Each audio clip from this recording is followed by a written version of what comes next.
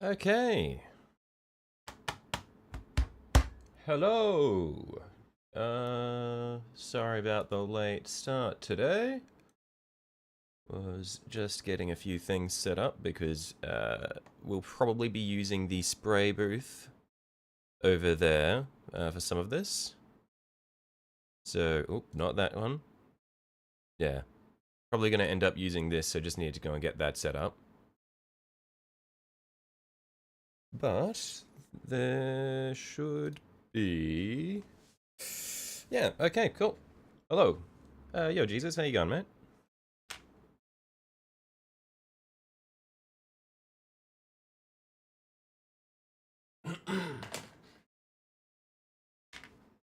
Yeah, because we've had these bloody tyranids sitting here for far too long.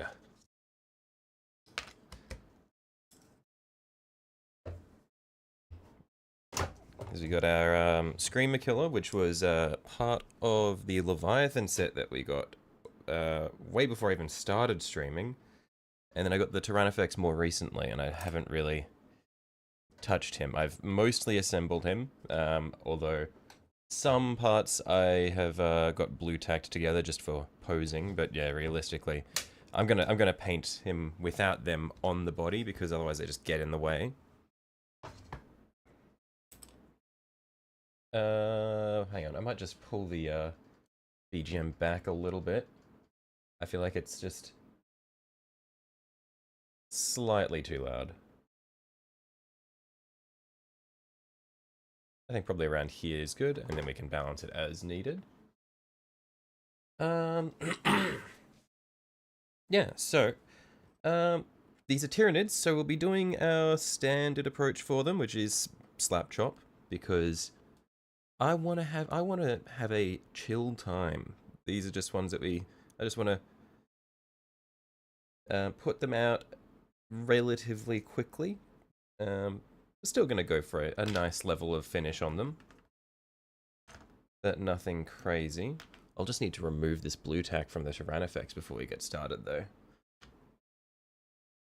Should have been a bit more prepared, but I blue tacked him together last night so that I could pose him for the thumbnail. And then I went straight to sleep.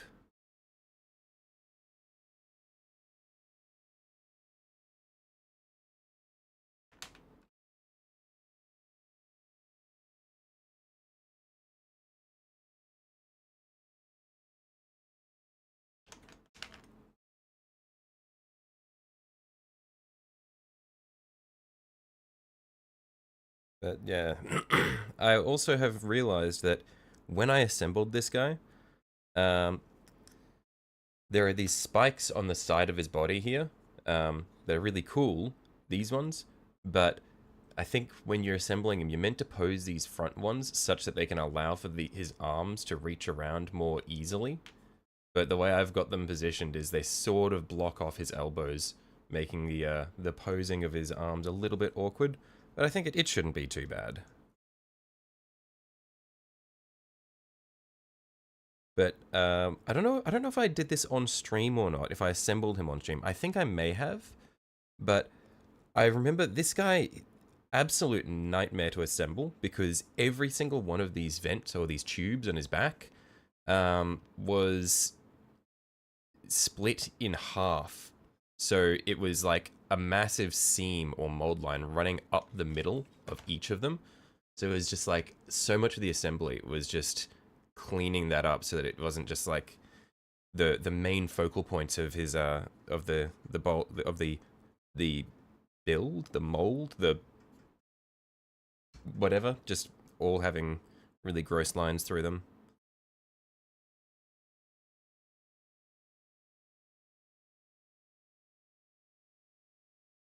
Oh, actually, yeah, okay. I think the BGM is probably a little loud here. Pull that back.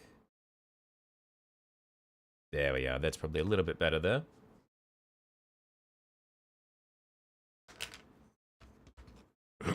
Hmm.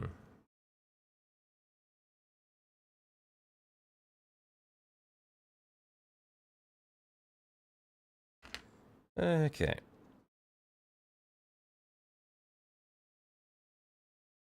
But yeah, for this, I'm probably going to dry brush the so I'm probably going to do slap chop for the Screamer Killer, just because the shapes aren't too bad, but I might do air chop for the Tyrannifex, because it's going to be a nightmare to actually reach all the bits that I want to do on his back there with a dry brush. Which means I probably won't get as nice of the highlights on his ridge lines and that sort of thing. But it'll just make my life a little bit easier, and we'll get to play around with some new techniques. And also, depending, I might decide to try do a couple of extra little details that I haven't done on my other dudes. Maybe do a bit more effort in the carapace, just because the carapace that I do for them, it's like a glossy, shiny black sort of thing. Make them, and then they have like a fleshy underside. Make them look like gross little grubs, which I like, but it's a little bit. I feel like on a really large mini like this, I feel like it could be a little bit of a waste of a cool mold just to have a gloss black carapace without anything else going for it.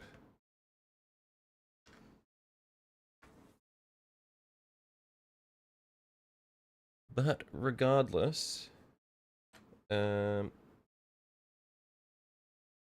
is what it is, I guess.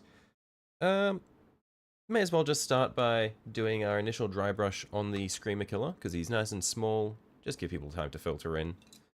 And then we can get onto the base coating for the Tyrannifex after that. Also, because the Screamer Killer has been in the backlog for the longest, so I think I owe it to him to get to work on him first.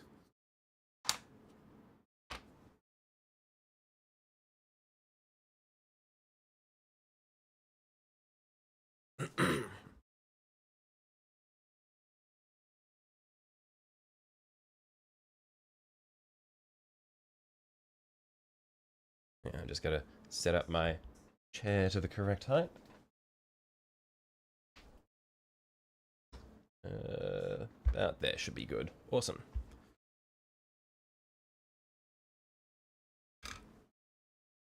So now it's been so long since I've done slap chop. Need to remember which colors I use. I think it's grey sear and then Corax white. And I know that I use bone colors for them as well, but I don't know if I use them specifically in my slap chop, but I'll keep them on the backlog just in case, because it might be nice actually to try do the slap chop in bone rather than in neutrals.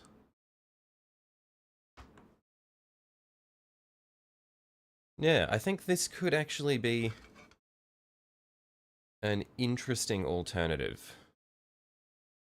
It'd definitely make it look more organic, I think, if we do our slap chop in bone um, rather than in greys and whites. Hmm.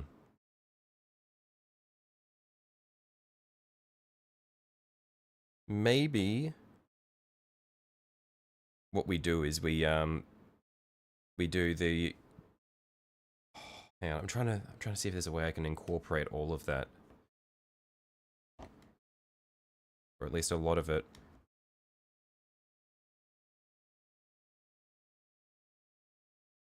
Maybe we have our lowest points, our low layers in Ushabti bone. Yeah, maybe we do our lowlights in bone and then our highlights in white. Yeah, let's try that. I think that'll be an interesting alternative. Give us something to play around with. I might need to do 3 layers though. We'll see.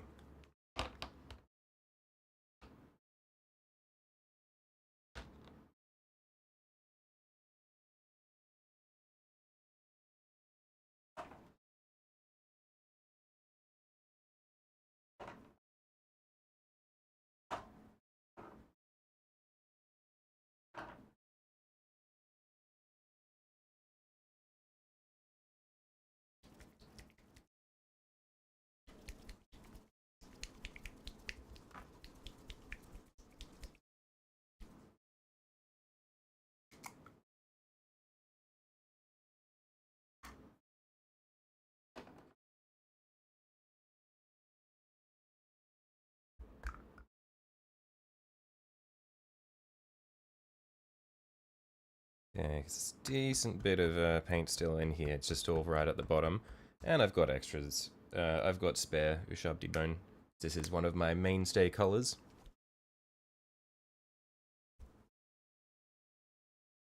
Always get some good use out of this one.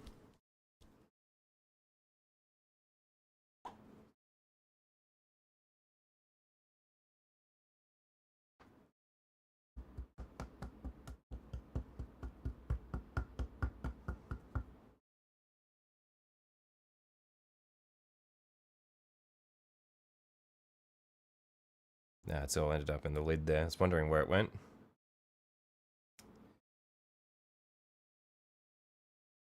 It's bloody Citadel pots. Always such a pain to get the paint out of them near the end. Because they're just a solid plastic brick, so you can't squeeze them.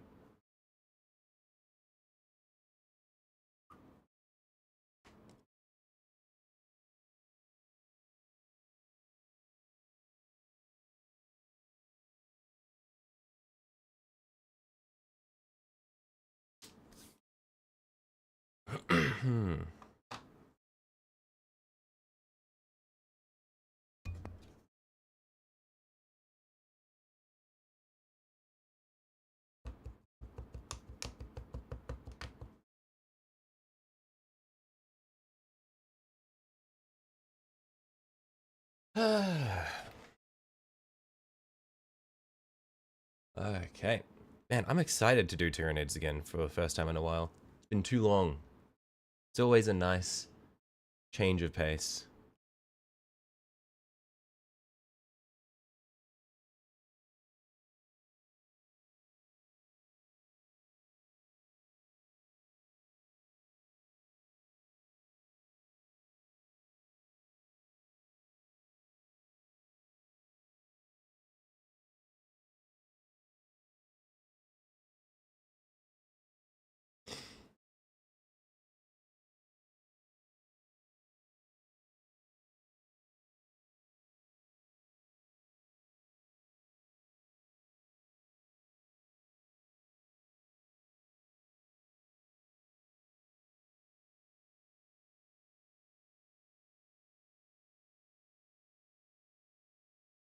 Ooh.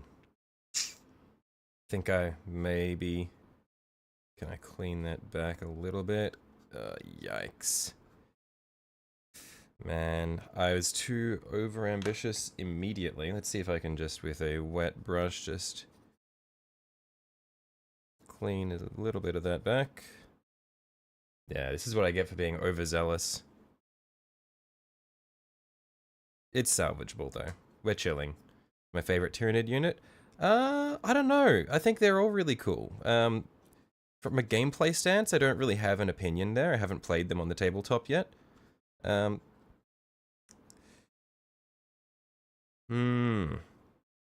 think maybe the Lictor. I think aesthetically, Lictors are just so cool. Like, the squid mouth is real. It's classic. I feel like that is, it's one of the most iconic ones for me.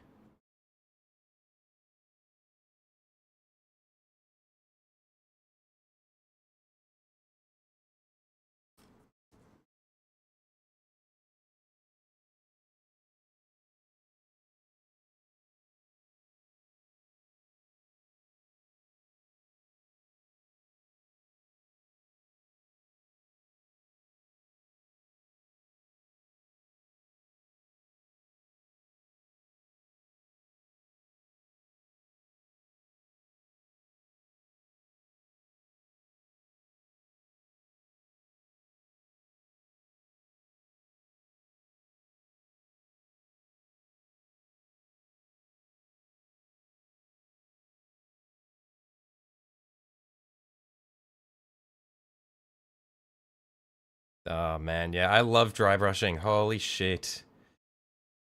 It's so nice just looking at all the tones forming.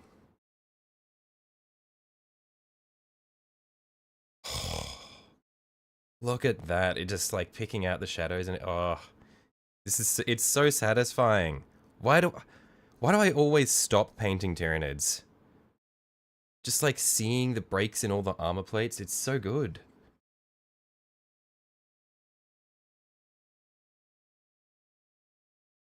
Yeah, the way they design these models makes them so satisfying to paint.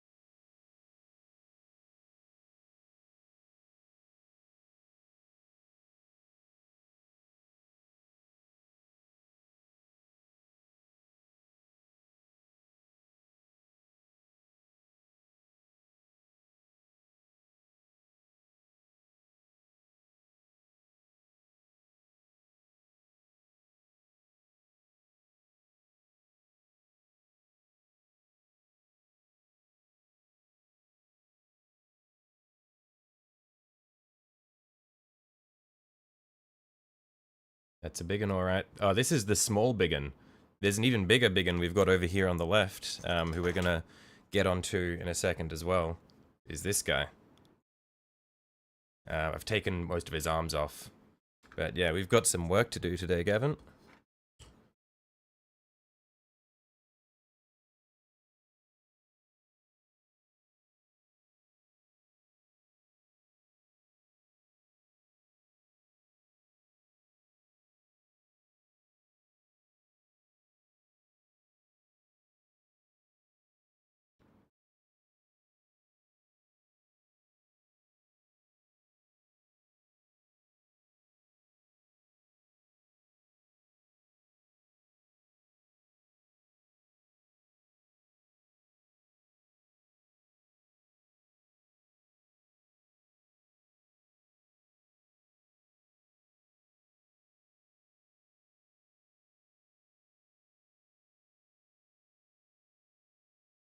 But yeah, I'm thinking I might do 3 layers for the slap chop here.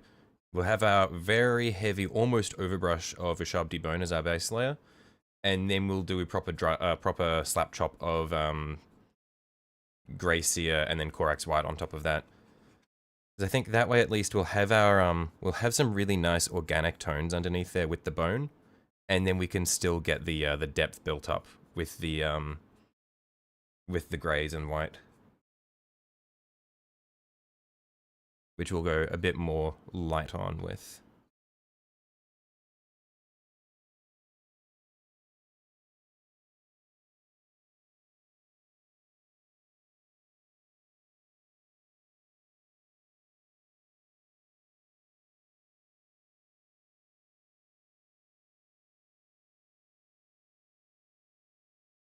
Because I think in the past when I've done my Tyranid slap chop, it's always just been the greys and the white. And I don't know why. I feel like it's a no-brainer to do a layer of bone underneath, or just do the entire slap chop process entirely with bones rather than neutrals.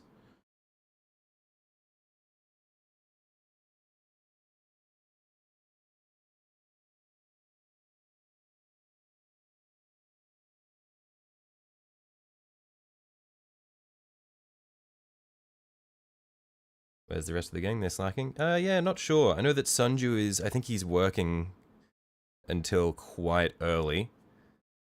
So he's probably not going to be able to make it until, like, until either he won't make it or he'll be a psychopath and he'll join at like 5:30 a.m. after he gets home from work rather than going to sleep, as he is known to do. But yeah, not sure what the others are up to. All good though. Good thing about me streaming more frequently is it means that there's not as much of a pressure for people to sort of disrupt their schedule just to make it to a stream, because I might not stream again for a while.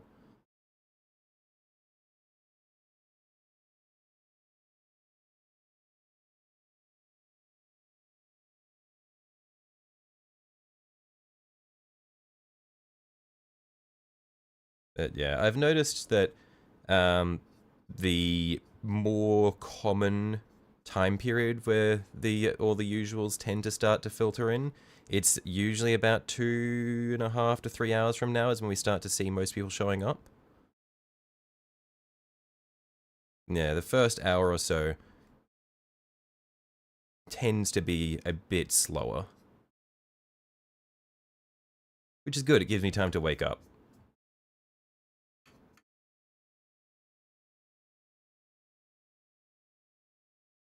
I'm gonna need to definitely come back to this section here with a smaller dry brush just to reach in there.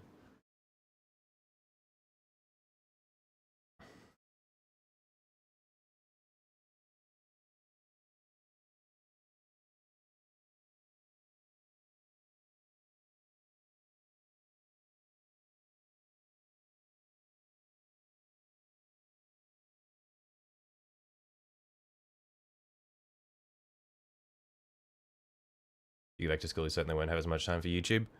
Yeah. Like uni is full on.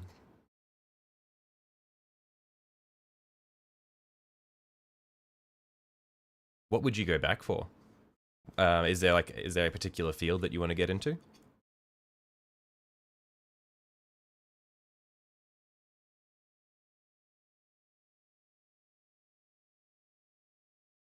Maybe just a not necessarily a field, but a particular, or not necessarily a field you want to get into, but is there a particular field that you're interested in?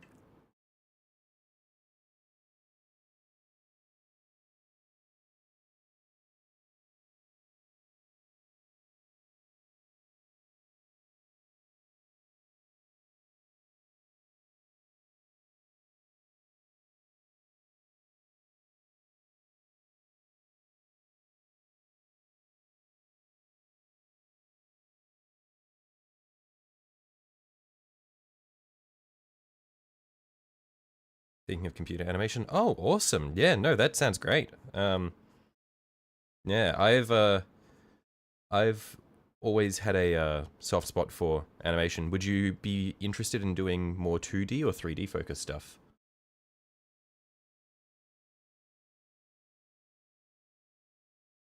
Supposed to do that back in 21, but got all fucked. Yeah, I can imagine it would have been fucked around that time.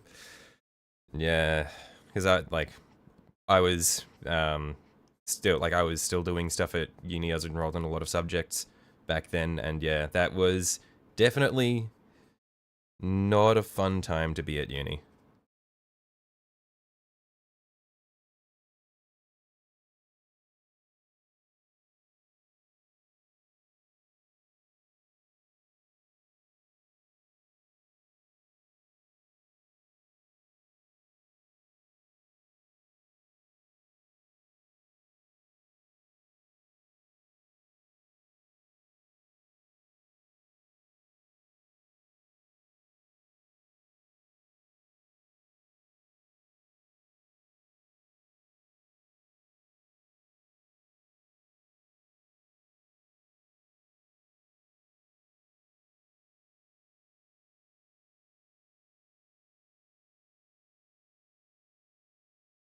Roar! Screamiculate. Yep, that is the one.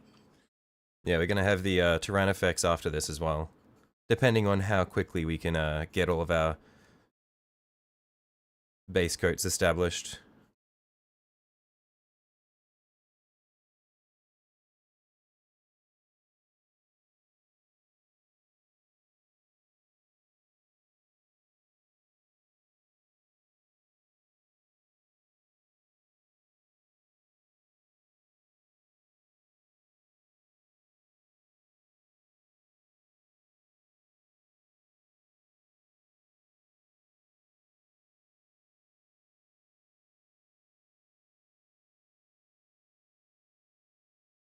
Supposed to sell your house and move to Florida, but things kept getting worse in the whole process. Oh, things get going wrong with the whole process. You just shut it down. Can't believe it's already been 4 years. Yeah. Wait. Oh my god, it has been 4 years since 2021. Yeah, it's sometimes shit just doesn't go your way, and also with everything that was happening back then, it was just fucked as well. Like unis kept restructuring how they did things because of COVID, and then there was lots of things flip-flopping back and forth, and I'm sure that the housing market was probably completely fucked at the time as well. Yeah. But I mean, if you're in a spot where you're able to think about wanting to go back and do the shit you want to do again, I think that's great. Um, yeah, and like, I'm especially, I'm especially, I guess I don't know how to say keen or like excited for you because it's a creative industry that you're looking to go into, or not even necessarily an industry, but just a creative field that you're looking to study. But yeah, I'd say if you can get things in order for like so that you can actually go and do that, that'd be awesome. And I'm yeah excited for you, mate.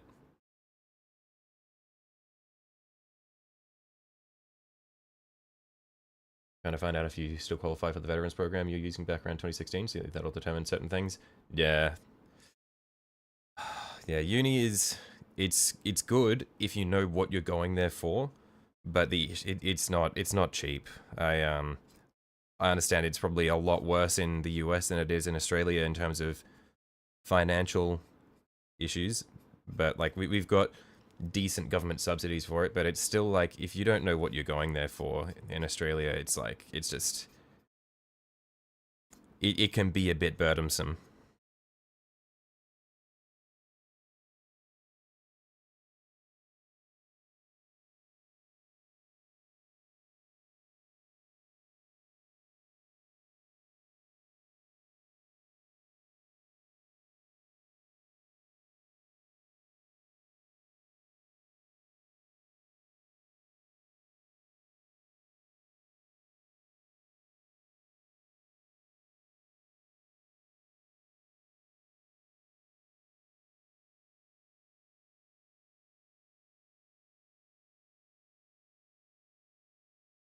Also thinking about majoring in history, but don't know what the job prospects would be like.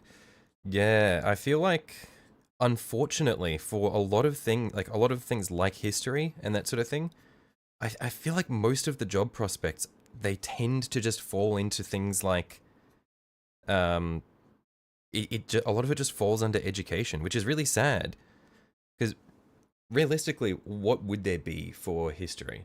It would either be it would either be education.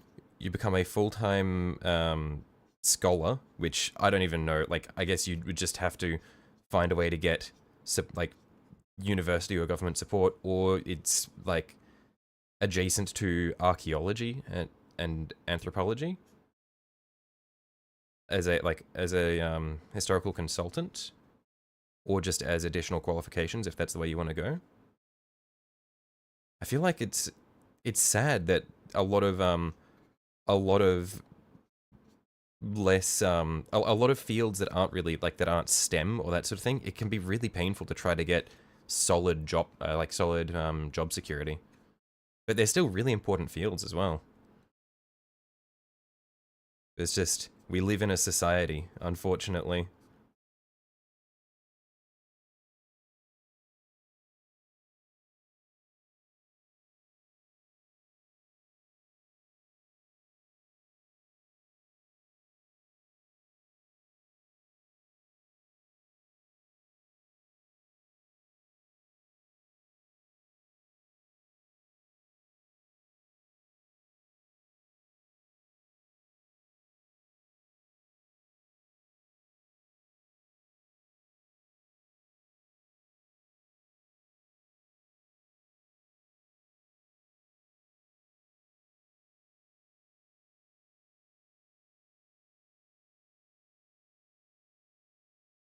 Okay, I'm gonna need to put some more paint on my palette because I've already gone through all of it.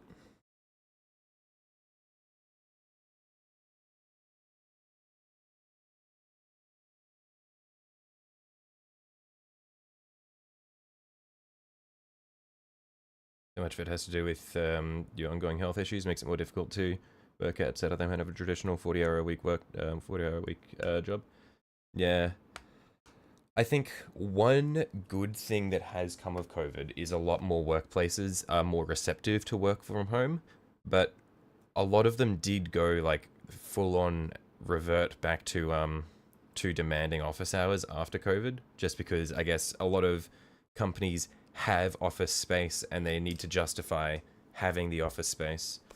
Like, I understand that people, a lot of the time, like, work from home can result in people working less efficiently because it's easier to get distracted. But, yeah, I think that it's very good for a lot of people like yourself where, like, health issues can just make, like, the constant commute to and from workplace, it's just not realistic.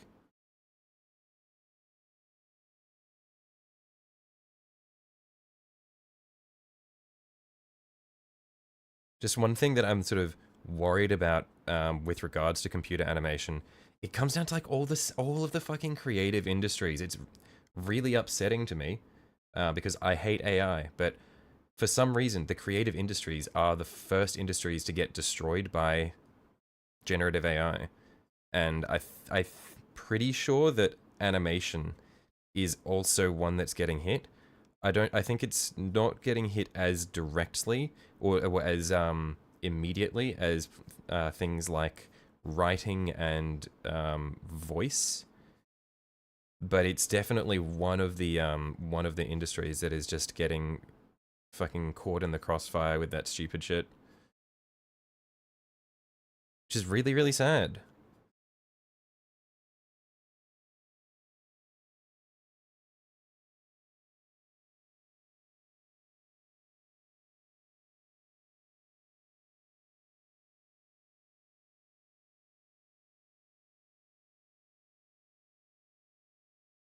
Ran into one of your old co-workers from the casino a couple of weeks ago. Said daytime's been dead ever since the government started making people go back to the office full time. I see. People are working at home, just taking their laptop to the casino, logging in while they're at the bar.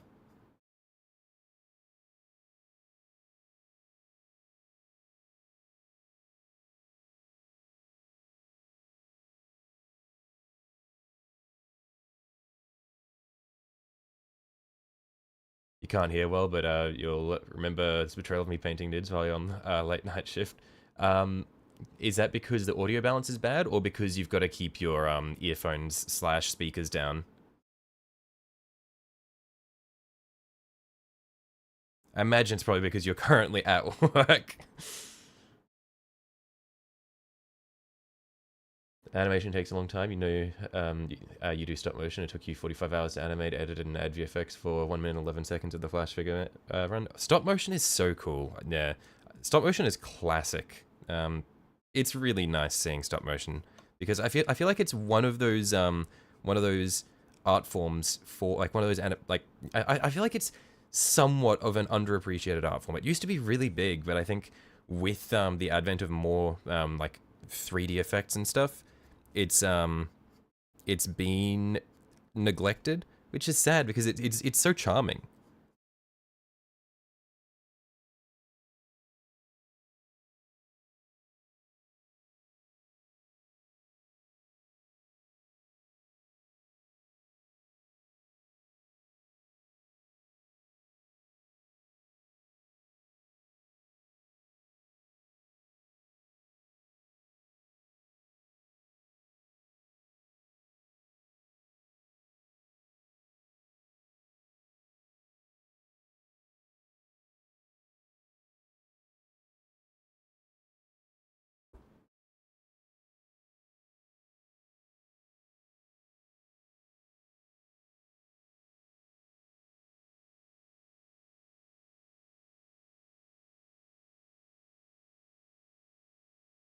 Chair fully broke last night. Oh, rip.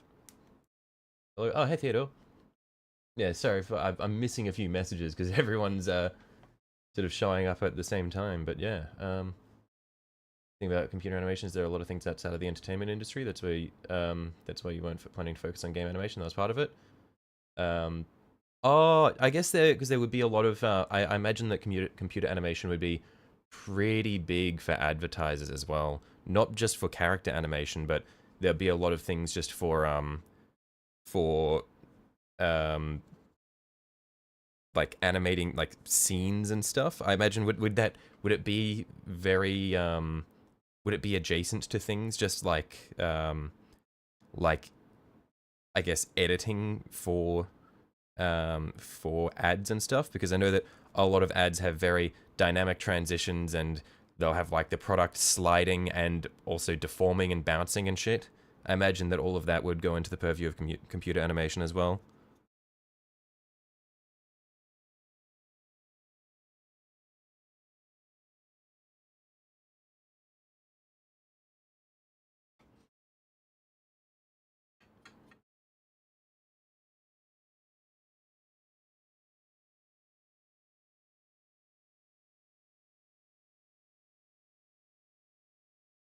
Advertising, health field. Oh, true. Health would actually be a big one. You're right. Yeah.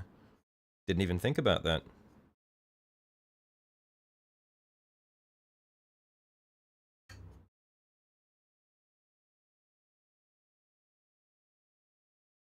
Because there would be a lot of anatomical graphics that they'd want to use.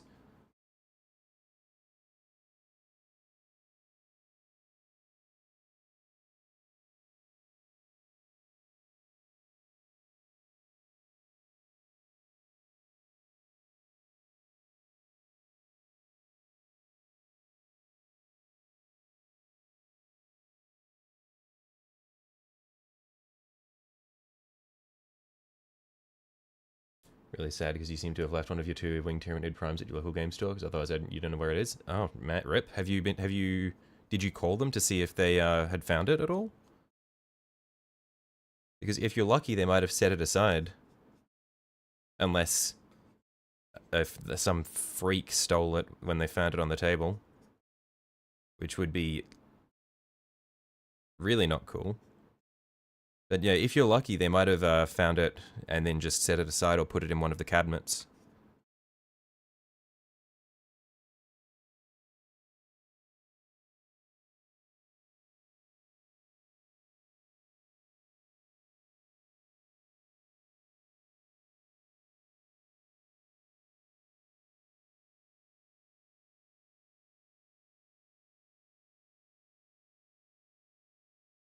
It's a broader field than most consider, because they're more used to creative fields like film and television. Well, I mean, I would still say that computer animation, I would still call that a creative field, even when or a creative skill set, even when it's being used in the like commercial and medical fields. I'd still say that it is a creative process, because it's it's not an exact science. A lot of it's about um, it's about expressing it in a way that is intuitive to the viewer, rather than in a precise way. Even for like the medical field, where the animations may not necessarily be you may not be putting together something that is meant to be 100% anatomically correct, but more so demonstrative of something in a way that is easy for students to understand, for example.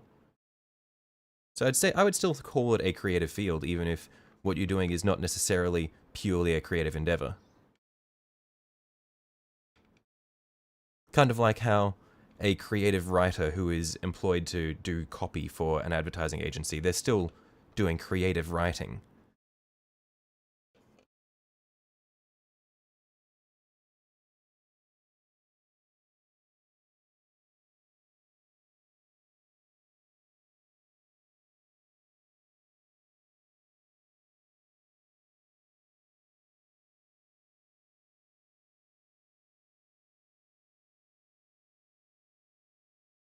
Been almost 3 days and you've been going through your nids, and like 5 minutes ago found out. Oh, okay. Like you got home and realized and didn't notice that you'd forgotten to pack him up. That's rough. Also, how's Frank doing? Frank, being the neuro tyrant, he's chilling. Hasn't had his tabletop debut yet. He might get it this weekend though, because one of my friends who does that, or one of my friends wants to try playing Tyranids, and a few people in our gaming group have got Tyranids, so we're gonna see if we can pool our armies. One sec.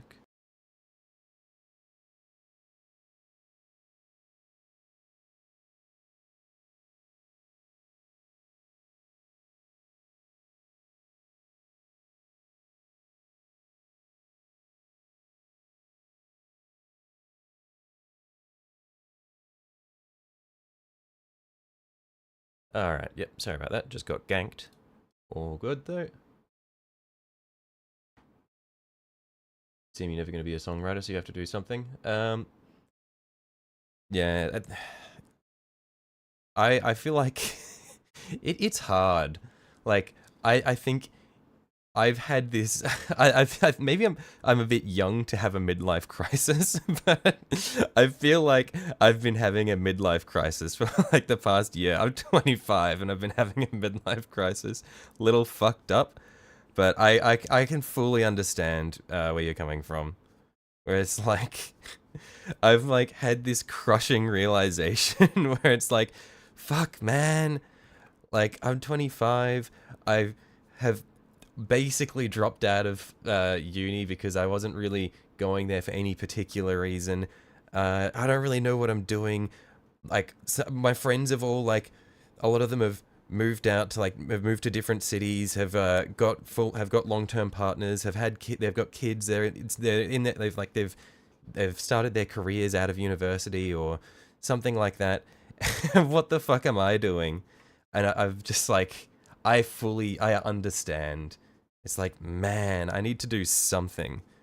And so I think that past month or two, I've mentioned that I'm in like a transitionary period. Like I'm at the point where I've decided that fuck, I've just got to do something, and so I'm just knuckling down and really trying to just do shit that I enjoy rather than just sort of floating around, being too scared to try anything.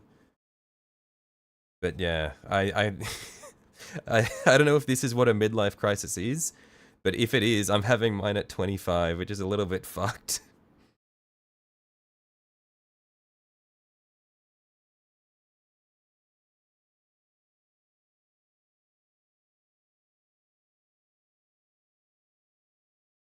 If I want to play with the Neurotyrant, I should play with some Zoanthropes. I do want to get some Zoanthropes. I really like them. Like, Dawn of War 2 was one of my first exposures to, like, it was probably my first proper exposure to 40k. Because Dawn of War 1 was the first time I ever played anything 40k, but I played that at a friend's house in primary school. And then I went home and then I bought Dawn of War 2 because that was the new game. And I played so much of that. And the zoanthropes in that game were really cool to me. They were like, Baby Jack was like, man, these things are fucking crazy.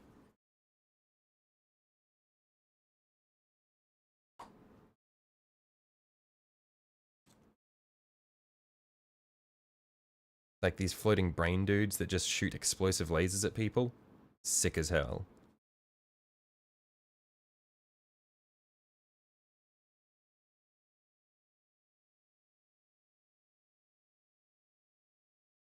I don't know if I don't have enough moisture in my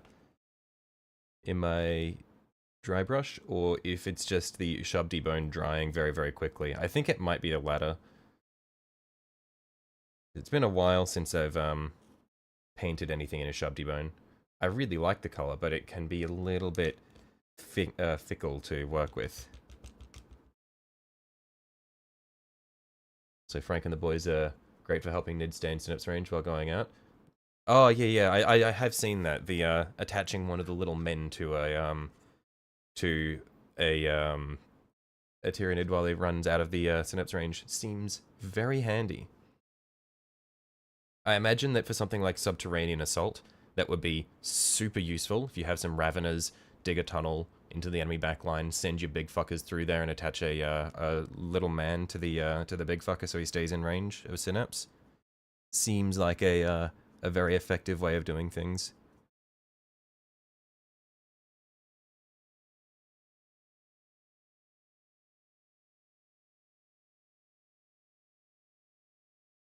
Then am I getting 6 Zoanthropes to go with my Neurotyrant? Uh, Good question. Wait, Zoanthropes are in blocks of 2? You can have 6 of them on the board? That's fucking awesome. Hang on, what? No, okay. New goal? Goal unlocked, all Psychic Tyranid army? Oh man, I got too excited. Forgot to test to see how thin my, or how wet my dry brush was before I put it on the model. Whoops. Let's just see if we can clean out our recesses here.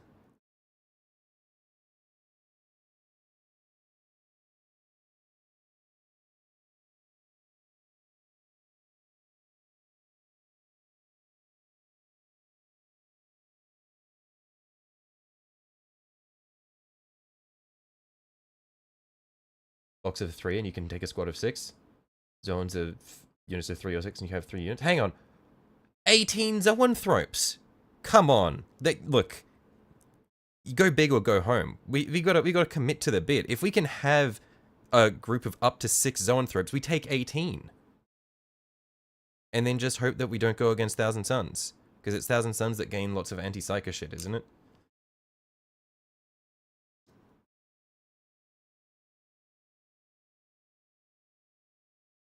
I imagine Grey Knights might also have a decent bit of anti-psychic.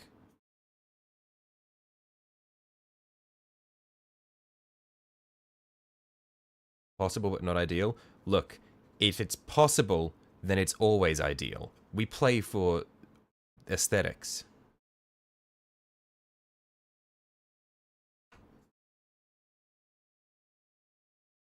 Well, I haven't looked at the data sheets for zoanthropes, so I assume they're just anti-infantry blast units, because that seems to be the fate of all psychers. One sec.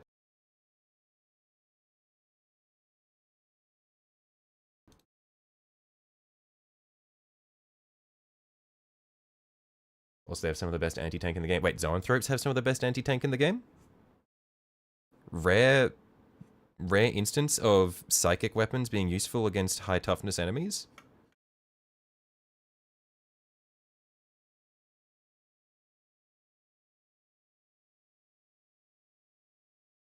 You guys use New-Recruit or something similar? Yeah, I use New-Recruit for my list building.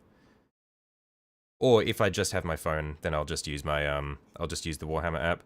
But the Warhammer app is limited because it's annoying because you can't really read what anything does. But if you're just looking for point references, then it's handy on the go. But yeah, otherwise, if I'm at my computer, I'll be using New-Recruit. Really good with Neurotyranids, it gives them +1s to hit, and if below half health or battle shocked, +1 to wound. Zones also give auto invulns of 5 up to any nearby units. Oh, I see. Man, we love invuln saves in Warhammer 10th edition. We love invuln saves. Tau Railgun. 20 strength. -5 AP. 1 attack. Bounces off the 5-up invuln on the fucking the Termagant like it's nothing. Who is Frank the Screamer? Frank is I believe we named the Neurotyrant Frank while we were building him.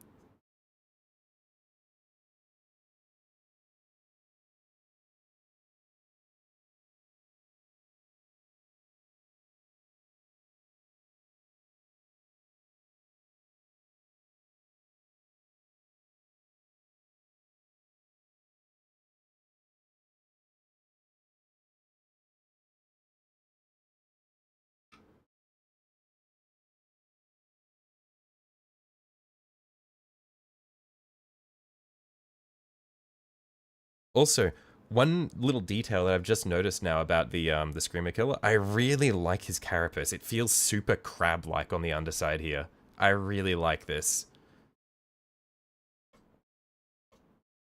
Just like the texture on the underside of it is really cool.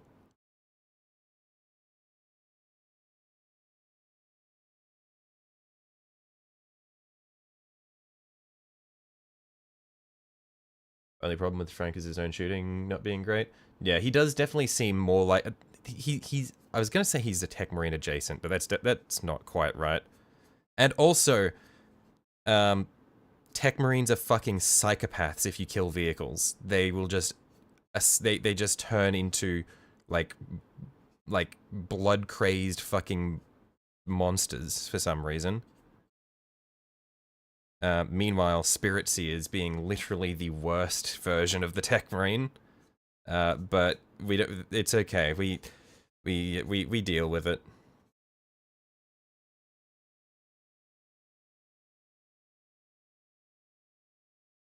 Also, have I mentioned, just on the topic of the Spirit Seer being dogshit, have I mentioned that I saw the stat line for the Bone Singer the other week, and Bone Singers they were just Spirit Seers, but actually good, and you could attach them to fucking Wraithguard. Oh, I think you could attach them to a Wraith Lord as well. You could just attach a fucking you could attach a fucking Bone Singer to a group of Wraithguard and just have them be basically an attached Spirit Seer for all intents and purposes. Why did they remove the Bone Singer entirely? Just because they're non-combatants in the lore doesn't mean that we have to get rid of the model if it's already there.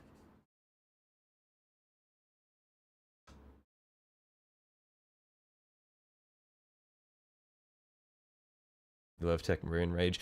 It's infuriating. It's fucked.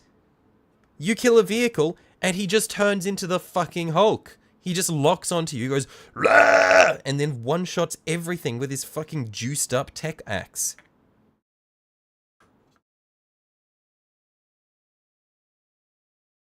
And he has a Space Marine stat line. Must depart, best be live for another 4 more hours. We will see. I reckon we've got a decent bit of work to do, so it is entirely possible. I'll catch you later, Sanji.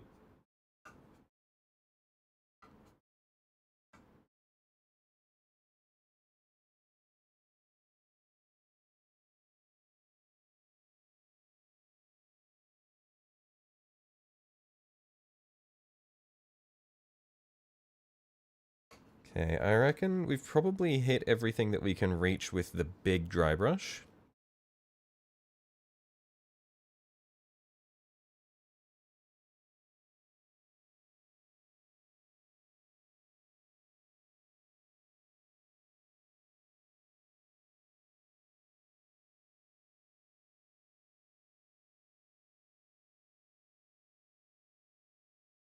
Will not enjoy the remaining 3 hours of your night shift. Goodbye, everyone. Righto, hang in there, mate. I feel for you.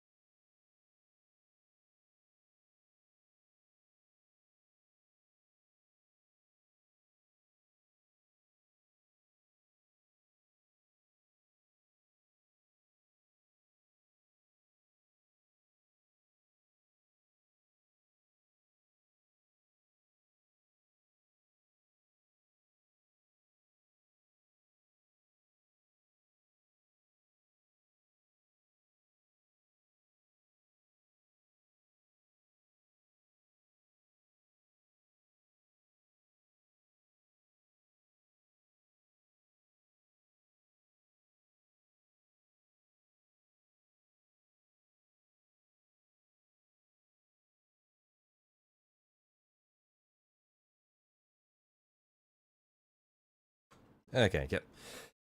That's probably going to be the best I can do with the big dry brush, so now we'll swap to a smaller one just to hit those areas that we can't quite reach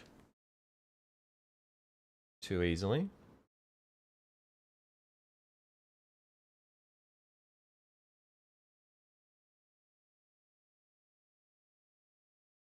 Need to get a bit of moisture on here because that's probably causing a lot of the issues.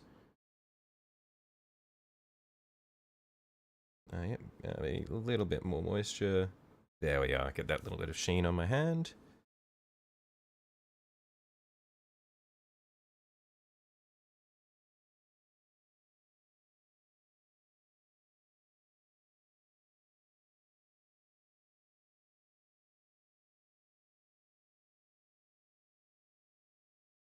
It looks pretty good. Okay.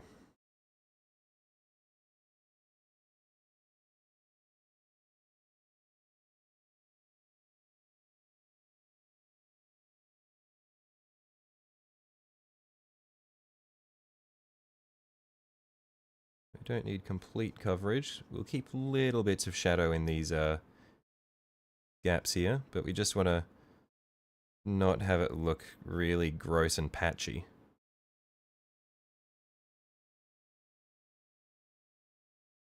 And this is just our first coat, because we're going to then come back through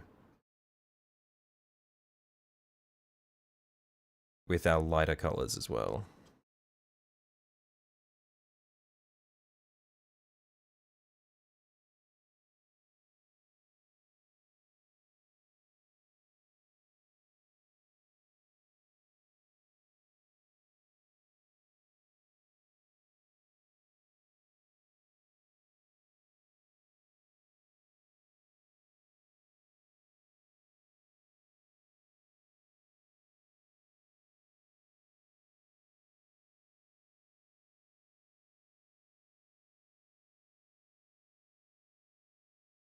Yeah, like you're saying, you need to do something, need to make things happen so you don't have time to watch videos of the fucked up things people do to themselves or play Risk. Yeah, that's like, I think that's something that I've had as well, like, following my in the wake of my midlife crisis. It's been like, I've found it a lot harder to enjoy sitting down and just playing games because I like have this nagging feeling of I'm wasting my time. And so if I do anything during the day, like other than try to work on something that I see as productive, then I just like I can't get invested and I have this nagging feeling that I'm just wasting I'm wasting my time and it's rough. And it means it's like hard for me to work up the effort to, or I get, yeah, the effort, or hard to work up the will to sort of do new things. Because it's like, instead of doing this, I could be doing something more productive with my time. I think a large part of it also is because I feel like I'm already starting at like, I feel like I've fallen behind. And so it's a lot of like this internal thing of like the need to make up for lost time. I don't know if you also have that. But yeah, it's rough.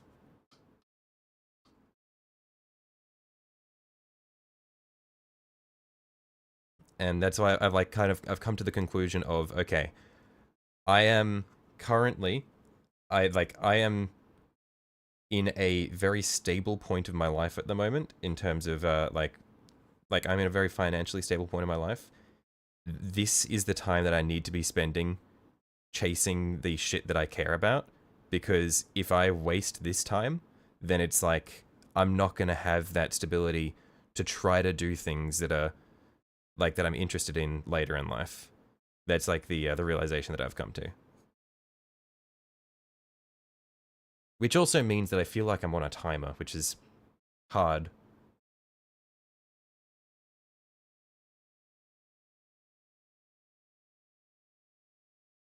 To be your first dreadnought, why do the legs suck? Use Warhammer as an excuse to hang with friends. Oh yeah, no, like I think Warhammer is a great excuse to hang with friends. I think that for me, that's what gaming tends to be as well. Is for me, gaming has always been like my outlet of I'm not really playing games for the games. I'm playing games for the company.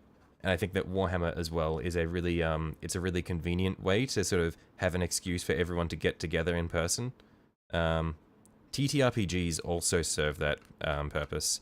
That was a big thing for me with my high school friends after high school had ended, was Dungeons and Dragons. But the issue as well was just scheduling was a nightmare.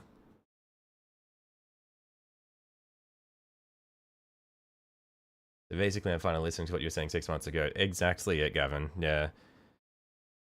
I think it's really hard as well because there's like a lot of things where I don't know why it's like this, but like as a kid and like as a young adult and shit, people are always telling you all of the right things. You're always hearing shit.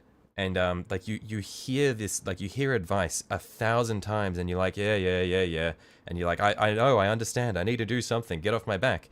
And there's like this moment like where you just have a realization and you actually, there's a point where you actually understand what people are saying and you come to like this simple realization and you're like, I've heard this 1,000 times, or I like, how have I not realized this? It's so simple. But it's just like, it's weird. It's like you can't force that realization. It just kind of like happens eventually. You'll like have this moment where you're like, oh, that's all that needs to happen.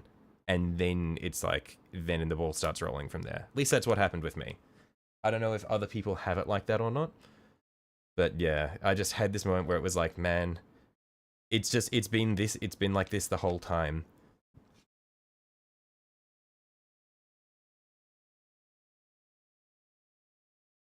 Your brain had to internalize it. That's it. I feel like your brain needs to like have some kind of trigger that is very close to your like I feel like your state of mind just has to line up with the advice at some point, and you're like, oh, it was so simple all along, or it's like, oh, this is it.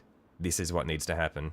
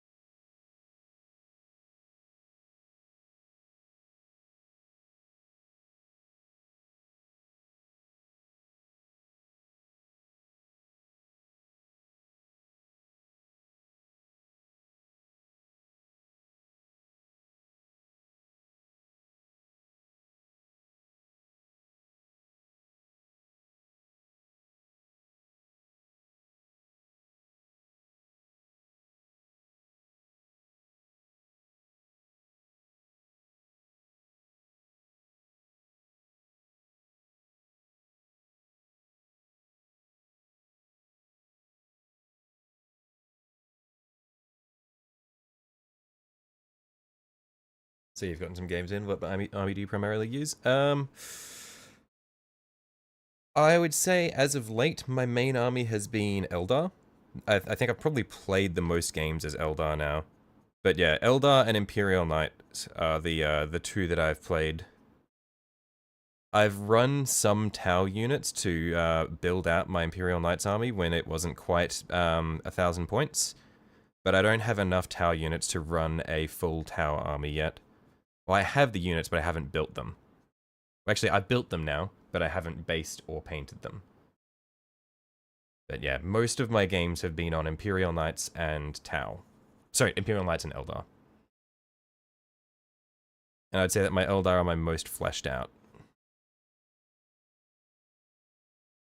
I think as it stands, I've got about 1,500 points of Eldar. Mostly Wraiths.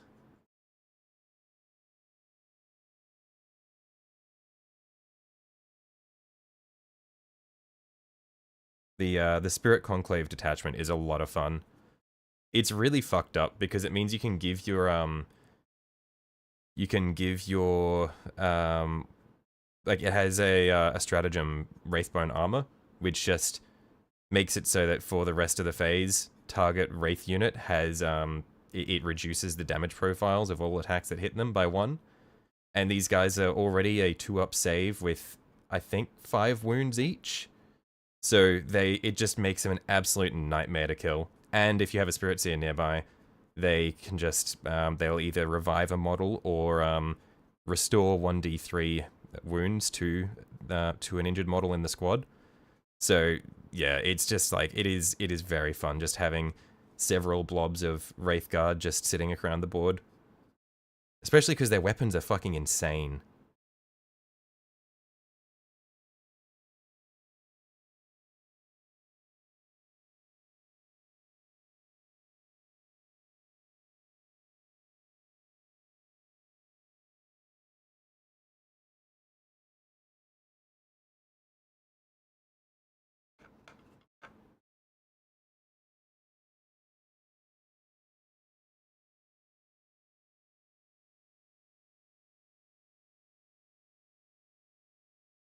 Yeah, I think we're just about at the point where I can go to my my brighter highlights.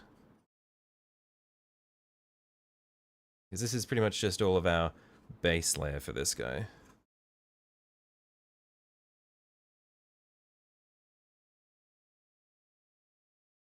And I'm being pretty slapdash with it, being pretty rough.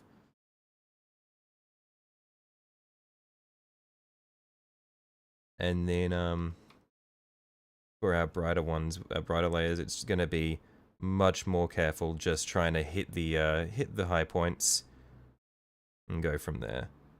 I think our 3 layers that we're gonna do will be This, so Sharpty Bone, and then I think we'll do Screaming Skull, and then Korax White for our super bright highlights.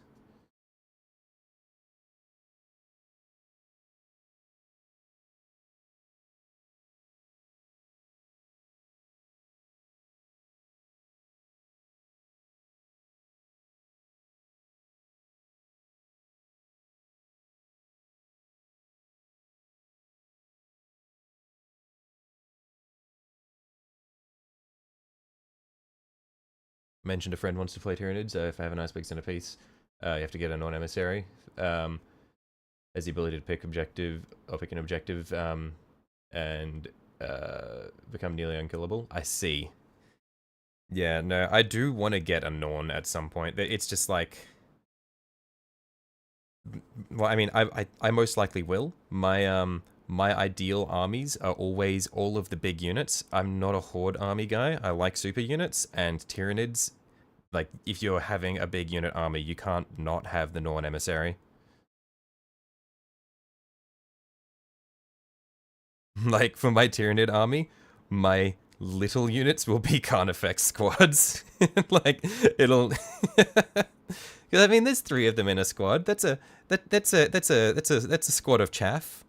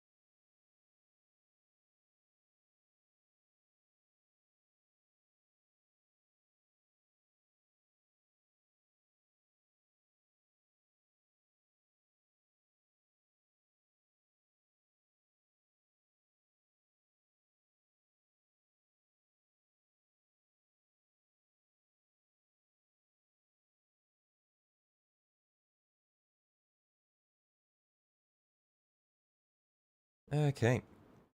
Yep, I'm happy with the base coat for that guy.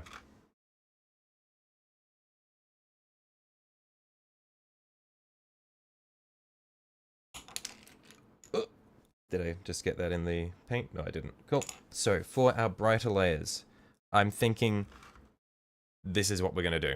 So, Screaming Skull for our next section, and then very bright points in Korax White.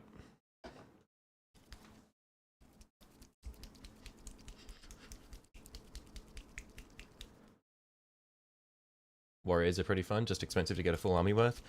I also thought warriors were really cool, and then I told a friend about that, and he mentioned that they are literally just worse versions of Blade Guard veterans in every way. And I had a look, and it just upset me on a deep level. They are literally just worse Blade Guard veterans.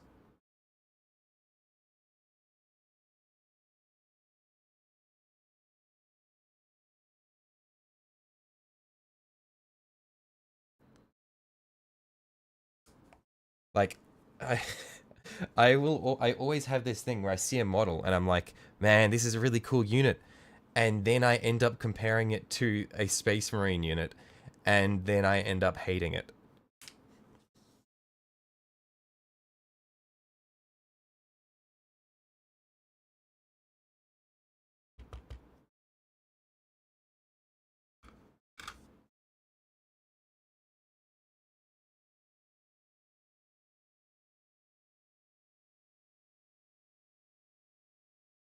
With the Winged Prime, they get sustained hits. Oh, okay, maybe that's what makes the Warriors useful, would be the buffs they get from leaders.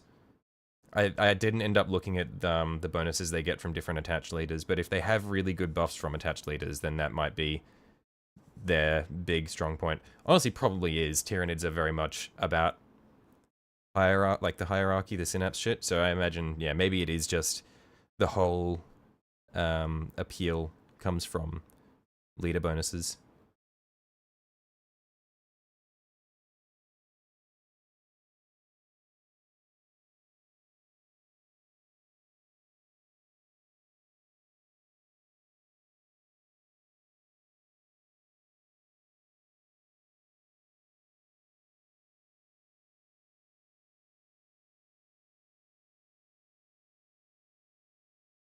Not to mention ranged warriors.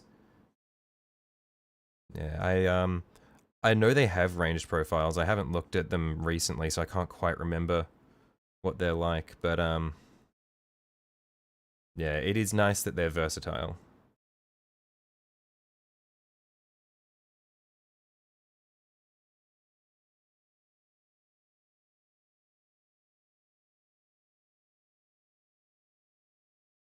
Oh man, look at that. The definition on the face is so cool. I think I just accidentally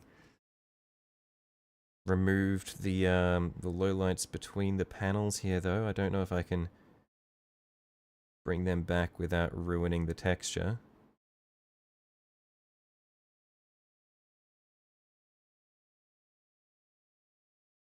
I might need to manually build that back in. Probably won't matter too much when we get to it.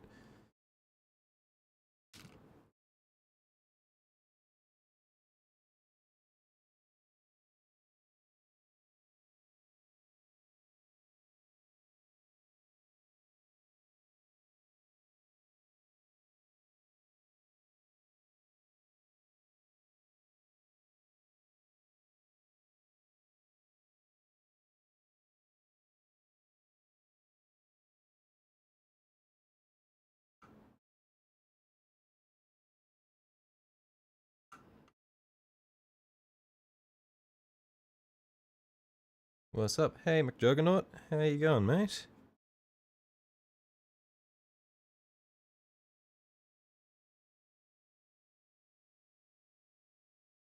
Building your Warhammer desk you bought today? Oh, nice.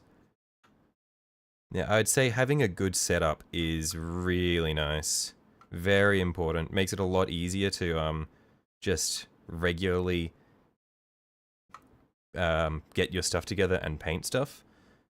Because if you've got a poor setup, and it's something where it's like you need to like convert an area, it means that like there's just such a big barrier to entry to even getting started painting. So it makes it too easy to avoid just working on stuff.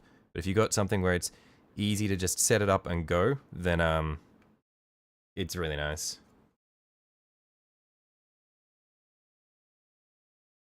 Or if you've, better yet, if you've just got a spot where it's completely dedicated to it and it's just something that your stuff's just always just sitting there waiting for you, even better.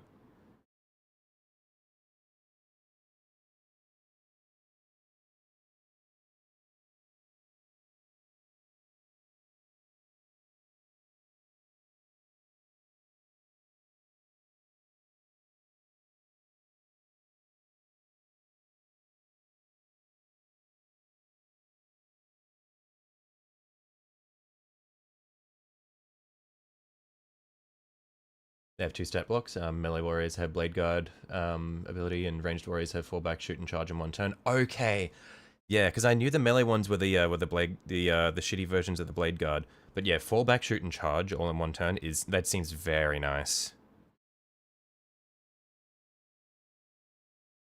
And because tyranids have a warrior focused detachment as well, which turns warriors into battle line, doesn't it? I wonder if it would. It seems like I wonder how similar to something like the Eldar Spirit Conclave it would be, because Spirit Conclave does the same thing with Wraithguard, turns them into battle line. So if you get some really nice buffs for your warriors from the warrior detachment, that might be a fun one. Just going a shooting army.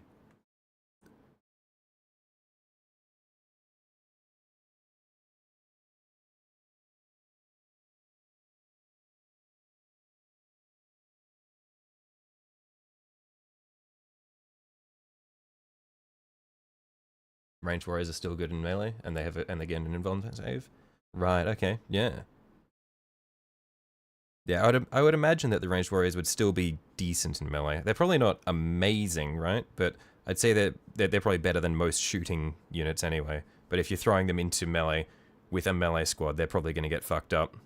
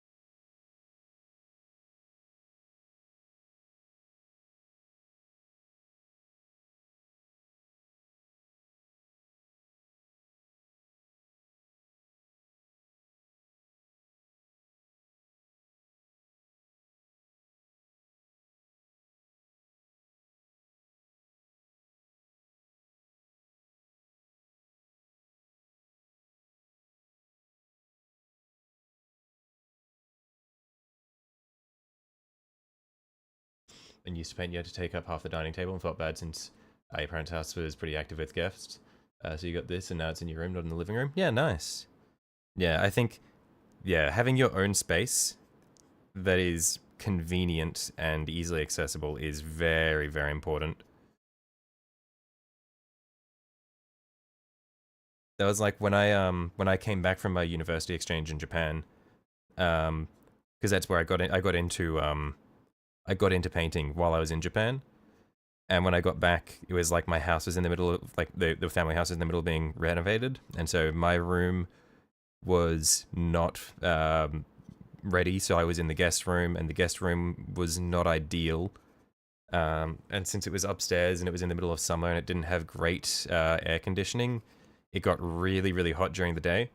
So when I was painting, my paints would be drying on the palette and my camera would overheat, and I just could not record anything. So there was a long time where I was just not painting anything, and it was not good for me because it was just like I was really struggling to like work up the motivation to do anything. So yeah, the like the your painting setup is very, very important.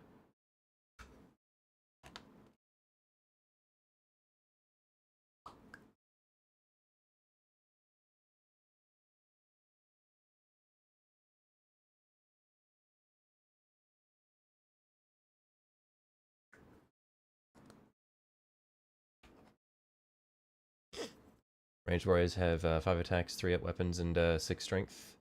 Minus 1 AP, 1 damage. I assume that's their melee. That is pretty good. Not mention sustained if led by a winged prime.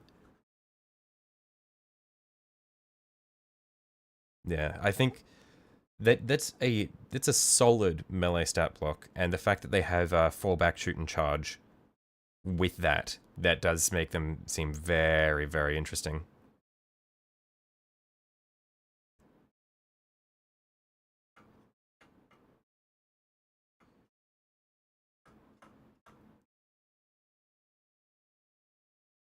Just makes it seem like, why would you run the melee tyranid, the melee warriors, when you could just run those guys instead?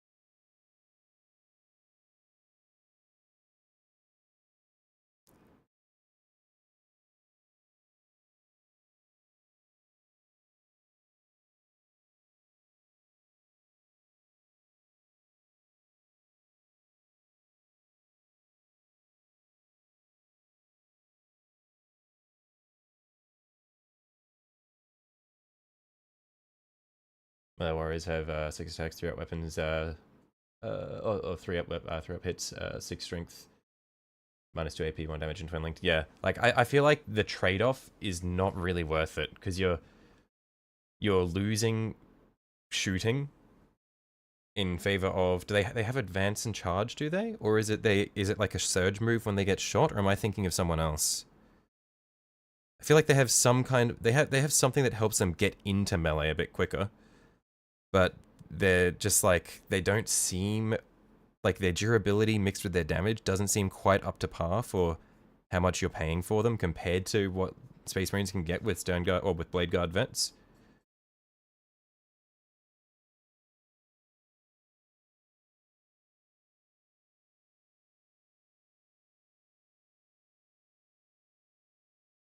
Just seems like the versatility of the ranged warriors would be way more preferable.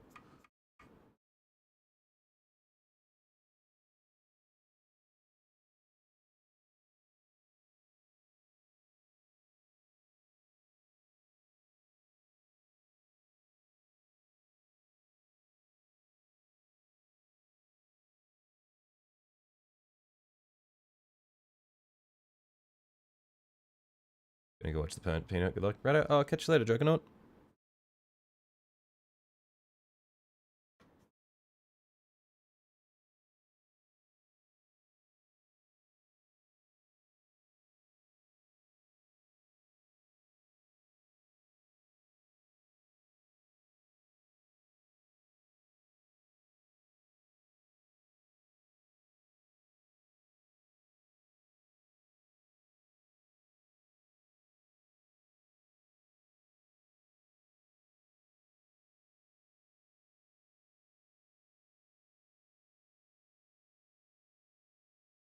Okay. And now we'll just do our last coat of this dry brush in our Corax white. And let's just try to be careful just to get our highest points. We don't want to completely just drown out everything.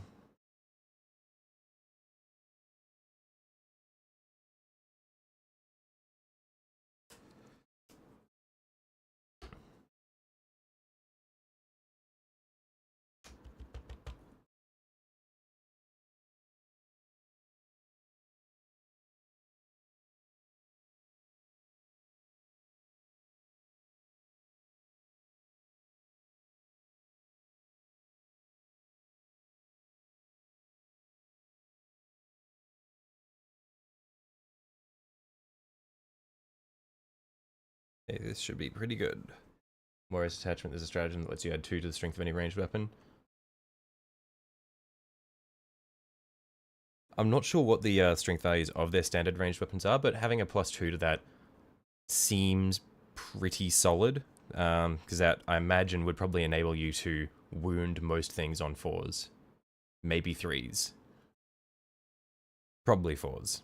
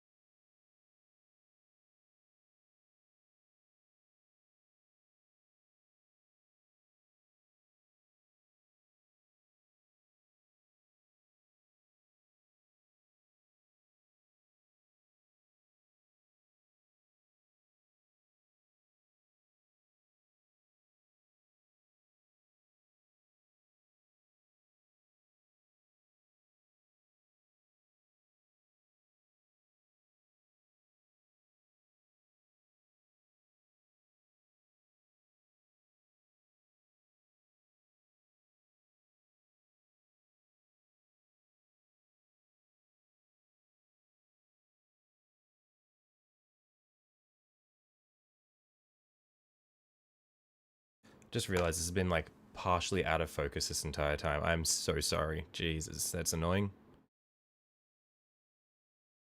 There we are.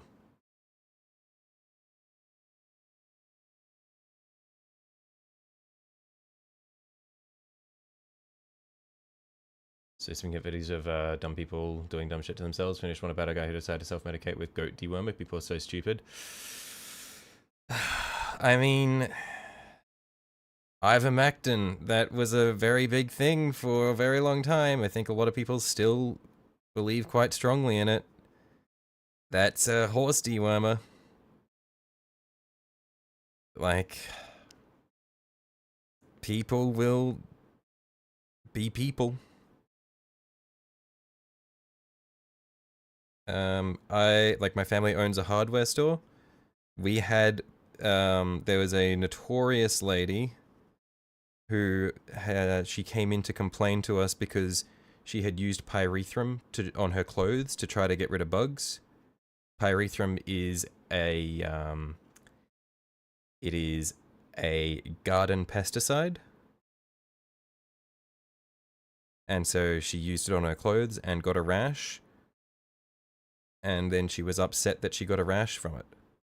And this lady, actually, I believe she was also, she was very big into the conspiracy alternative medicines. What was it? On her clothes? Yeah, on her clothes. And she was very, this was around the time of COVID, when, this is a different time she came in. She was very excitedly telling me about, I don't want to say it was chlorine dioxide, but it was something, it was some shit like that, and she was like, yeah, and it's really good. It just, you inject it, it gets rid, or you drink it, or you inject it or something, it gets rid of all of it. It completely cleans you out. It gets rid of all of the diseases. And I was like, oh yeah, is that right?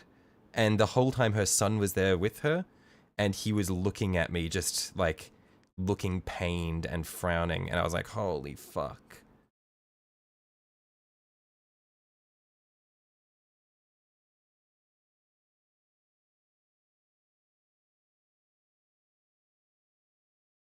Did she read the instructions, or was she stupid? Oh, she read the instructions and she was like, it doesn't say anywhere on here that you can't use it on your clothes. And then we were like, I'm sorry, ma'am. It says in very big letters here on like molded into the plastic, not to be taken, as in not to be like consumed. And she's like, yeah, no, but it doesn't say you can't use it on your clothes. And then we're like, excuse me, ma'am, this is a concentrated garden pesticide. Um, if you want to get rid of moths and that sort of things, you can there are mothballs that you can hang up in your cupboard. Like there are other things you can do short of putting garden pesticides in your clothes.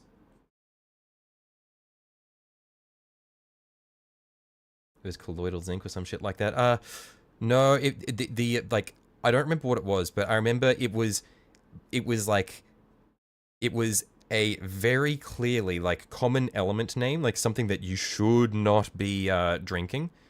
And then she was just, it was like but it was some kind of dioxide compound of it. It was genuinely like chlorine dioxide or something. And yeah, it was. You get a lot of crazy people who believe in some pretty outlandish things that they've been peddled.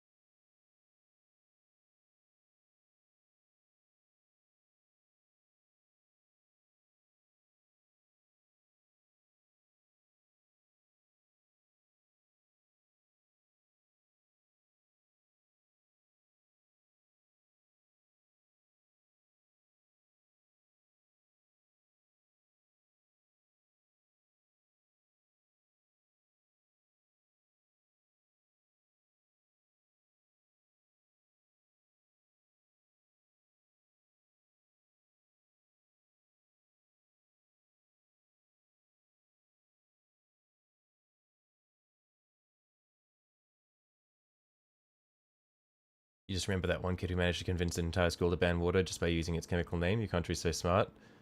It was a high school. Hang on, what?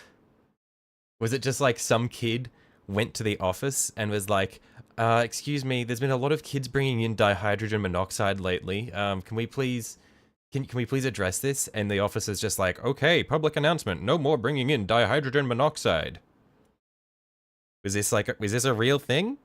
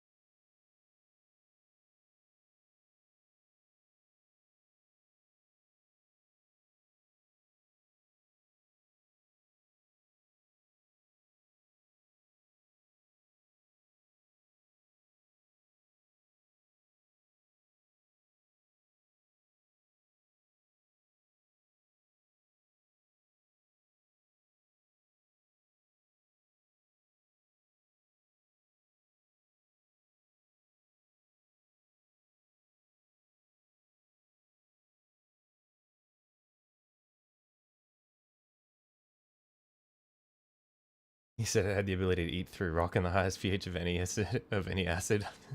My pH means less acidic. I see. I mean, this kid thought it out. He went all in. And he wasn't lying. He told only the truth.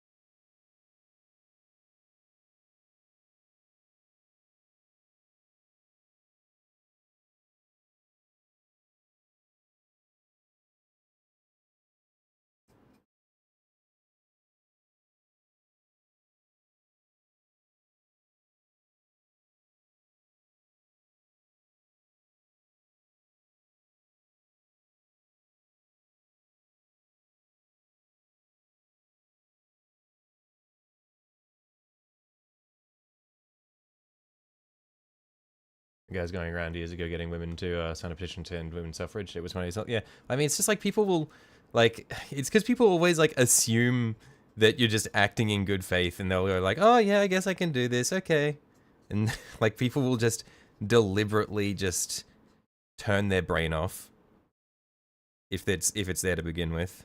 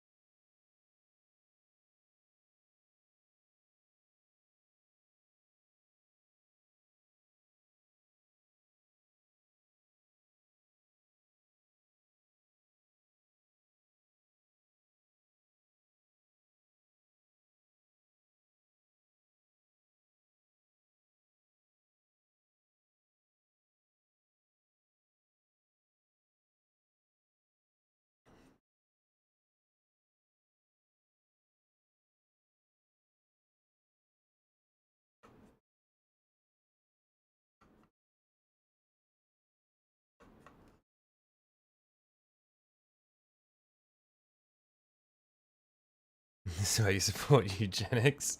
Just shows how ridiculous the educational system is. Um, I don't know how we get here.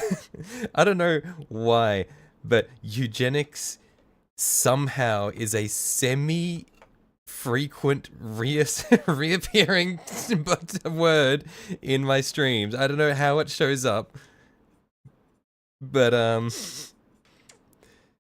no comment.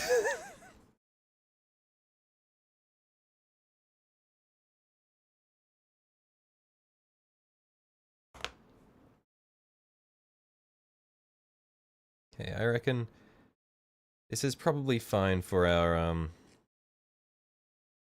base coating. Let's fuck it. Let's start getting some colors on this. Do I have a palette immediately available? No, one sec. I will be right back. Gonna grab a standard palette for my contrast paints.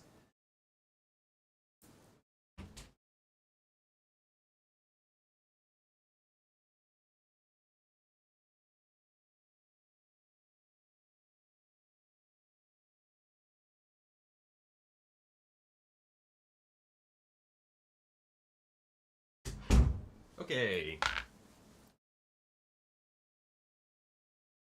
Hello there. Oh, hey, no. Slap dropping? Yes, indeed. Although it's a pretty heavy slap chop we've done, it doesn't matter too much because our carapace is going to have a black contrast over it anyway. It's going to end up quite dark, so it's going to be mainly just the highlights that we're concerned with, not so much the shadows.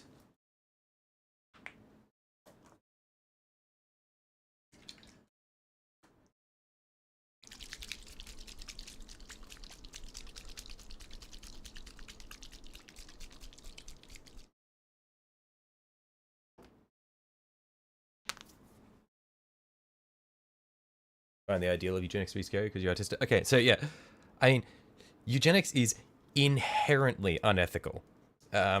This is not something we need to contest. I think that there are certain things that can be like that.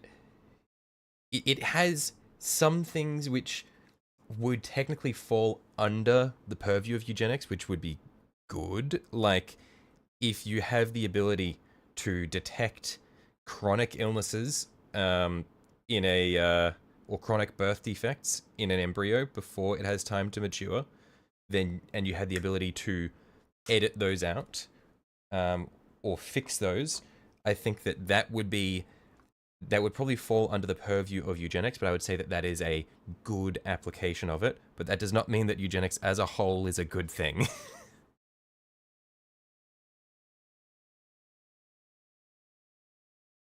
Applying for Ish State's vid, you notice? I don't know who Ish State is.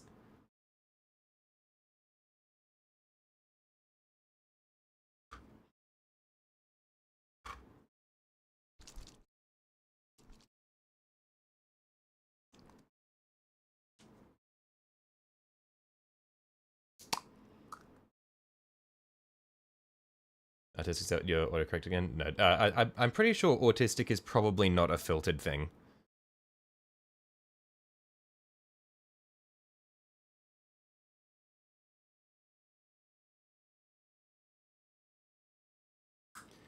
Oops, that's probably a bit too much medium that we've put in there, but well. So let's grab a... nearly just fucked up my model. Well, so let's put a bit of medium there and then grab some black contrast. Just thin it down. Because I know that this black contrast is very, very strong, so we want to be on the lighter end of it. So that we can still see some of our highlights coming through. This will probably be pretty good. Yeah, let's see how this comes out. We'll start off on a relatively low-lying area. It's a 1K Minecraft server. Yeah, I'm not a I haven't watched Minecraft YouTube in a very, very long time.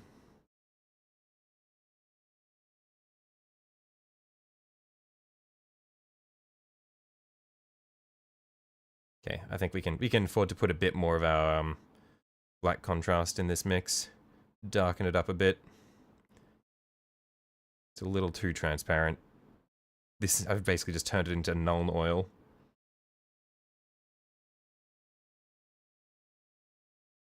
I reckon this will be better.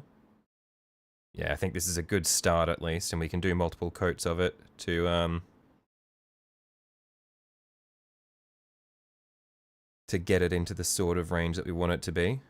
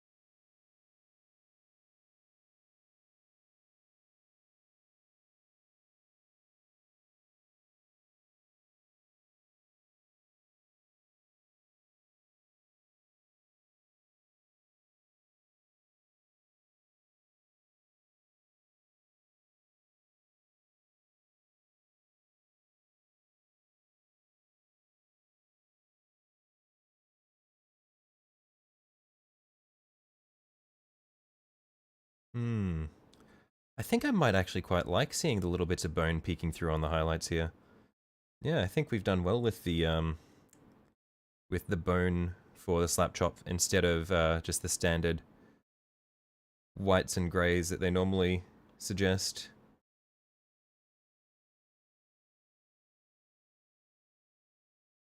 It lends a little bit more to like with the warmth there.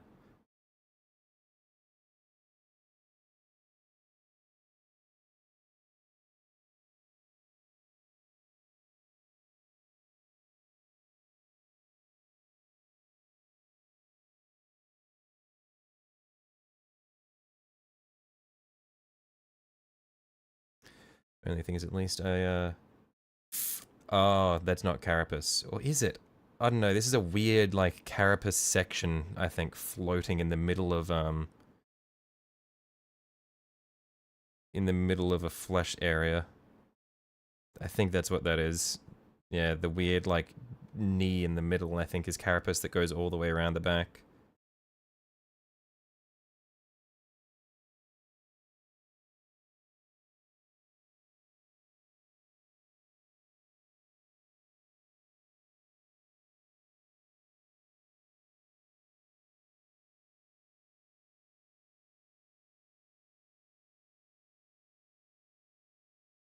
Now, I looked away for a second, and I got completely lost in the chat there.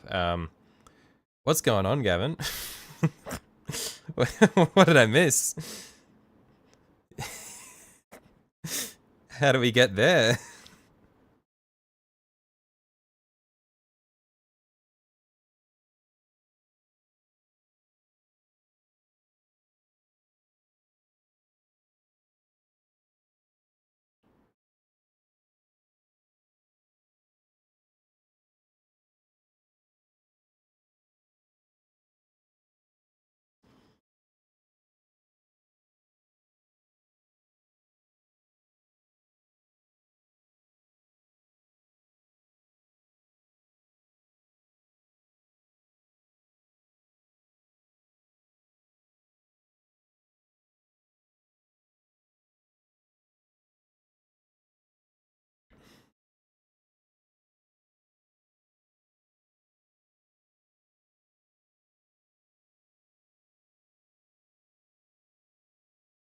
You know, we had a comment about YouTube changing the filter settings constantly, and that led to breastfeeding tutorials.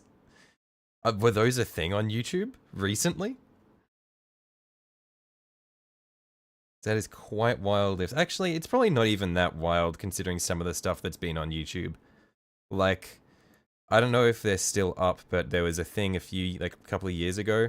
There was like the whole thing about how I think I feel like I've definitely talked about this on stream before. About how there was a gay couple who they had a series of videos where it was basically they'd have the camera here. Basically, what it would be. Okay, this is this is a classic. Where basically the camera would be set up like this, looking at them, and then there would be one of the guys would be lying down like this. It is like his like chin on his hands, and then the other guy would be standing here. And then what they'd do is they'd have a sheet vertically over this guy like this. And it would be a challenge of, is this a dick or is this a toy? And the guy would just be like, this guy at the front would just be like looking at the camera going, I think that's your dick. And then the guy at the back's like, it is. And it's like, what the fuck? This is on YouTube. So YouTube was the Wild West for a while. I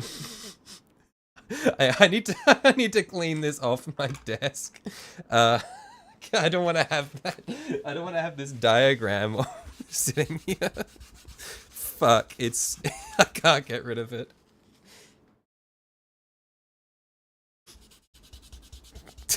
shit. Okay, we just need to cover it over so no one knows.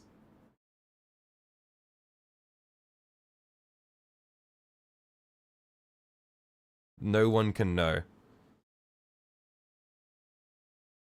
What's my call out for my tyranids? Oh, hi Silver. Welcome.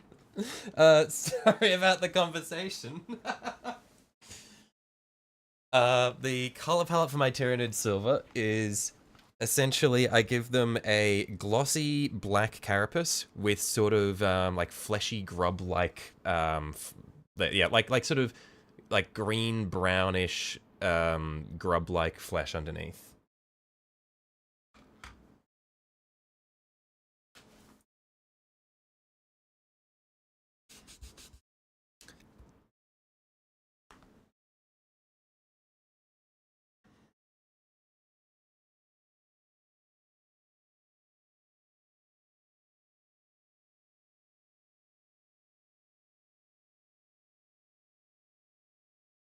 You gotta go, everyone. Right, I'll catch you later, Theodore.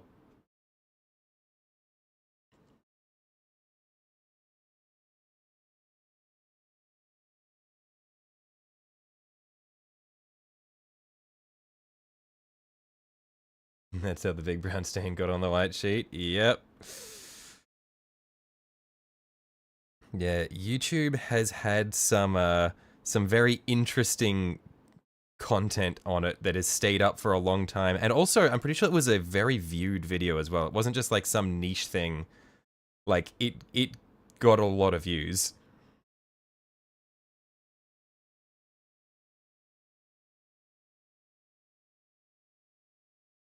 Like it hit the algorithm.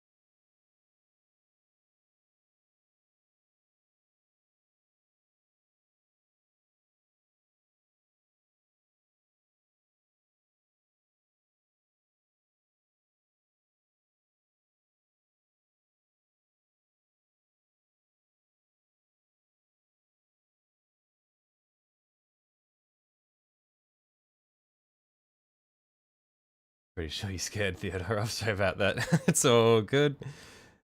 I think he was having a good time. Probably just had stuff come up. There was a little bit of an odd train of conversation we went down though. And if Theodore did get scared off, it's not just your fault. I feel like I did actively engage with that. With that.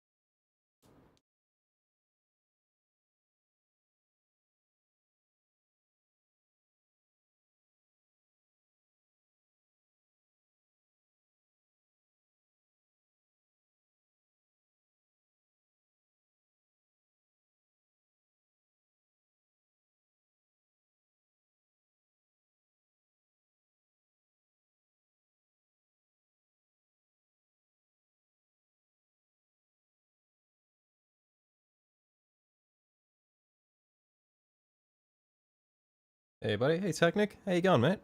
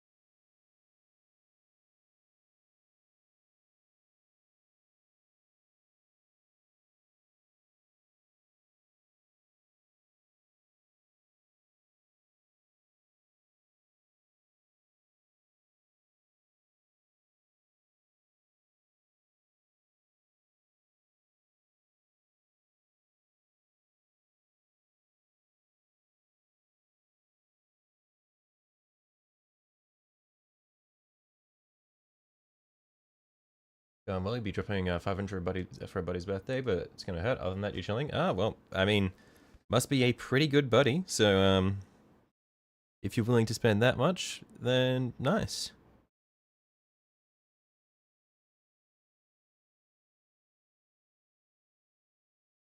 We lose sound, can't hear anything. I don't know if potentially, but probably not. I hope not.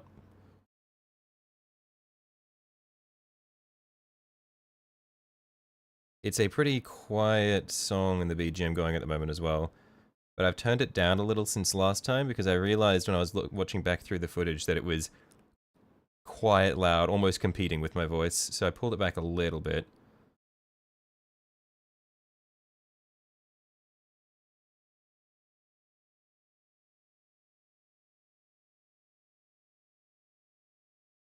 Hello, everyone. Hey, Twisted. How you going, mate? Like big bugs and you cannot lie. They're the best ones. It's the way it is for every army. The bigger units are always the cooler ones. With the exception of Imperial Knights, because for some reason armigers are the best.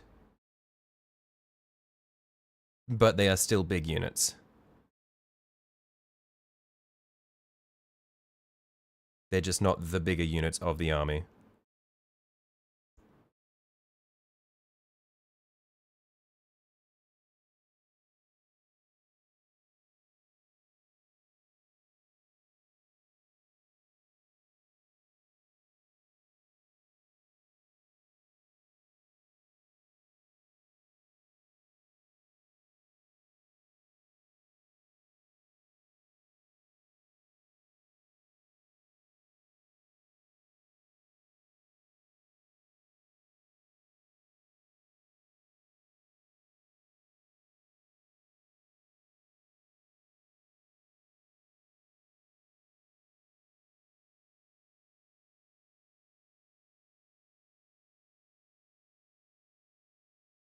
Might have put a little bit too much of this black contrast in this section, so I'm sort of fighting against time to clean it up before it dries in a way with really nasty pooling.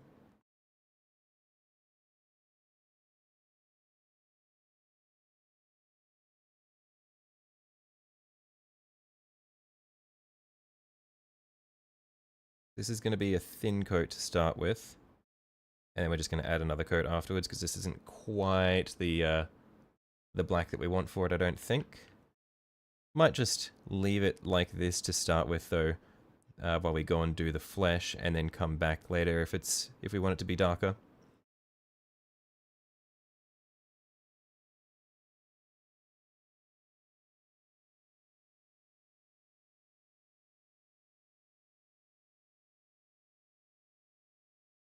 So I do like the sort of organic tones that we have underneath from the bone.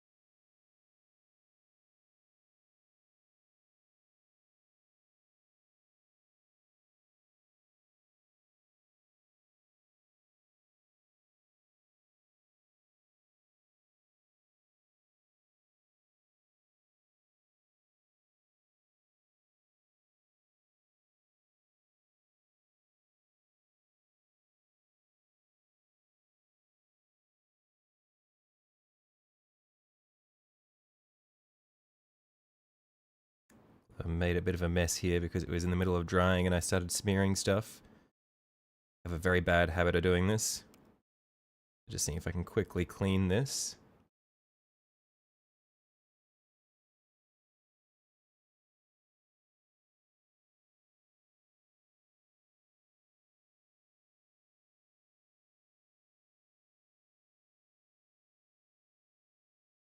Yeah, that's probably pretty good for now at least.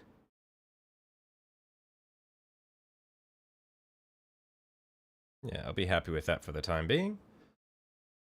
What have we got? Man, okay, I've nearly lost the entire screen of thing. Missed your post about the chick showing her cooter off. That's how folks is. Oh no, I saw that one. I just decided not to read it, Kevin. Your friends always make your birthdays fun, so you're giving back this year? Yeah, nice. Slightly annoyed at the gathering 40k deck prices right now. I don't know anything about Magic, thankfully. I feel like card games are so much of an investment for me that I just like I refuse to buy into them. Like card games are fun. I mentioned last time that I've played them on like I will often play card games on Tabletop Simulator with my friends in the Netherlands. But I like playing them on Tabletop Simulator because then you don't have to buy the cards. You just have all of them and you can just it's just you build the decks you want and you just play. The opening packs and trying to get the deck in the first place doesn't really appeal to me.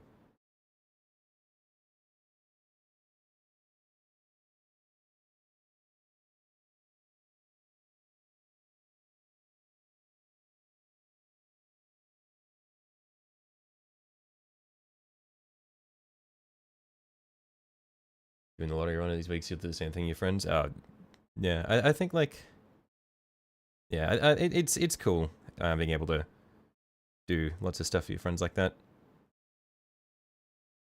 Just winding down here before you get some sleep. Got a bunch more gold non-metallic metal finished. Almost finished with green displays. Yeah, gold non-metallic metal is like the scariest form of it.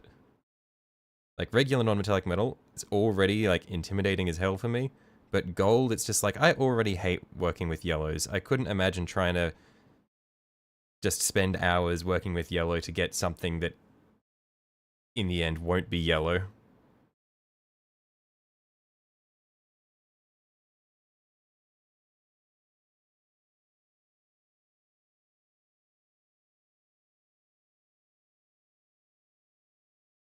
And just posted the shots you took this evening. The deck you want is $225. Jesus. Standard's 45 to 60. Holy shit. Yeah, fuck that.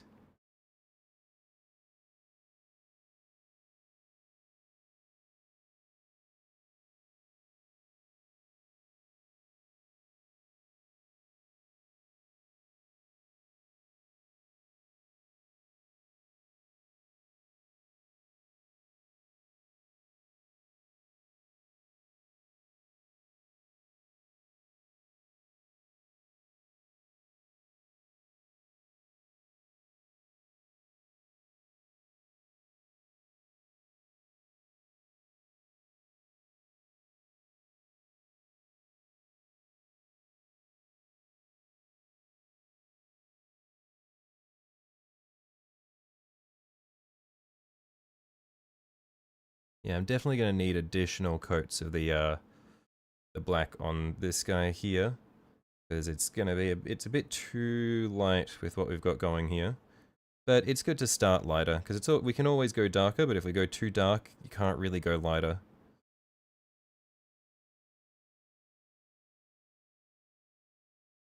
So we'll just build this up.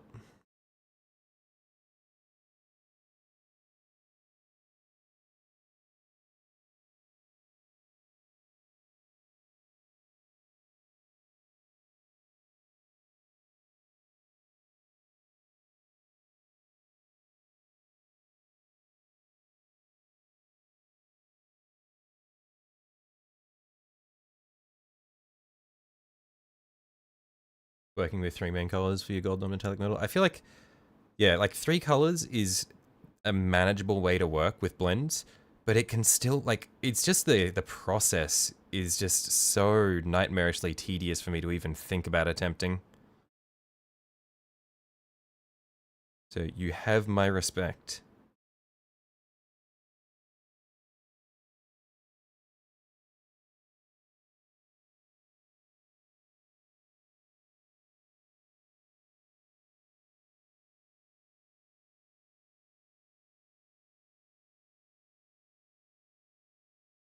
I kind of want to get like some bright, like pinkish flesh tones in there. I think that would be really cool, just like seeing it peeking out from under the carapace.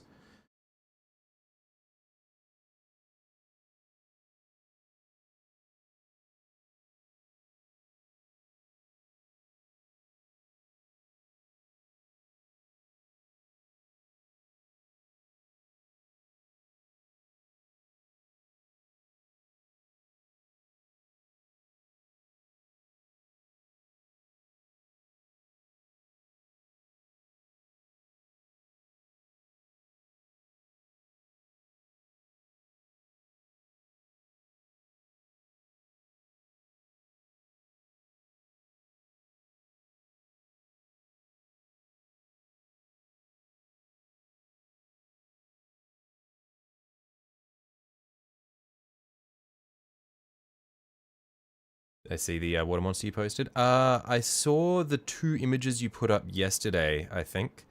Was it yesterday or the day before? Of the, it was the new spell that you're doing, isn't it? It's a very big model. Looks really cool. I don't know if, hang on, I'll have a look. I don't know if you've, built on it since then or not. Oh no, yeah, okay, those were the ones I saw. Yeah, very cool. I do really like the Deepkin models. Age of Sigmar models are just so cool. Also, yeah, okay, Twisted, I see now what you've been working on as well, and holy shit. It's so good. It's crazy.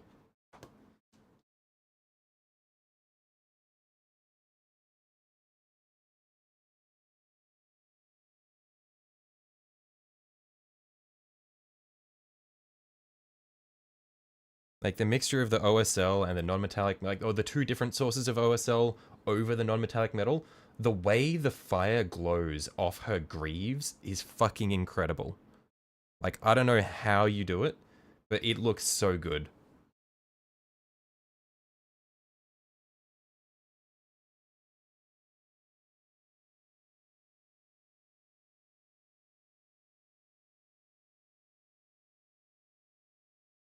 I think for these these crests that he's got rising up out of his back here, I might actually just come back and make these into bone. I'll start off with a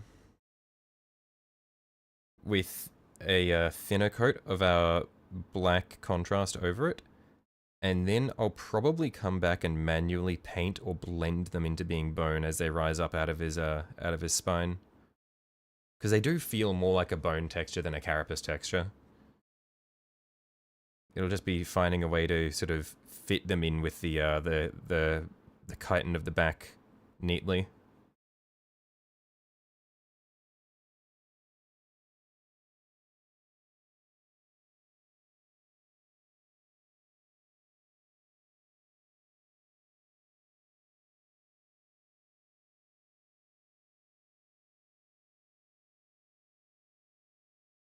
See, I'm not too worried about brush marks or streakiness on these bits because it's going to be coated over. Right now, we're just setting the tone of it.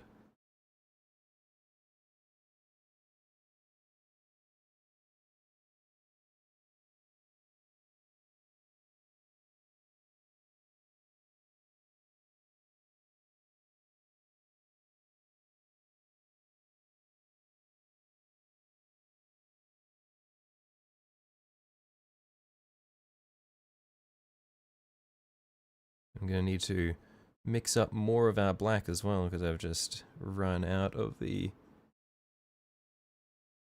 section that, or the lot that I had originally measured out.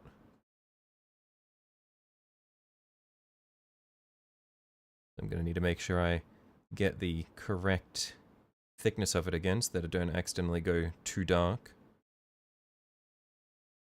Because, yeah, the black contrast paint from Citadel is incredibly dark. It's very easy for it to just be just a solid black. We'll go 4 parts medium, 2, 4, 6 parts black, perhaps. See how that goes.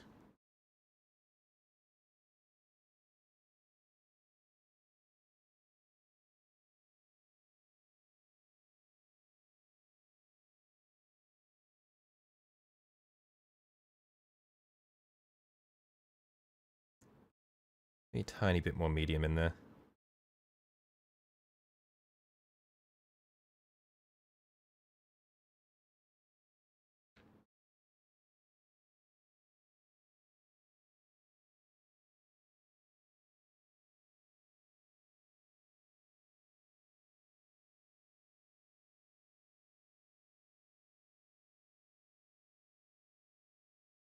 Is it Black Legion or Black Templar? This is Black Legion, so it's very, very dark.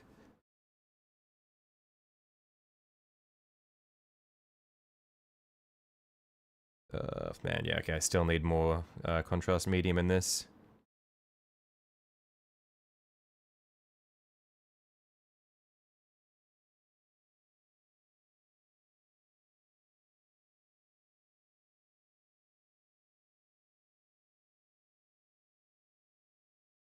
There we are. This looks more like what I want. Yeah, it has a ton of pigment. Yeah, it's good, it's nice, but it just means, like, you get a lot out of it. You just need to play around with it a fair bit, I've found. But it's quite useful.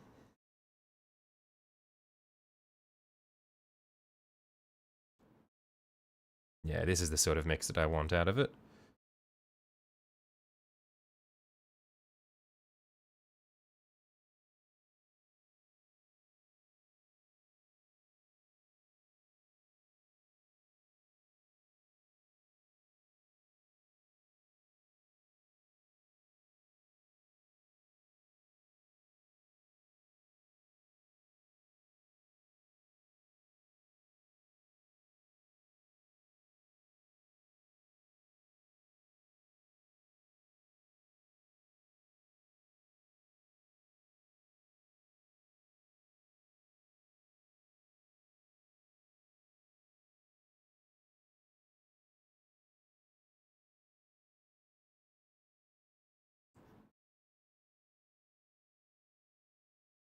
Your upstairs neighbors suck. Rip. They quite loud. Do they stomp around a lot?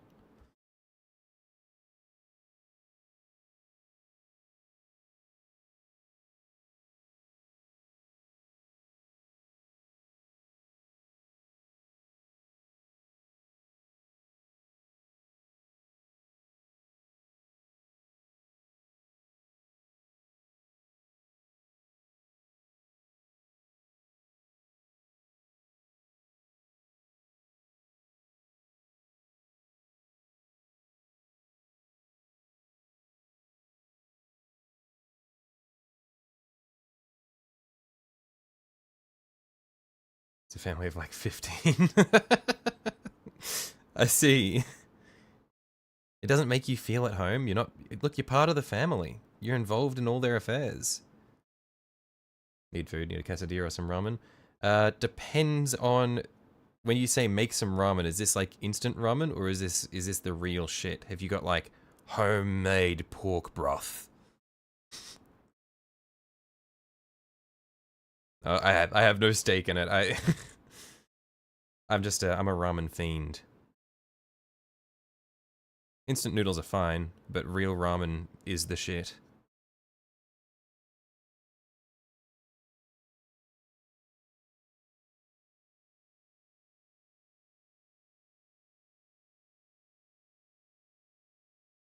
You know that fancy? Yeah, no, I've never made my own real ramen. My brother has, and he's like, yeah, it's too much effort. It's not worth it. It's fucked. If I was a cooking freak though, I absolutely would want to make that one like part of my repertoire.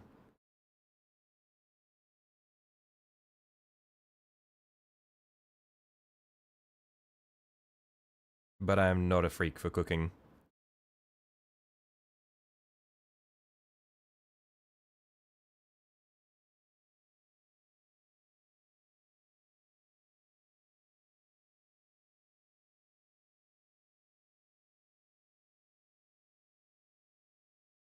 They have an Asian grocer nearby, and they have these instant noodles that taste almost as good as the real thing. Oh yeah, no, there are for sure some very good instant noodle brands that have like really nice, like they have actual real pork in them, um, for sure.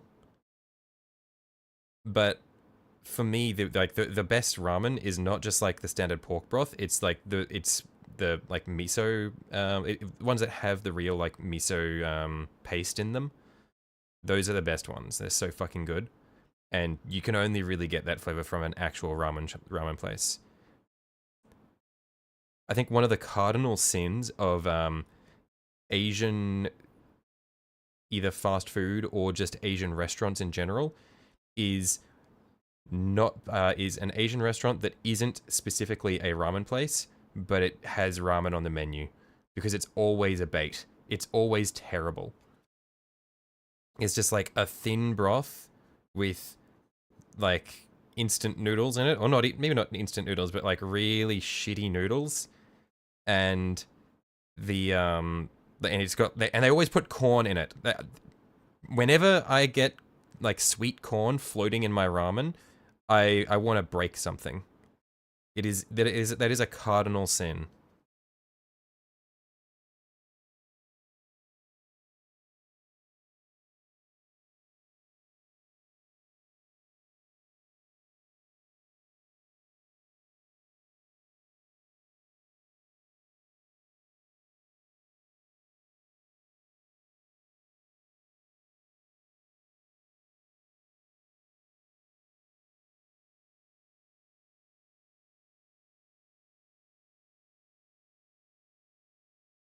The fuck is putting corn in ramen? Any Asian store, well, any Asian restaurant that isn't ramen, it isn't a ramen specific Asian restaurant, but has ramen on the menu, they put sweet corn in it, and it is horrendous. Actually foul. The worst.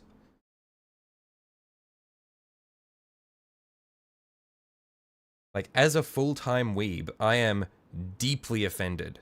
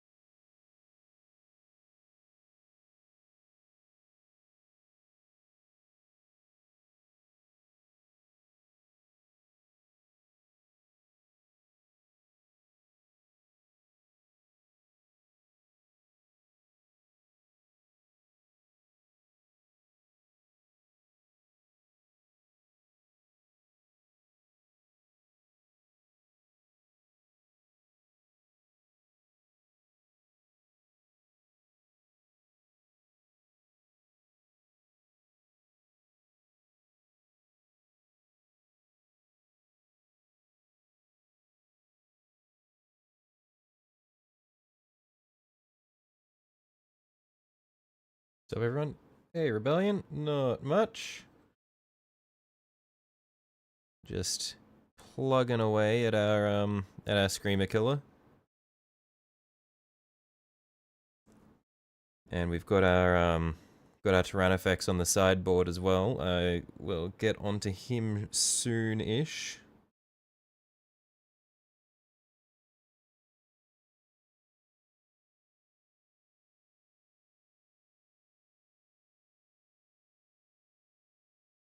Just want to block out all of our carapace for the Screamer Killer before we start working on the Tyrannofex. Gonna go make dinner, watch some TV. I might be back before I quit for the night. Alright, I'll catch you later, Gavin. Enjoy.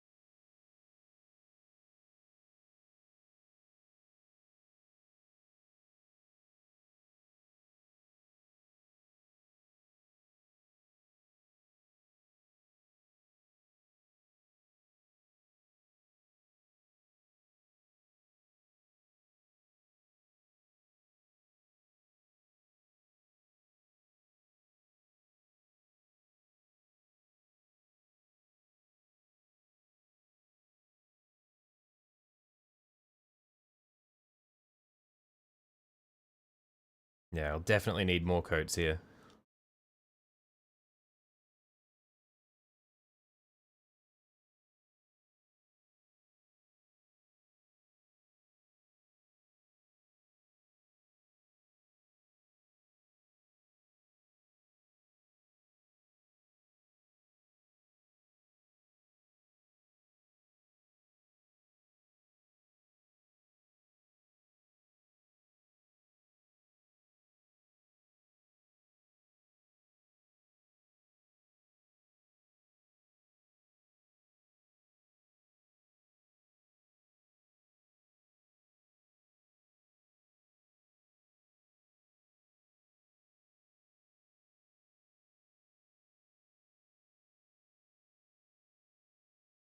Did I see the voting with the space brain?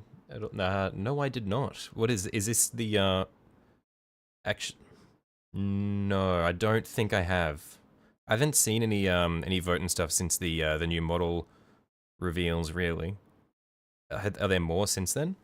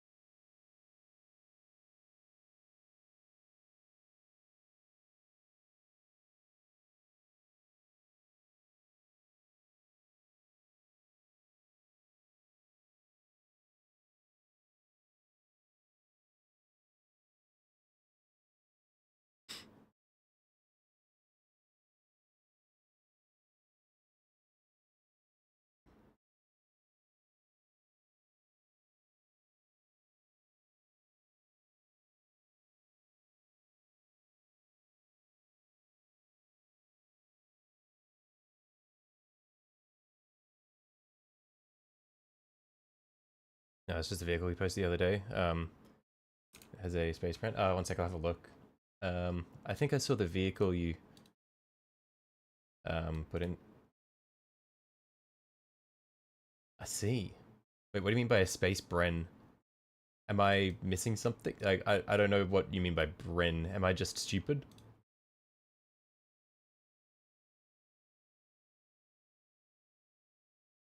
It's a cool vehicle, though.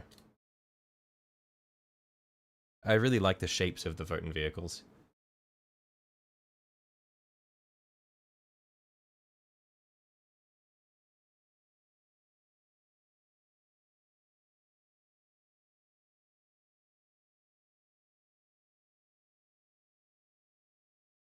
It's a gun? Oh, okay. Oh, with I do like the mounted gun they've got there.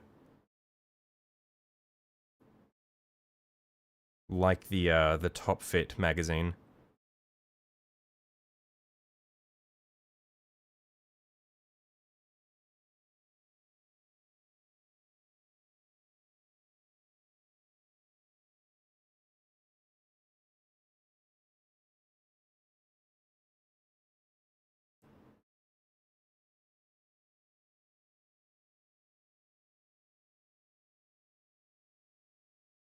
Okay, I think we've almost got all these little bits of carapace. I think the only carapace sections remaining now are going to be on the arms. I think we've got all of the other bits first coated at least.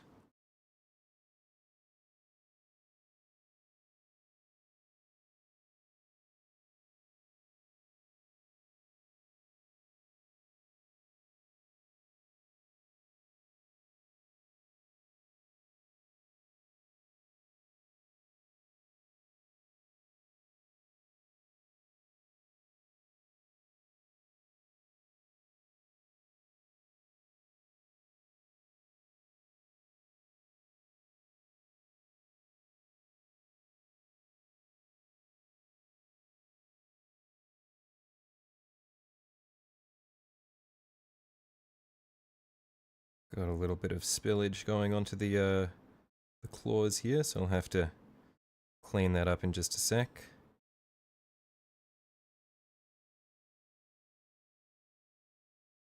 because I'm probably going to maintain the bone color for the claws for the most part, and just put some Agrax Earthshade over that, and then maybe some blood or something on them, just to make them feel a little bit more interesting.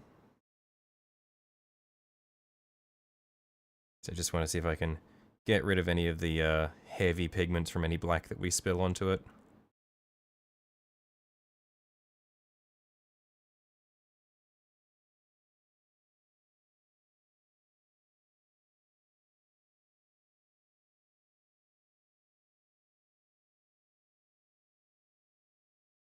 Might be hitting a midlife crisis portion of your life. Hitting, where are you? I think getting your license and buying a motorcycle, plus you get to be the cool uncle that rides a motorcycle. Look, mate, you, this, like, earlier this stream, I went on, like, a 20-minute to half-hour rant about how I'm having a midlife crisis at 25. It's hitting us all.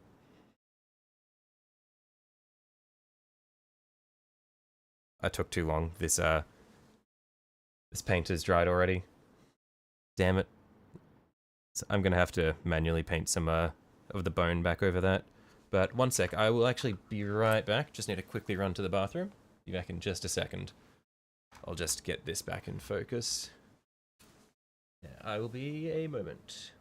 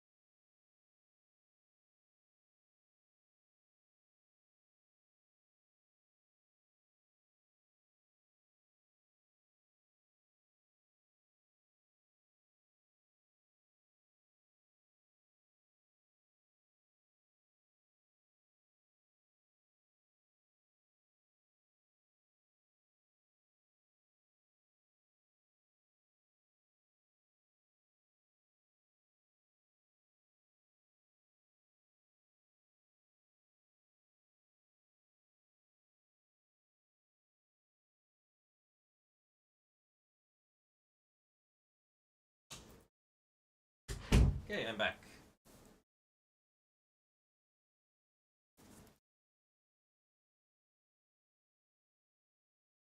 Yeah, you're already in your 30s. For you, it's midlife. For me, it's just a standard crisis. Yep, true. Leading towards a triumph. Nice. Ugh.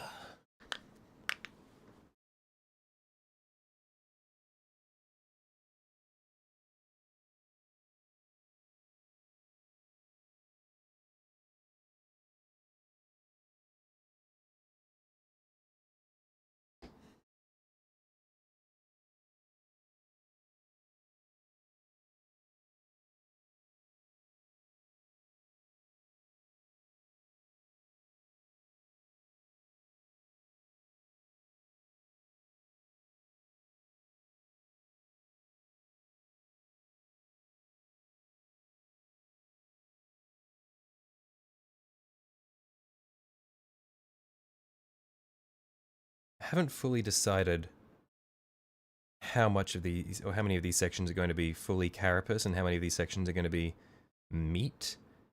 But I reckon... Yeah, I reckon this will be carapace. It's not quite the same as the rest of it because it's not paneled like all the layers of the chitin, but I think it'll work.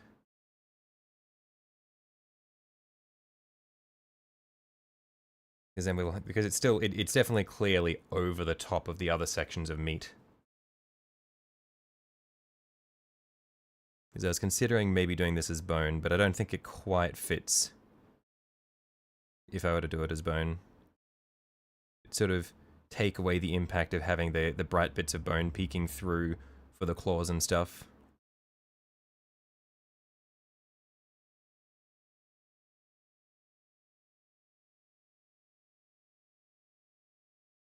You're off to bed. Have a good day. Can't wait to see the bugs how the bugs turn out. Yeah, right. I'll catch you later, Silver. Oh, sorry. Sorry, not Silver. Sorry, catch you later, Twisted. Have a good night, mate. Can't afford to have a midlife crisis. I don't think anyone can afford to have a midlife crisis. I think it just happens, unfortunately.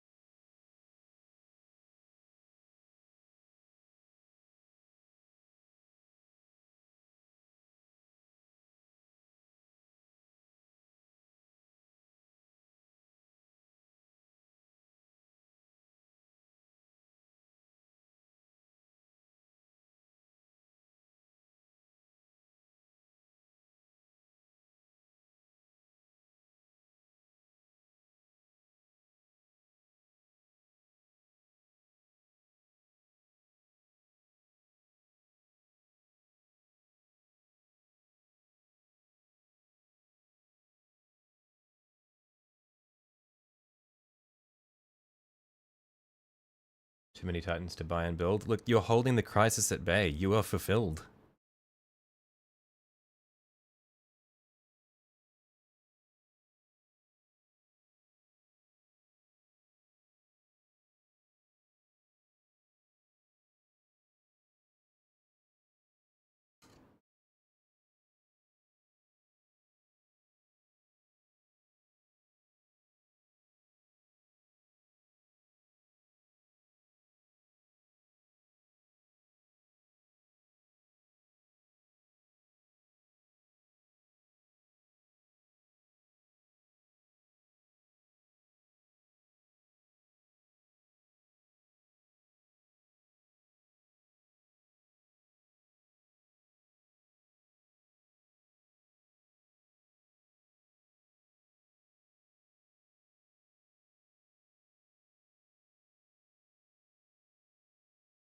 You have the money right now to buy one outright with all the gear and everything, but Ohio's weather is pretty temperamental, to say the least. Yeah, I mean, at least you're in a it's good to be. It's good that you're in a stable enough position that you can afford to think about those sorts of things. So I feel like it would be a much worse experience if you're having this midlife crisis, but you didn't have the money to get the things you're interested in or make the lifestyle changes that you want to make. That I think though that's when it's really scary.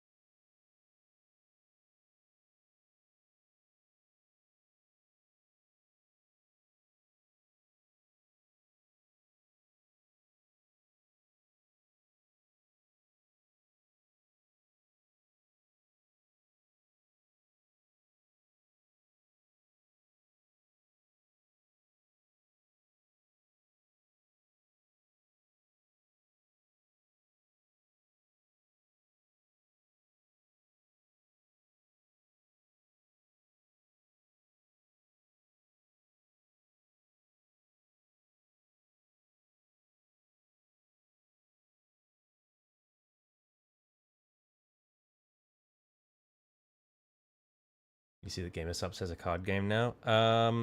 Is that the V card thing? 'Cause I've heard the name V card. I didn't know what it was, but if they have a card game, I'm assuming that's it.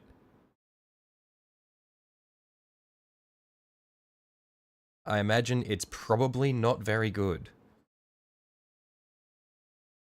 And it's probably more just for collecting the cards rather like I imagine it's mainly just for getting people to buy the horny art rather than actually making an interesting game. Horny art first, gameplay elements as an added bonus.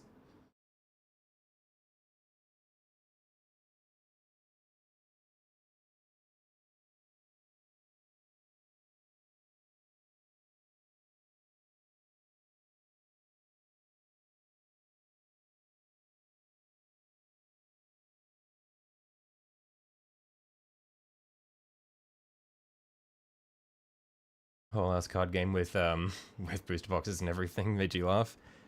Yeah, I haven't seen any of it. I know it's well, I know the name. I haven't seen any of the cards or anything like that. Didn't know it was actually like them going whole hog on it.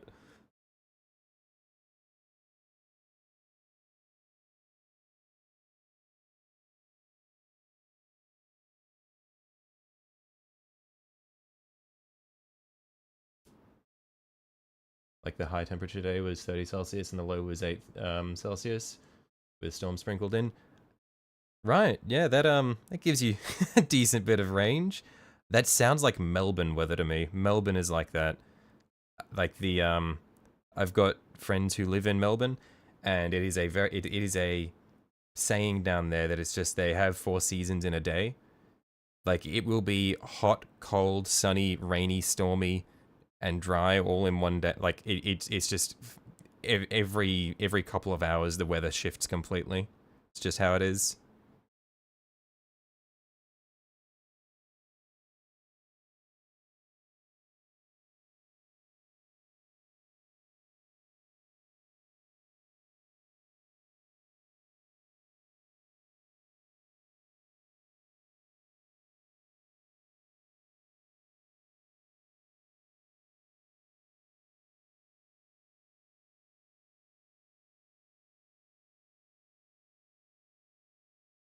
You know, like three VTubers off the top of your head. Is this in relation to the V card stuff? VTubers that's just weird to you? Yeah, I mean, look, Silver, I'm a weeb. I have like I can appreciate the VTubers, but it is definitely a weird concept. But I can appreciate it.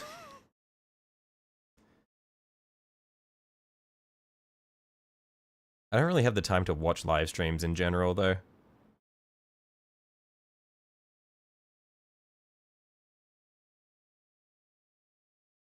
And also, a lot of VTubers hardcore lean into like the Guna bait parasocial stuff, which is just like just sort of not really the sort of thing that I'm interested in. Like I understand it makes money, but not really the most interesting thing for me. Like I might see a VTuber and think, oh, this might be a cool person, and then it's just constantly horny baiting, and it's like, okay, yep, nope, don't need to watch this, goodbye. But if there's a VTuber who's just like a chill person and they just want to have an anime avatar so they don't have to show their face, then like I'm chill with that. It's fine. It is what it is.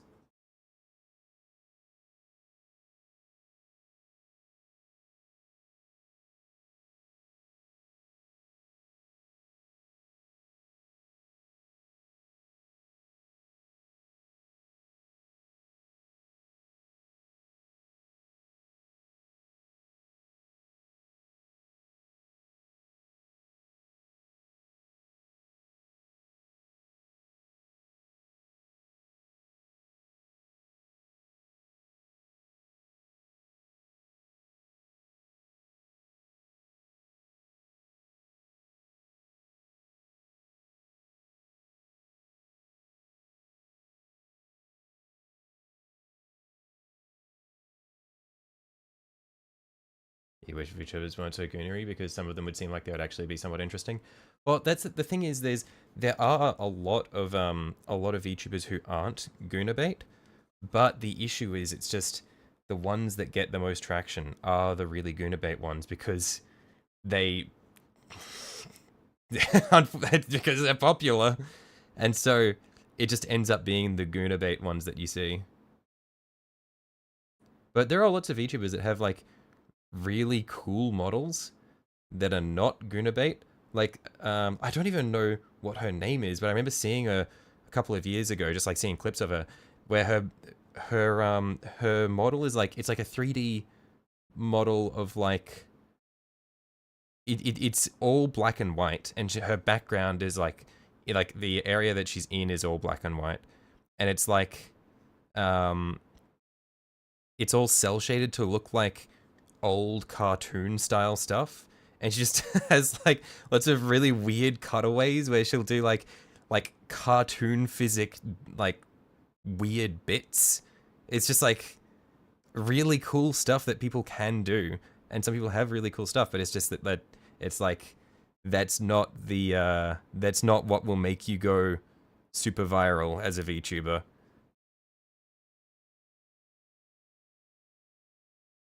I mean, at least the largest VTuber isn't Gunabait. Who's the largest VTuber at the moment? Because, like, it was Gura, but Gura is no longer Gura. She's on her, like, indie, but, I don't know if she's the largest anymore. Oh, we're talking about Iron Mouse? Yeah, because Iron Mouse is cool. She's chill.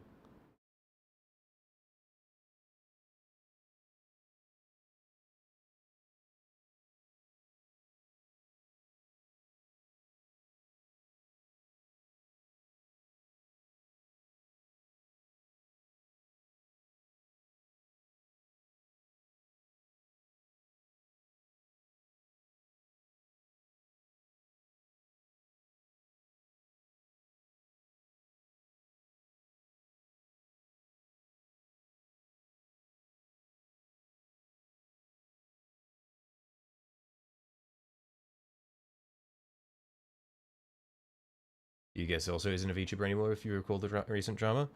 Um, did, uh, did she do did she show her face? Or get doxxed? 'Cause I imagine she's still a VTuber. She's just it would just mean that her face is out there. Because I know Nyana's had a thing where like she got full doxed and like did a like showed off her face, but she's still a VTuber technically. It looks like oh yeah, thank you. Welcome by the way, Heraclea, if that's how we read it. But yeah, I'm just blocking out the colors of the carapace at the moment. There's gonna be a lot more work that'll go into it because my tyranids I give them sort of like a green gray flesh color underneath, and then I'm gonna bring out the bone color on the sides a bit more. Maybe get some red pink flesh showing through underneath the carapace there. Yeah, but it'll be fun. You think Vishoju is stealing her money and like not donating any of the money from her charity or streams, something like that? Oh yeah, no, that was a big one. Yeah, but I think she's still a VTuber because the whole thing with the VShojo drama was, unfortunately for VShojo, in their contract, they let all of their talents retain the character and identity and everything when they leave, and so Iron Mouse left VShojo, but she's still Iron Mouse.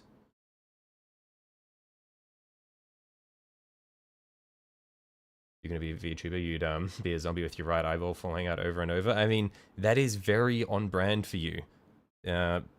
Champion of Nurgle.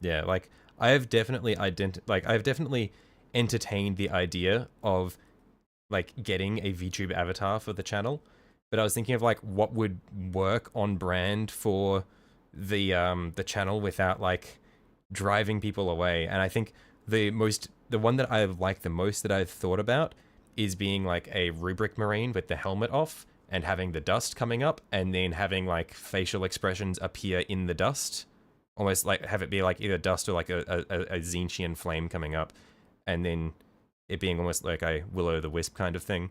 I feel like that would be relatively safe in terms of like I think it'd be a fun idea, and it wouldn't be like repulsive to people who don't like VTubers.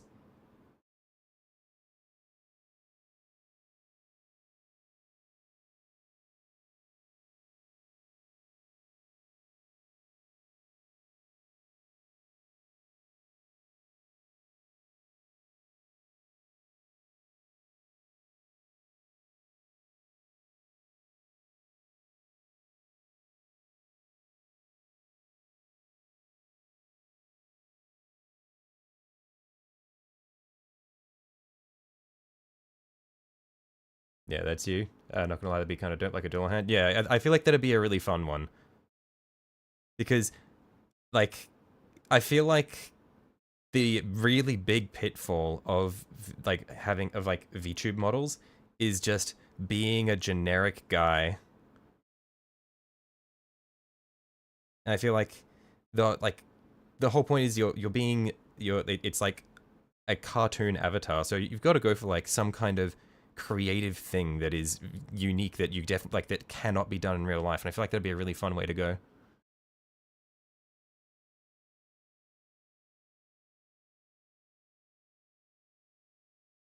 You don't think I want to be a VTuber? Describes what describes what might be one of the coolest VTuber ideas. Look, the thing, like I'm not against VTubing. I if I could put it together, I would do that, but I don't have the artistic ability to do that myself, and I don't have the connections to find someone who could execute that in a way that, like, in the way that I would want it to be executed.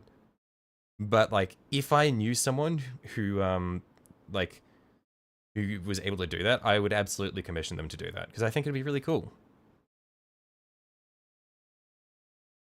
Hello everyone. Hey, Overboard. Oh, sorry, I missed your message. Hey, Mac. You never heard of Pippa, have you? The based one. I like how Rebellion also knows who Pippa is. Look, Pippa can be appreciated by even non-VTuber fans. She's just a fucking psycho.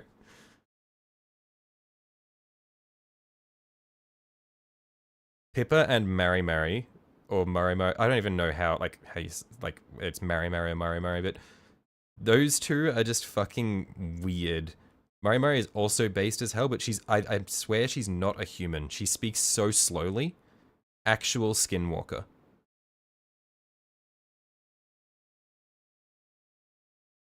Pippa looks lame and generic. Her design is definitely very generic, but she is just...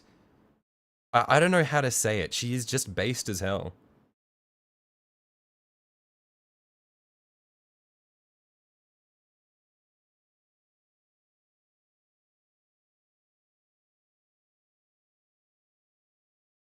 You only know Murray from that Get Low clip. I don't know that one. Um, there is... There are some crazy Murray clips of like if you go looking for them, there are some crazy ones.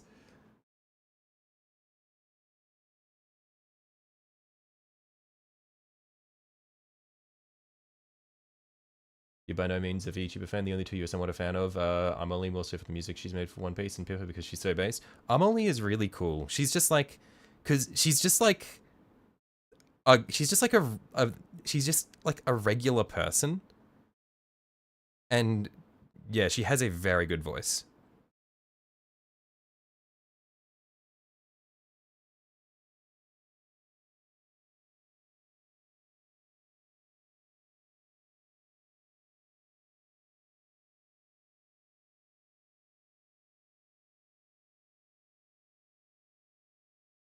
How the hell do you set up to be a VTuber anyway? Essentially, the way it works is you will have a camera watching your face, and it'll essentially like block out where your eyes and your mouth and everything is, and then it sends that through a program which it essentially just face tracks your expressions onto an avatar in the most basic sense. Like there's more stuff that goes into it, but in the most basic sense, it just maps your face onto an avatar.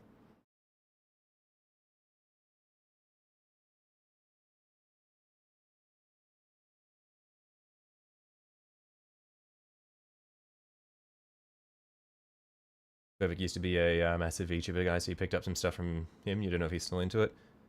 Yeah, I used to be much more of a VTuber guy. I just don't really have the time, and so it's like I went from knowing like all of the VTubers to now it's like I will know the news about it when shit happens, but I don't watch streams anymore. I didn't really watch many streams in the first place, but I don't really watch that much in the way of clips anymore either. It's just like sometimes if they pop up and I get clickbaited, I'll watch them, but I don't like go out of my way for that stuff anymore. Most of my VTuber interaction now comes from just like listening to Hoshimachi Suisei's music. Is it really fucking good? But yeah, beyond that, I don't really actively follow VTubers anymore.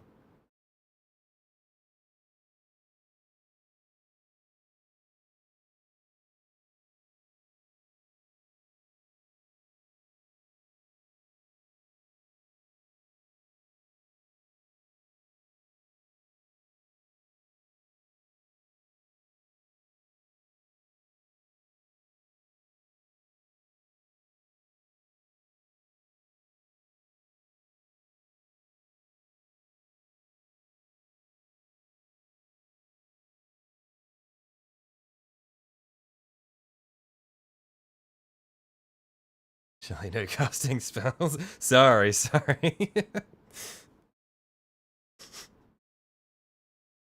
I mean, Hoshimachi Suisei.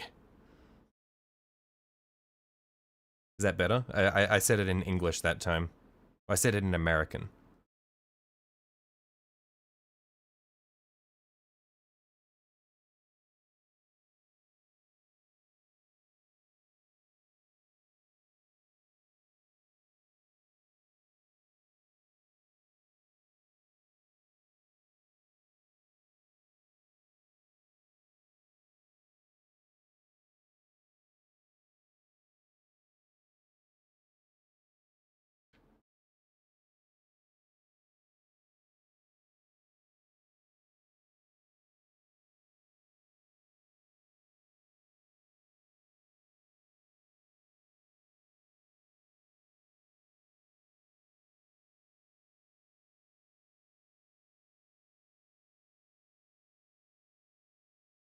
Grew up in the era of Rooster Teeth and Achievement Hunter. Oh my, yeah. Mate, fucking Achievement Hunter, Minecraft, and GTA Let's Plays, that was my childhood. Or I say much of my childhood. That was like my early high school life. So good.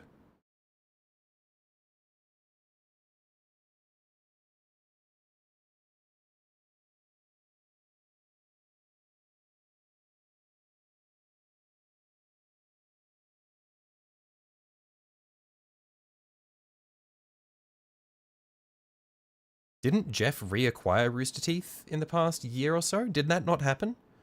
I feel like that happened, didn't it? Jeff reacquired the company? I haven't seen anything happen since then, but I thought he did.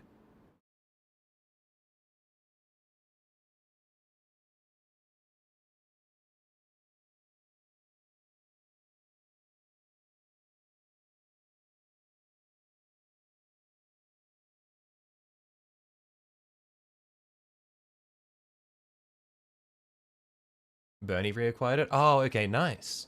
Yeah, because I don't know if you guys watched, like, saw stuff from it or not, but that the last stream that Jeff did for Rooster Teeth, like when it was just him left, that shit was heartbreaking.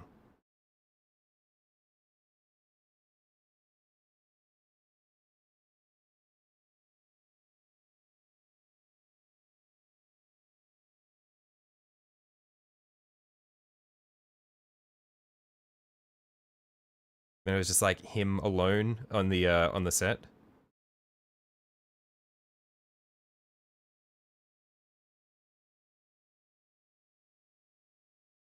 Kind of stopped watching when Ruby took off. Fandom was toxic as hell. Yeah, I remember I was still into it for like I watched Ruby for a bit.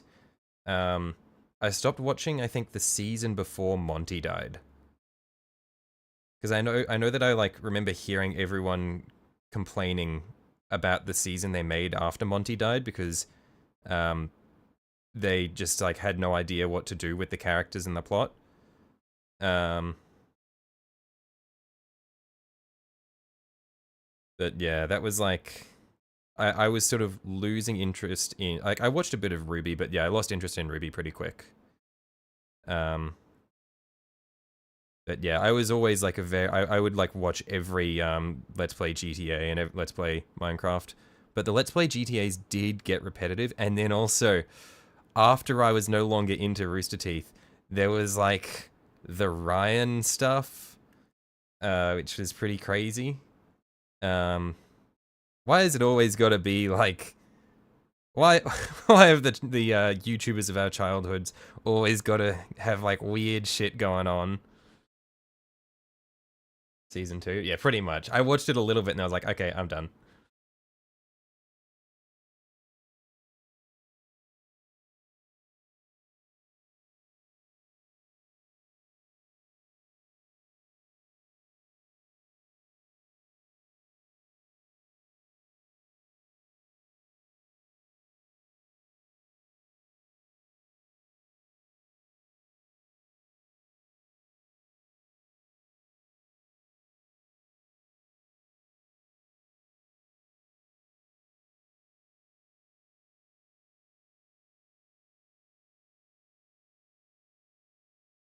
But yeah, I would say that like thinking back on it, my favorite members of Achievement Hunter would have had to be probably like Gavin is just he's a mainstay. You can't not like Gavin, like Gavin and Michael.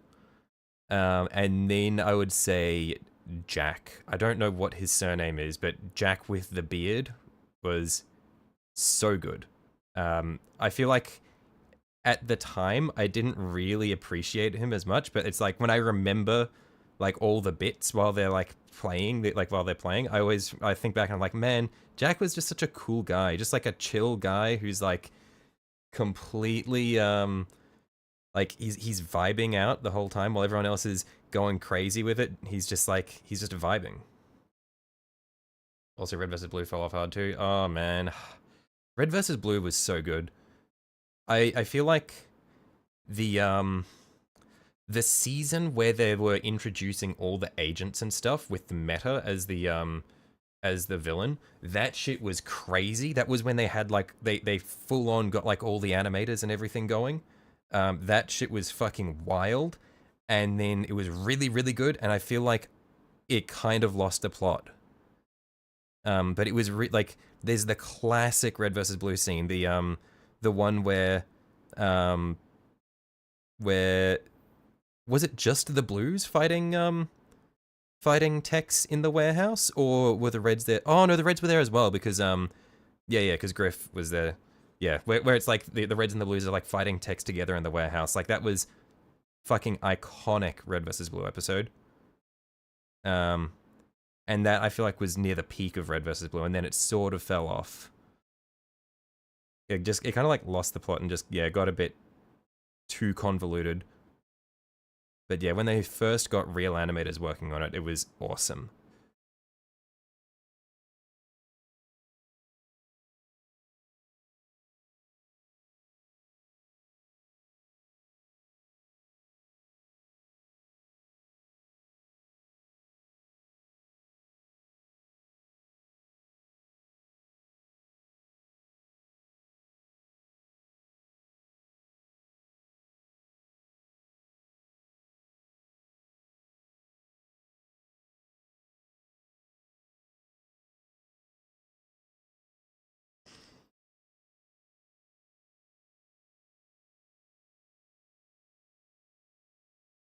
Yeah, once they got their hands on Halo 4, it started going not great. Halo 4, the downfall of all Halo related, like everything related to Halo.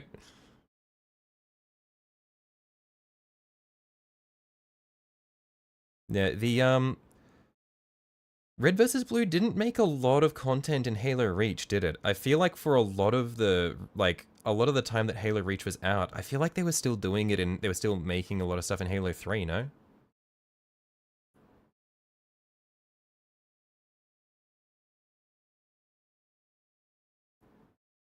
Although there's a classic video of Caboose playing the Halo of Caboose doing the Halo Reach campaign. I remember that one being iconic.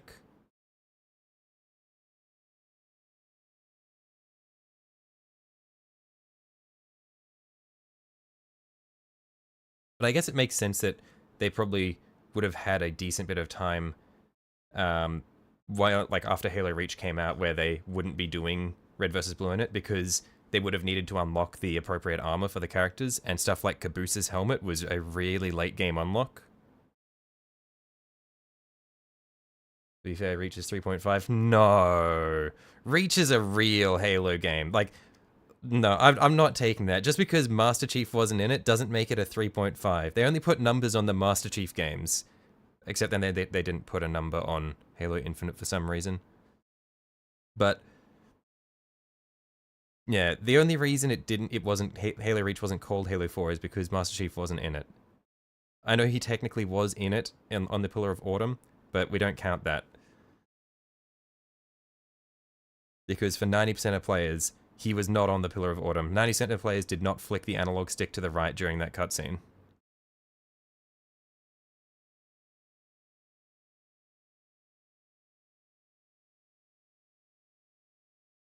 Bungie gave them all the codes they wouldn't need to unlock. Oh, okay. That's based as hell if they did that. Talking purely engine. Uh, really? I feel like Halo Reach's engine was quite different from Halo 3. Because Halo Reach had not just like the in terms of gameplay mechanics, like where it added the armor abilities, so you had sprint and shit, but also in terms of the way the gunplay worked, there was bloom. I don't think did Halo 3 have bloom on the recoil? Because I remember that was one thing that a lot of people really didn't like about Halo Reach, because it killed any sense of competitive consistency. Like when you're playing SWAT and it's the DMR like spam at each other, where the recoil pattern is completely random rather than having a consistent upward drag. It's just like you shoot and then your recoil zone becomes a circle around where you originally shot rather than pushing up from where the previous shot was. I thought that was a specifically a Halo Reach thing.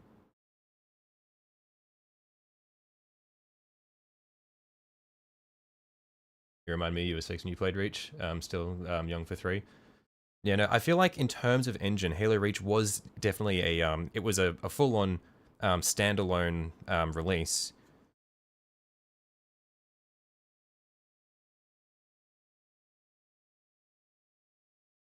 Like they overhauled so much stuff between Halo 3 and Halo Reach.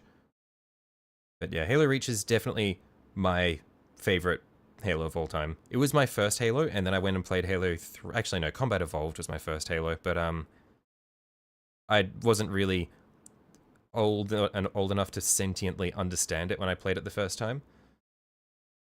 So Halo Reach was the first Halo that I properly played and understood, and then I went back to Halo 3. I never played through ODST. I only played the first mission at a friend's house.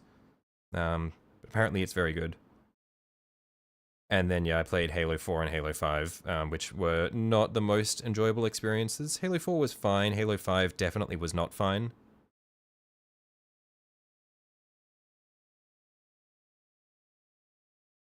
People who complain about Reach multiplayer just sucked at it. I think the people who complained about Reach multiplayer were people who sucked at it, and also people who wanted to take it super seriously and would get enraged every time they got in a firefight with someone, and they like in SWAT, and they would shoot, miss their first shot, and then trigger the bloom, and then they would get RNG'd into missing their next 2 or 3 shots because the bullet would just go around the opponent's head.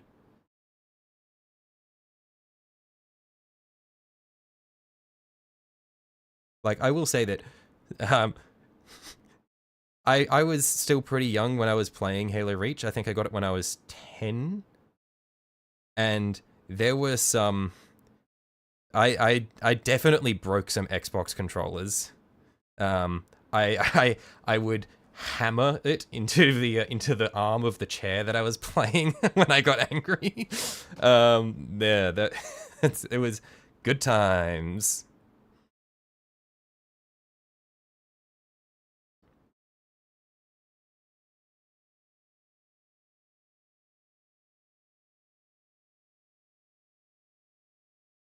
Yo, Gabba Gabba. Yo, hey Lyle. What's this, gamer rage? Yeah, talking about Halo Reach gamer rage as a child. Xbox 360 controllers made for very good blunt instruments.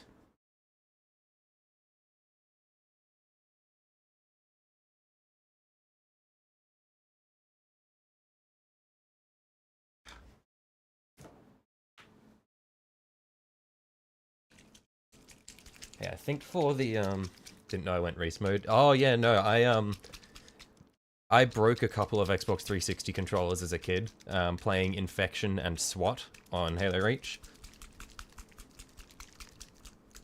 Like whenever you'd get run down by one of the zombies in Infection, and you'd shoot them, but then your bullets wouldn't hit them until they already hit you with the sword, so you'd just trade. That shit was infuriating. You smacked your brother on the knee with one a couple of times. That is diabolical. You once meleeed your brother with an Xbox 360 controller? What the fuck, guys? Jesus. You see, I'm the younger brother, and my brother didn't play a lot of Xbox with me. Um, so we didn't have that interaction. This is abuse. Not in a fit of rage, but as brother ratting. Yeah, like the only time I played Xbox with my brother was when we were doing co-op campaign Halo Reach and co-op campaign Gears of War 2. We didn't really play a lot of custom games together or anything like that. So we usually didn't have the venting of of physical abuse that you're describing. I lucked out. Then he might have curb stomped me. Maybe 5 years of like that's a 5 year advantage. That'd be someone midway through puberty versus a kid that hasn't even hit it yet. I would have fucking died.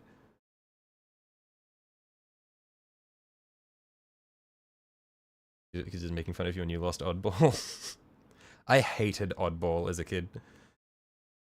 I didn't understand. Like Oddball was too sophisticated for my child mind.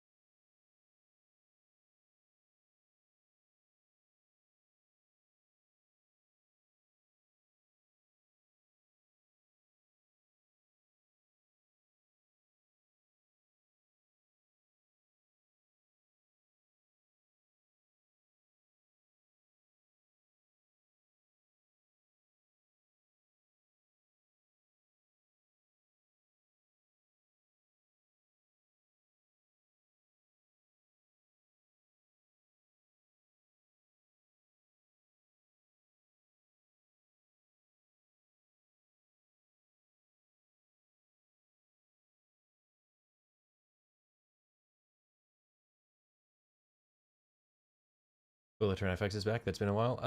Yeah. So Tyranids we will get onto after I've blocked out the main colors for this guy. This is the Screamer Killer we're doing first, and then yeah, we'll get started on the Tyranids as well, hopefully today, because I'm not planning on finishing either of them today. I just want to make sure we've made a solid start on both, so that I don't have any excuses.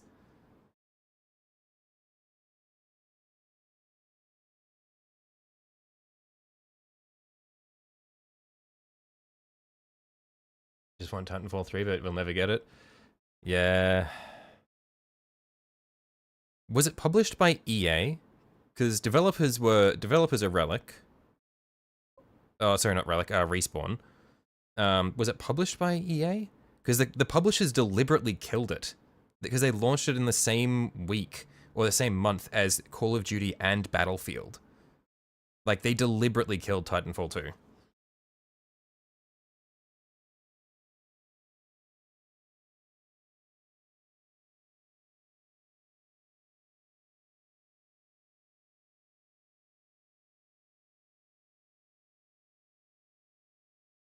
It was EA.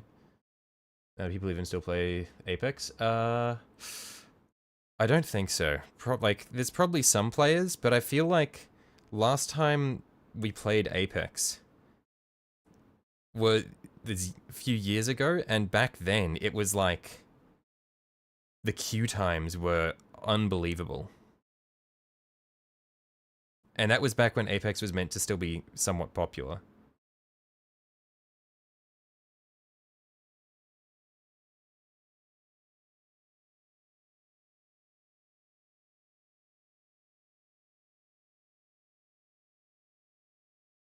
What happened to gaming streams? I just haven't done any since I've come back from my break.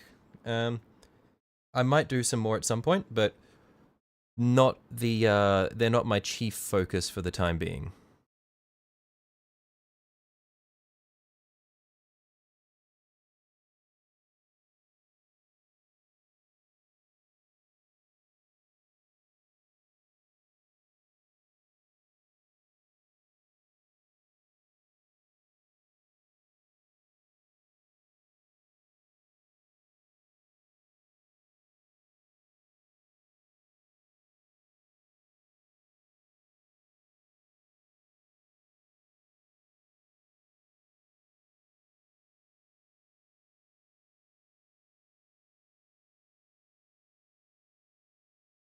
You see the Bungie CEO got fired? Yeah, it was along with, it was like either 17 or 23% of the workforce got laid off, and then a further 10% of the remaining ones got integrated into Sega. Yeah, like Bungie.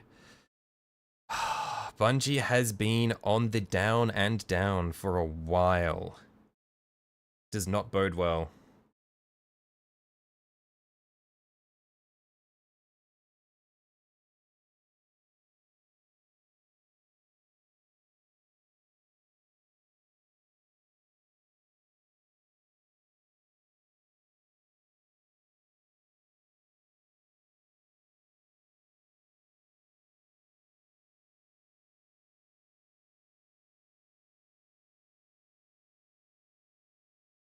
Apparently, he was one of the main instigators of ratings. I mean, I don't know. It's hard to I'm reluctant to assign the blame of like a lot of Bungie's poor behaviors to one higher up who's now been who's been laid off, because I feel like it goes deeper than that. Like the monetize, like a lot of this comes to publishers as well. It's not just the higher ups in Bungie.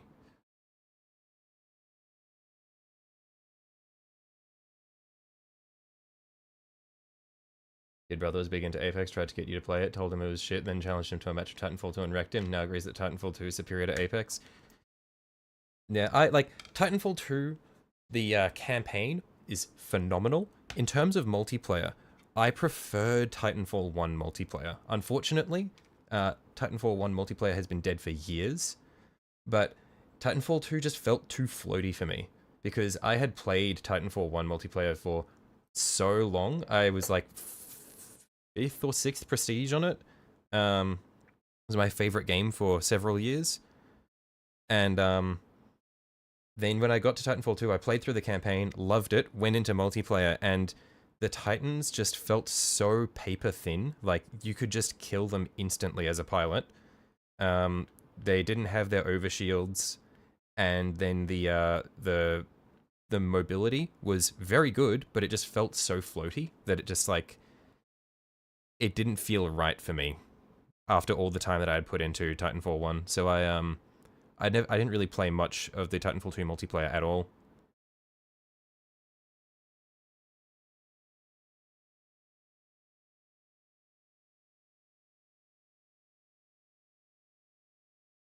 Probably a good thing they dropped Halo, otherwise it would have been the same sad state as Destiny. I mean, Halo is also in a pretty sad state. Like, I've heard that multiplayer is decent, but you're talking as though Halo 4 and Halo 5 and the Halo Netflix TV series uh, were not things.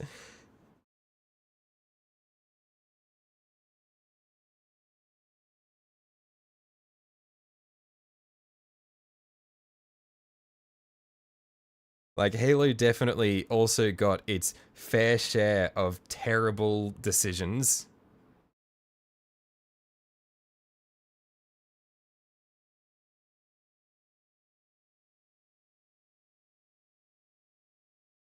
Don't talk about the TV show.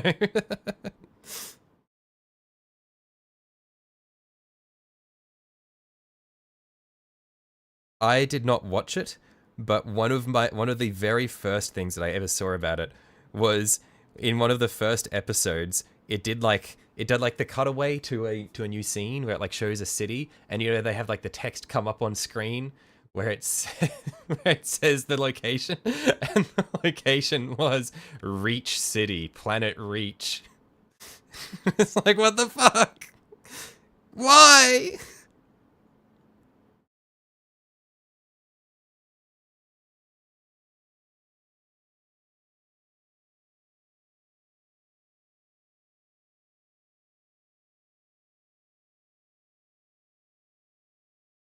Didn't mind Halo 4, honestly.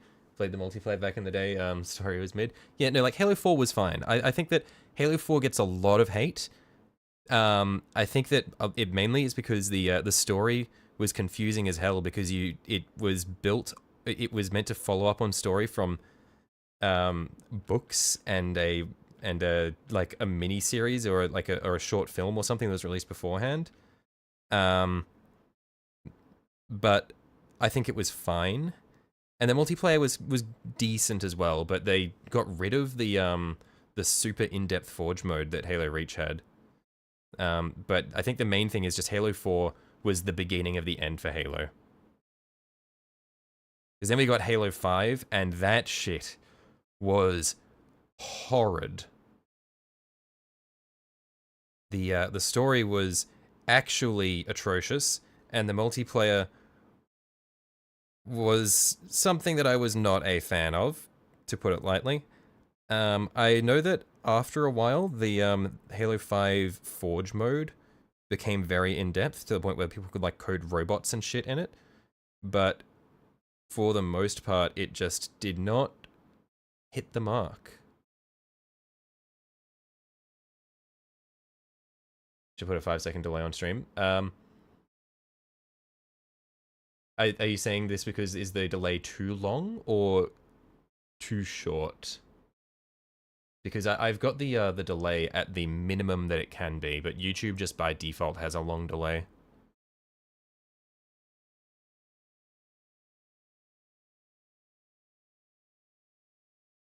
Miscustomizing your arm in Halo, yeah, that was the good stuff. Halo 4 had like I remember Halo 4 multiplayer having like a weird version of the armor customization. Like it was it was like there were like tracks, wasn't it? In Halo 4, it was like you would select like a an armor set track that you work through, and you'd get the pieces for that, and then you move on to the next one.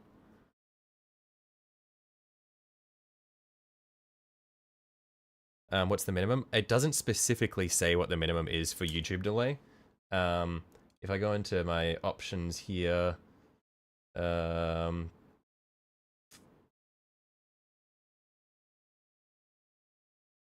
um,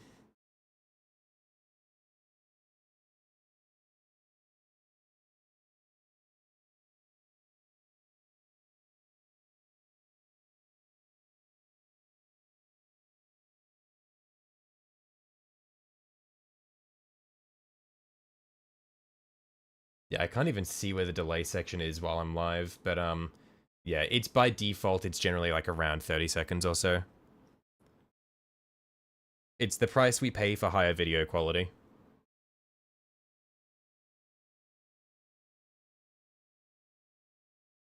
Halo 4 had somewhat decent armor customization, but they removed most of it when Master Chief Collection was released.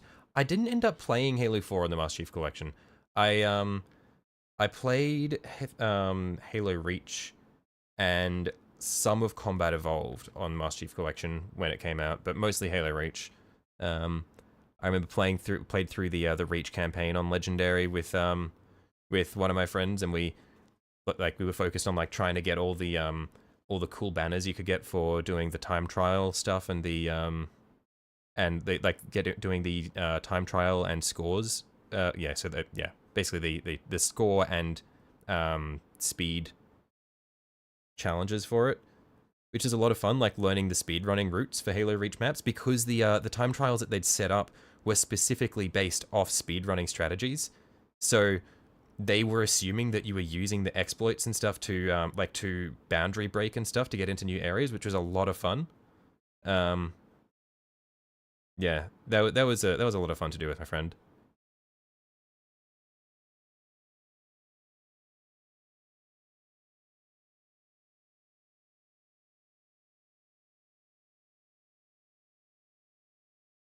Do you miss when you had to find the skulls to be able to use them?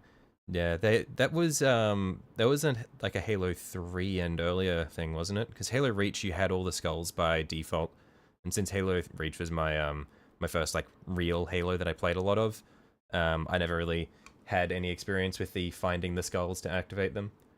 I feel like it would definitely be very satisfying when you find the Grunt birthday skull, though. You're like, oh fuck yeah, we've got it.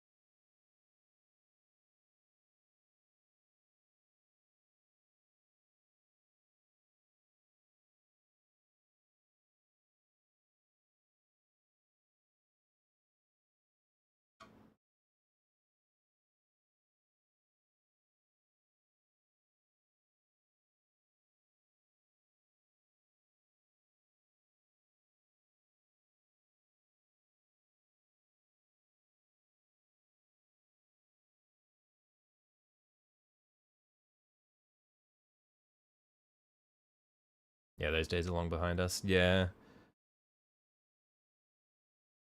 It is like sad like looking back at the era of Xbox 360 games and just like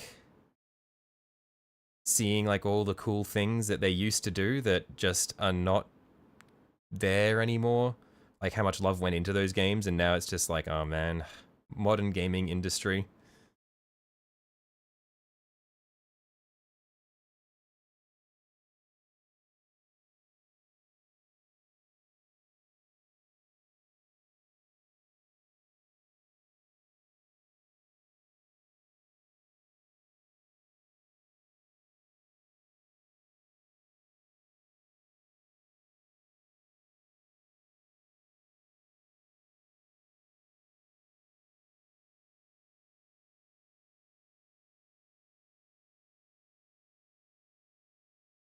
Like no games are striking you fancy nowadays. Might pick up Helldivers 2 on Xbox, but that's it.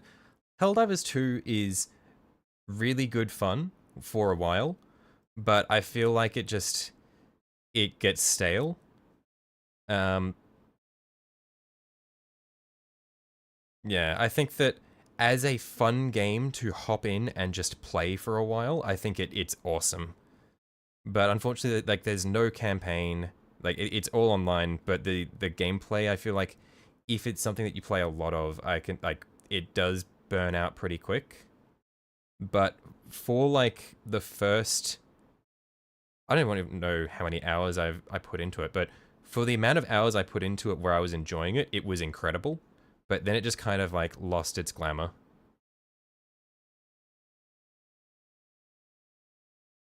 Keep going back to Fallout New Vegas. Yeah, I'm gonna blaspheme right now. I never played New Vegas. I played Fallout 3 and loved it. I played Fallout 4 and stopped playing it within an hour. And that is that is the extent of my Fallout of my Fallout experience.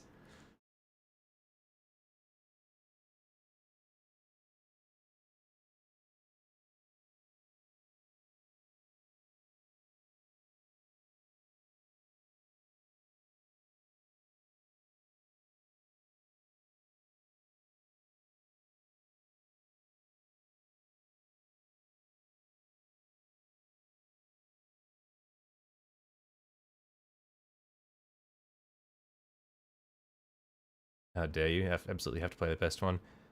Yeah, like I know I should, but I just struggle to play games now. I don't know what it is.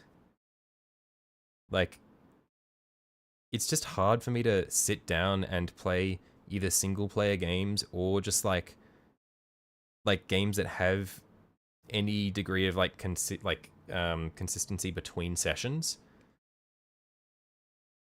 Yeah, I don't know what it is. It's just it's hard.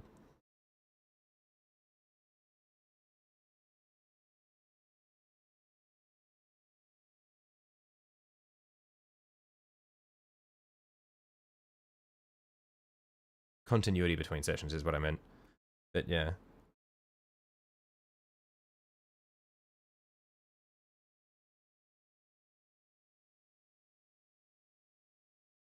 I think the most recent game where I've managed to like sit down and play like the recent game like that I managed to do was the Oblivion remaster, and I think that like part of the reason why I was able to do it so, like play the Oblivion remaster so much like that is because it was sort of like I was really stressed out at the time, and it was like a reason for me to to run away from my issues and just just hide myself in this game from my childhood.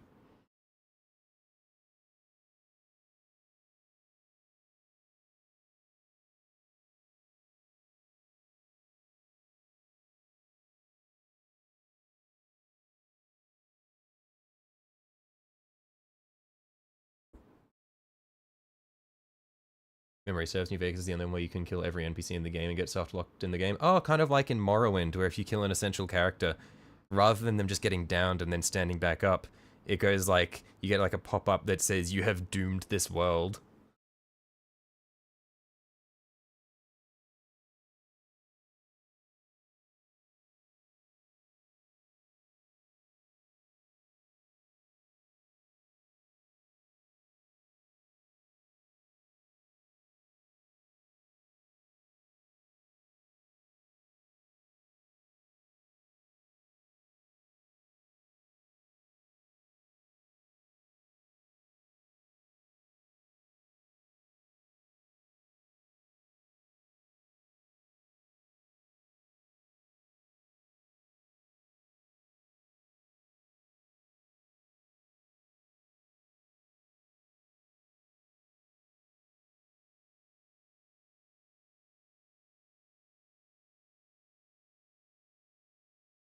Pretty much that's only on the hardcore difficulty, except for kids. You need a mod for that. Yeah, I mean, the non-essential children mod is an essential in all Bethesda games. Um, like the in Skyrim, first two mods you always need to download are the non-essential children and the unarmed overhaul, so that you get the ability to walk up to a child and suplex one-shot them in the street.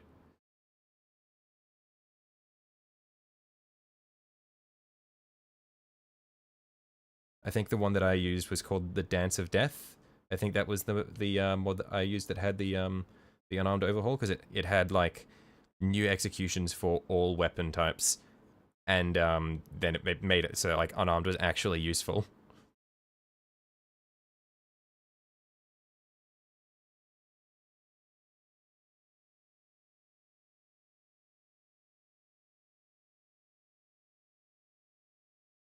Not the 200 graphics mods to change how it looks. Uh, for a vast majority of my of my childhood, slash teenage life, my computer was way too shit to even begin to run graphics mods on Skyrim. Um, in recent years, last time I tried to mod it after I had a good computer, I did try to go down the whole route of like getting graphics mods and ENBs and all that sort of thing, but it's just so much effort. And yeah, ENBs suck to try to get them to work.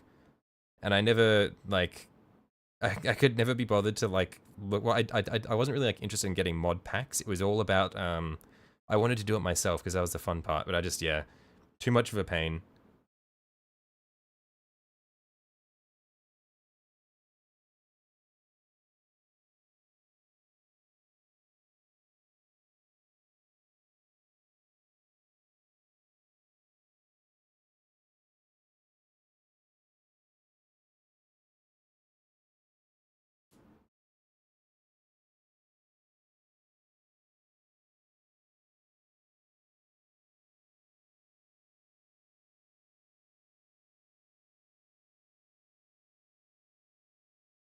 Missing game studios just had nerds who are real passionate about their craft before bigwigs, CEOs, and PR teams. The thing is, like, studios still have all those people there. They're just not they're just powerless to actually do what they want to do. They're kept on strict deadlines and then like told to do shit that that they don't want to do. Um, yeah, like there are still devs who really like devs still do like the games that they make and they care about them, but it's just yeah, for like pretty much all AAA studios, it is impossible for them to actually work on something of value.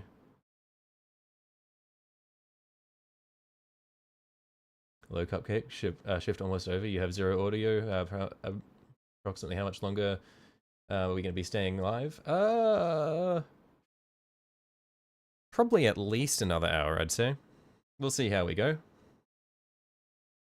Haven't burnt out yet.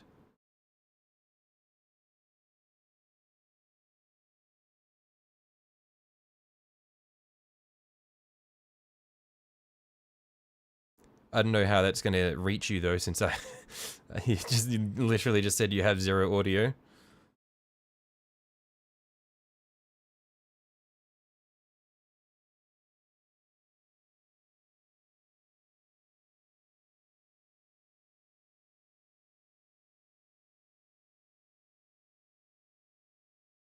You accept your answer in Roman numerals. Thank you.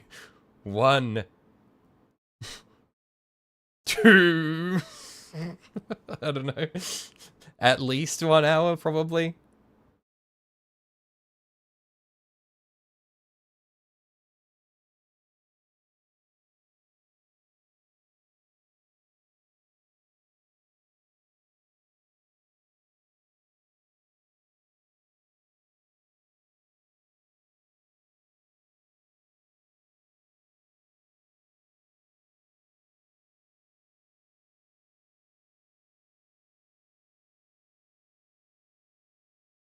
Yeah, I think for this section here, just go really thick so that we can get the color on the gloss black there, so that we know that it's a different texture under there, even though we don't have the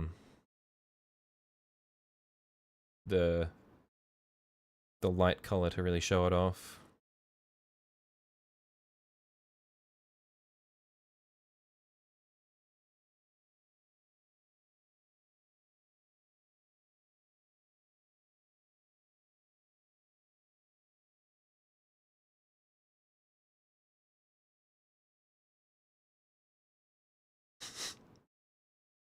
So 1 more hour station, can't make it 4 more hours, except a thumbs up or down as a reply.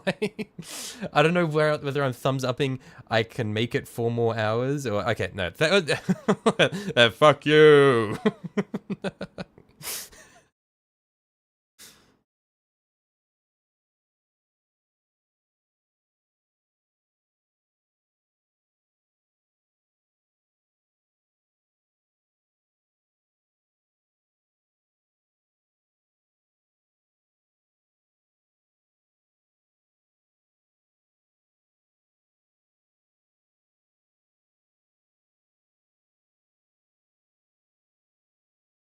Did I finish the Yandan tank? I haven't finished it, no. So I've got it off to my left. So yeah, haven't worked on it since the last stream. Because I do pretty much, I try to do pretty much all of my painting on stream. One sec, I'll just quickly, I'll finish what I've got on this brush here. So it'll just be this foot here, and I'll show you where it ended up at the end of last stream. Because I can't remember if you were there till the end of last stream or not, Overboard. But yeah, I'll show you how far we got at least. Because I finished pretty much all of the panel lining, and then we got started on the gemstones on it. And that's pretty much where we left off for it for the time being.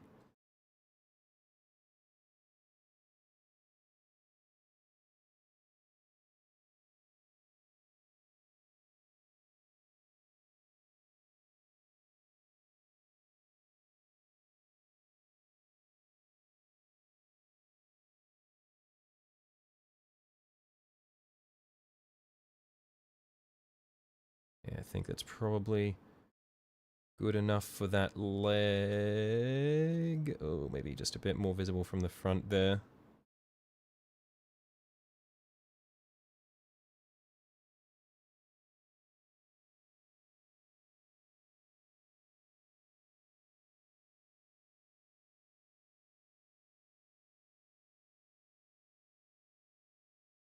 Yeah. I'll show you where we got up to yesterday overboard. Oh, not yesterday, on Tuesday was the last stream, yeah. So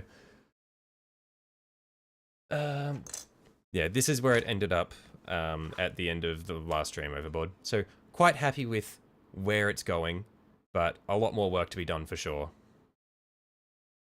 So need to finish the gems on the top half, and then we can get on to doing the blue patterning and all that sort of thing.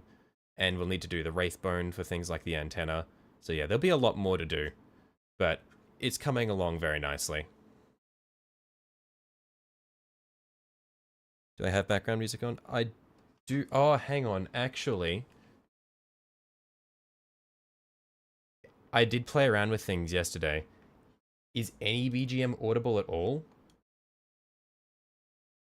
So I've turned it up now. Is the BGM audible at all? Because I played around with my settings yesterday so that it would work. It'd be like consistent in recordings. But I know that the stream doesn't send some things. One sec, I'll fix it. Thank you for mentioning that.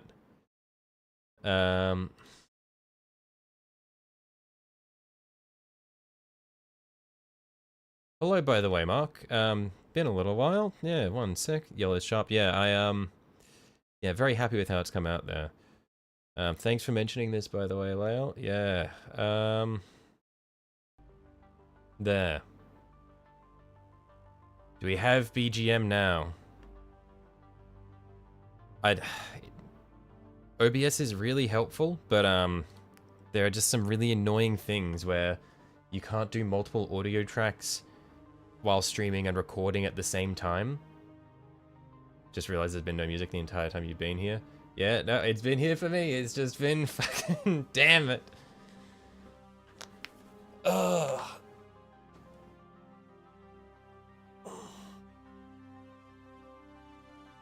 Must be crazy because you hear music. Yeah, no, music's back now. Sorry about that. Thanks for mentioning it though. Otherwise, I would not have noticed because I've had it going the whole time. And the thing is, it shows up in my OBS audio mixer, but it's just not sending it to. Just wasn't sending it to YouTube. Love how I painted that Eldar ship. Yeah, thank you.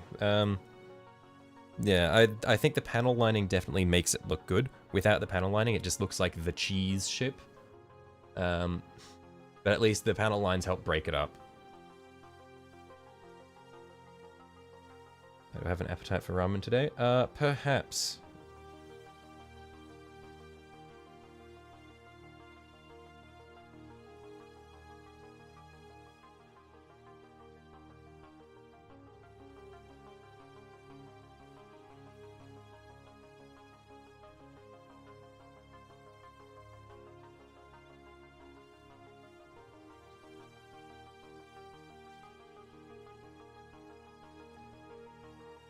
What do we think we should do for the ribs? Should the ribs be done in the fleshy color that we've done for the arms?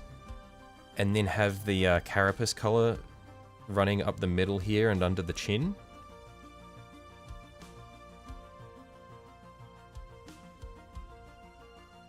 Remember being the Eldar guy? Now you're Dwarves and Eldar.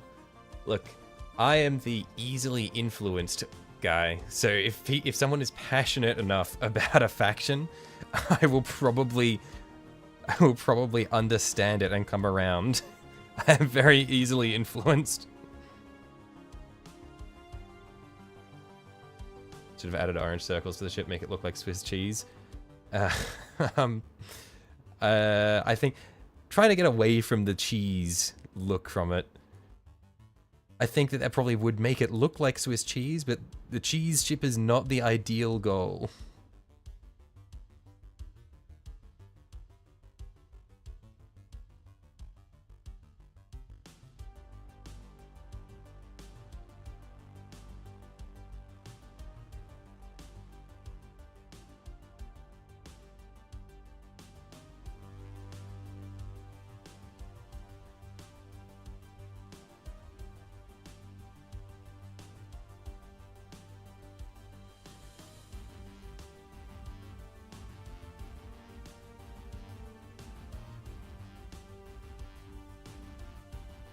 Actual serious question, do I have a plan on making a Tyranid Knight similar to the way I'm doing my Skaven Knight? Probably not. Yeah, I don't think I'll do a Tyranid Knight. Because I like my bug boys and I like my robot boys, but I think I want to keep them separate. Appreciate them in full. That one's gonna be a no. That's a finger waggle.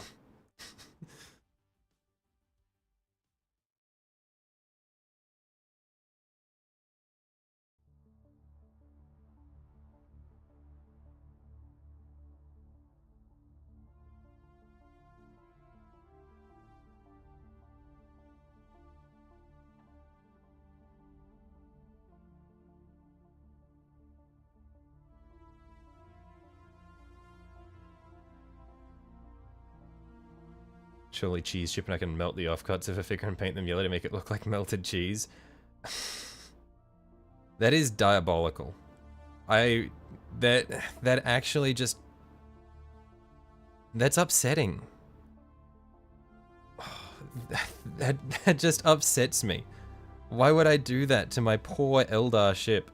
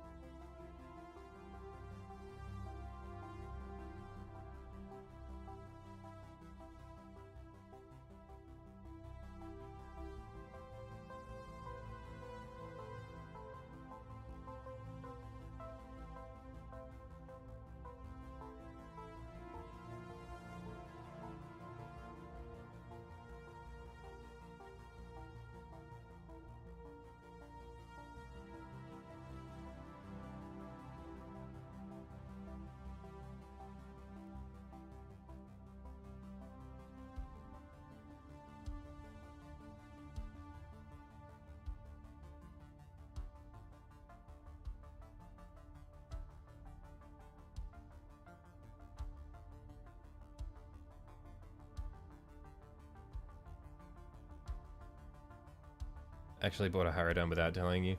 I have not bought a Harridan. I would like to buy a Harridan, but I do not have the funds to spare for such an endeavor. Nor do I have the time to spare.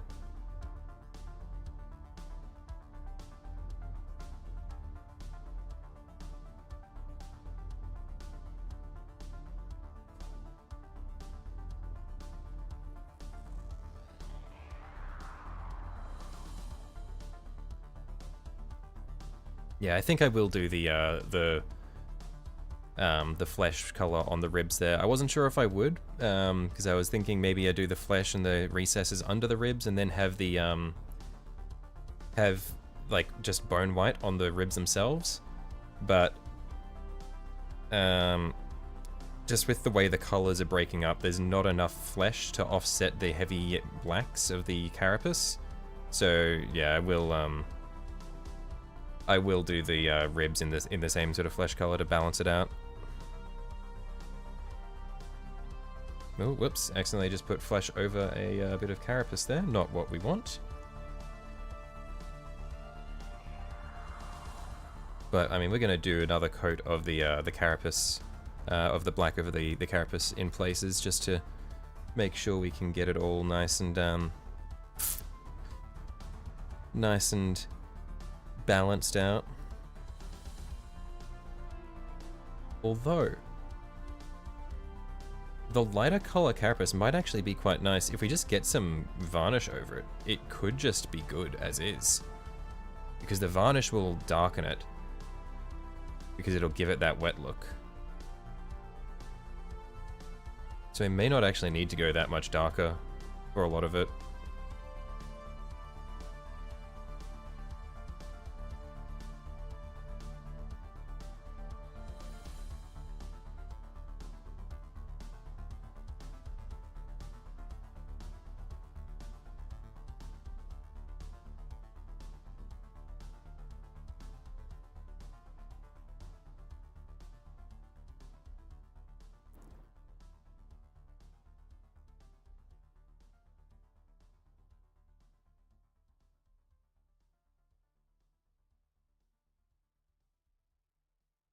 Announced not too long ago, anime adaptation of slice of life you've been enjoying. Oh, nice. Yeah, I don't read a lot of manga, so I just will watch anime in my spare time, but I don't really read the manga themselves. So I just leave myself to be pleasantly surprised when something good comes out, or disappointed when something comes out and it's bad.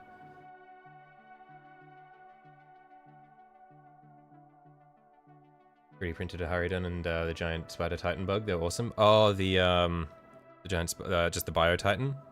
Yeah, they are very cool. I don't have, again, I don't have the time nor the money to invest in buying or even printing any massive units like that.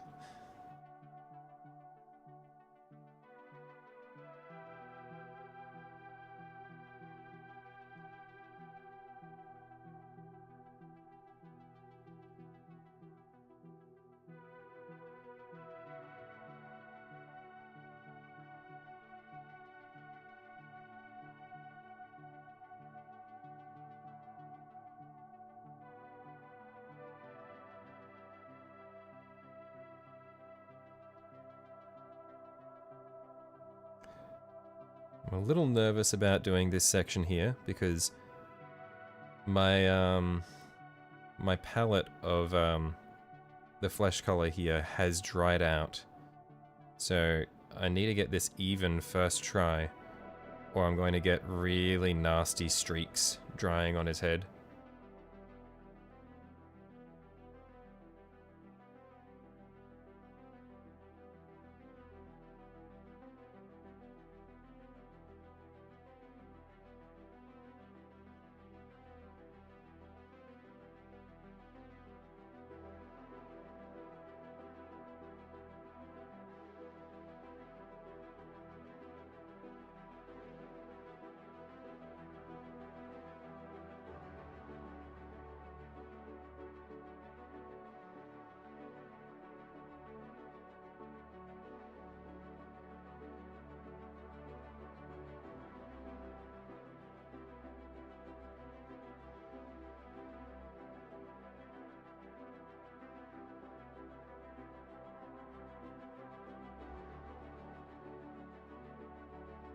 It's not perfect, but I think that's pretty good.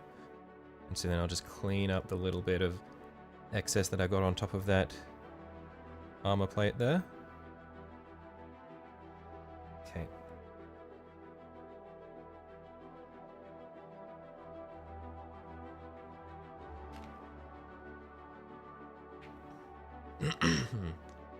Working a steel mill, your schedule's 4 days on, 4 days off, 12-hour shifts. Holy shit. That is full on. I could not do that.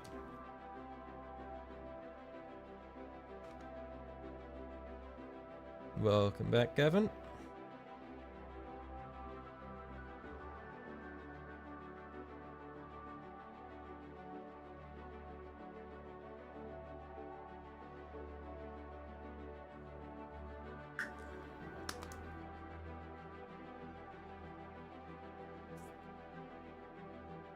And then we'll just get a little bit of medium in this. I reckon 1, 2 for that. And let's get some excess just to have over in our other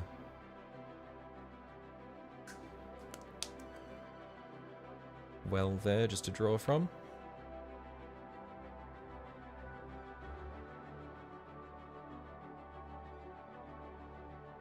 The only thing Jack can do for 12 hours straight is paint minis. Look, I wish. I like painting minis, and I don't even think I could do 12 hours. 9 hours was a push for me last time we did that. Like, 9 hours was an insane... Like, that was a Herculean effort for me, and I was doing something I like.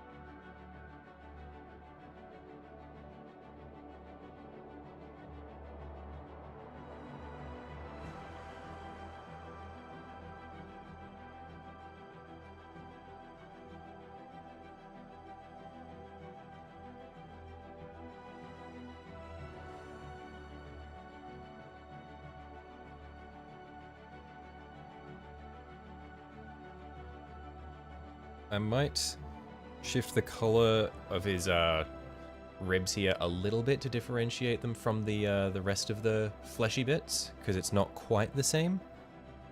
But I think that this is the sort of thing we want to do. Can always change it if we don't like it once it's done, though.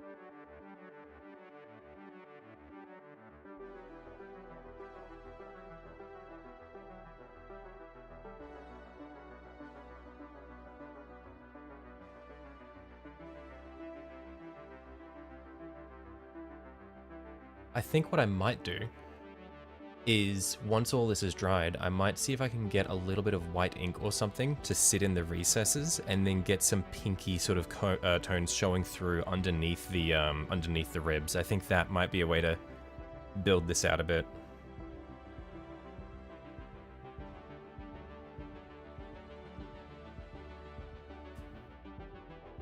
Just because we need to find ways to make this a bit more interesting than just black and goo.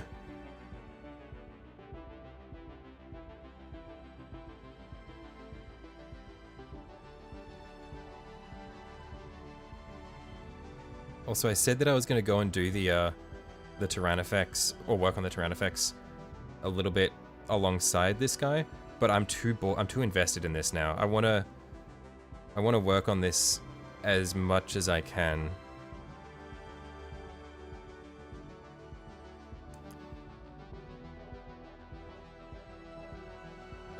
Whoops. I think these bone sections here that are holding they're basically his his waistband. I probably don't want that to be in the flesh tone. We probably want to pull that back and do it in actual bone. So we'll clean back the flesh tone that we've put on it, and what we'll probably do is just go over it with Earthshade, just to sort of give it that slightly different sort of hue.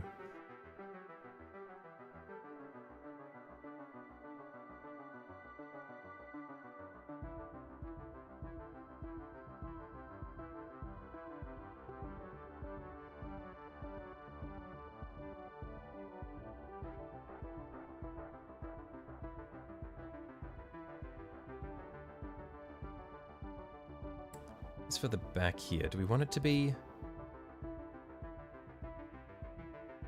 Oh, actually, maybe having these be the same sort of tones as the flesh could be good. Yeah, like a darker version of the flesh rising out of the carapace. Make them look all wet and nasty.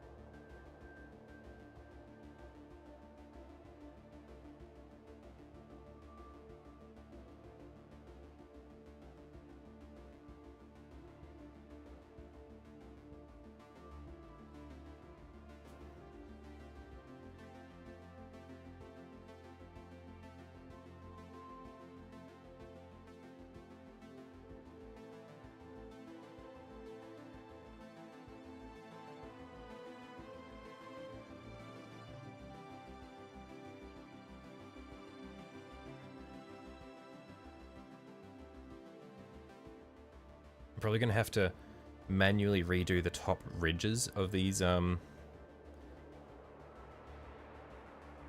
vents just to make them look really nice. And we're going to get some bright sort of bits of flesh showing through that to help break it up. Same thing going in here. I think that's going to be the big thing, is right now it's very monotone. And the thing that's going to make it work is having like the flesh vents painted nice and bright.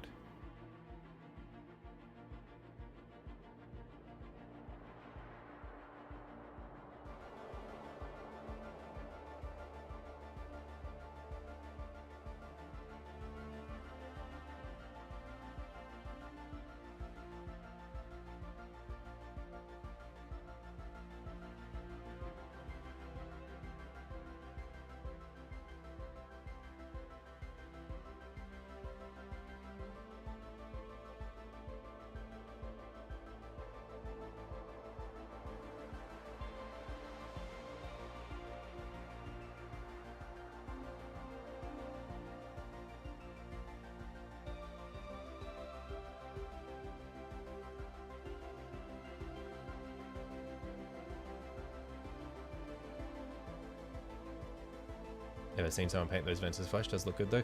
I was considering doing them as bone, But I'm just going to see what they look like by doing them as flesh first. Like, doing them as bone will definitely give us more highlight to it. But I want to see what they look like as flesh, because it's much grosser if you imagine that they're soft instead of, like, hard ridges. It's much nastier if they're soft.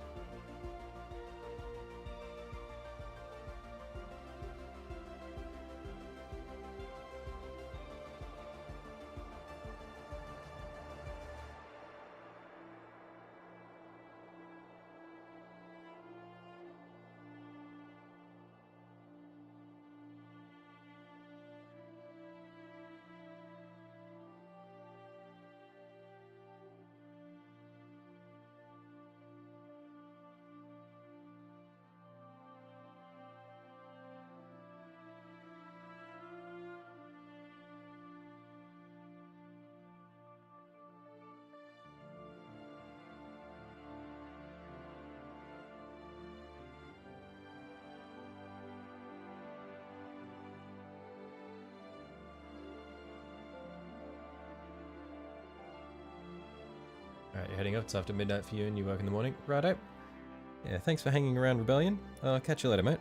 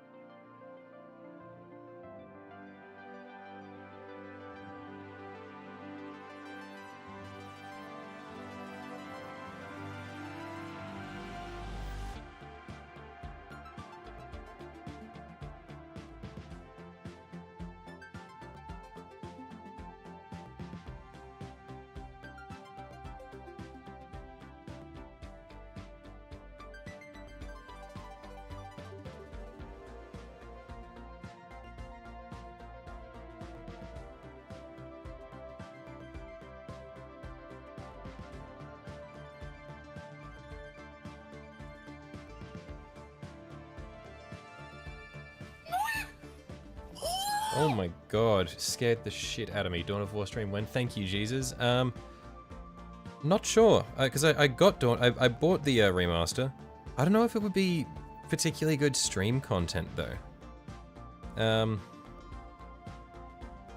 Like, I can play it, but like it's an old RTS. The streamability of it, I feel like, is somewhat low. It's not the most engaging viewing experience, I don't think.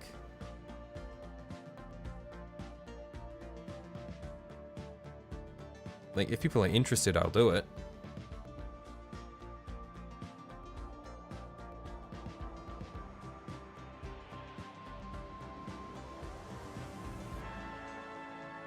What the fuck is that noise? That's your notification. Look. It makes sure I don't miss when people give me money. I don't want to miss it.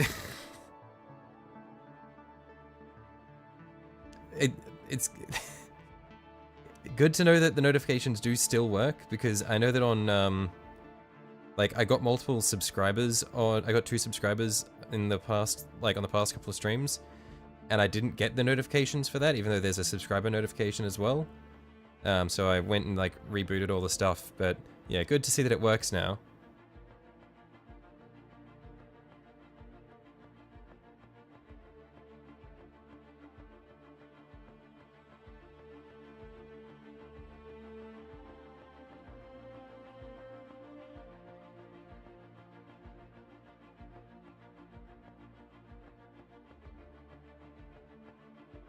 I'm going to regret disliking Thatcher. Yeah, Gavin, if there's one thing that you cannot do, the one thing that is impossible for even the greatest speakers.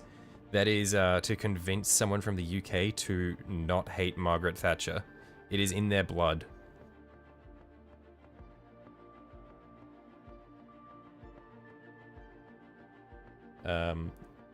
Using same noises for all effects, or different ones for subs and stuff.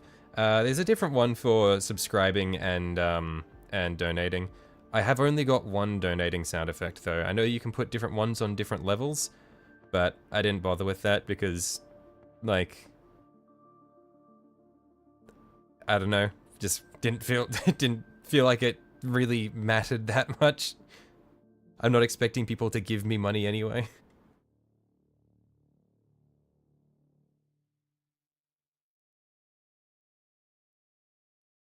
Also because I would feel bad if I had a different sound for $5 and a different sound for $10, and then that made people like start wondering if there were higher tier ones and started donating more, but there weren't higher tier ones. Like, that would genuinely, like, I would feel bad if, like, I don't know, it just would irk me if it suddenly became like a goal of discovering what the other noises are.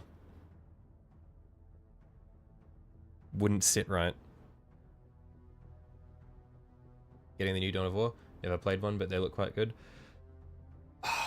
Like, hope is the first step to disappointment. And the new Dawn of War looks like the people who are making it at least might be sentient. Because they didn't work on Dawn of War 3. These are the lead devs are they are the people behind the indie RTS Iron Harvest, which looks like it was pretty good. And these guys, I watched an interview with them, and they seemed very clued into what made Dawn of War 1 popular, what made Dawn of War 2 popular, what made Dawn of War 3 unpopular, and it looks like they're very much leaning back towards the Dawn of War 1 standard base building, large maps, large armies style of play. So I am optimistic, but I don't want to expect anything.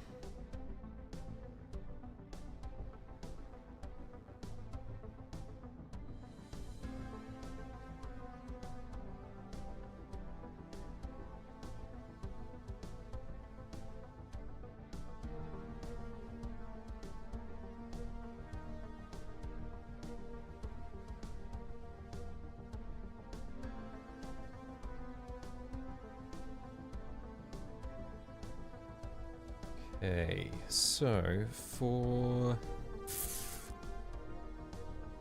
Oh yeah, there's the chitin plates on the chest and neck there. We can work on those.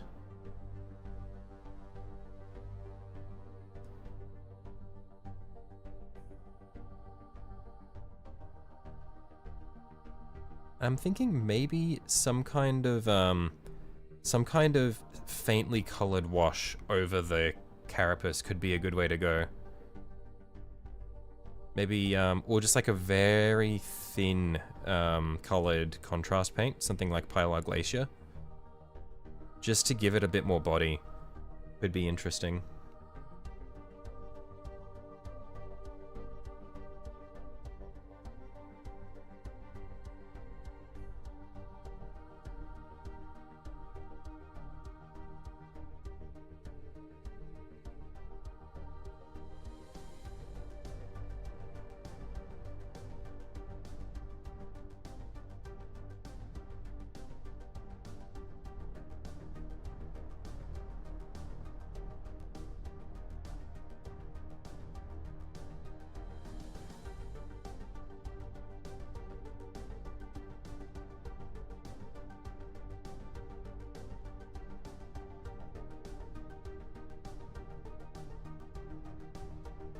Okay, that's looking pretty good, I think.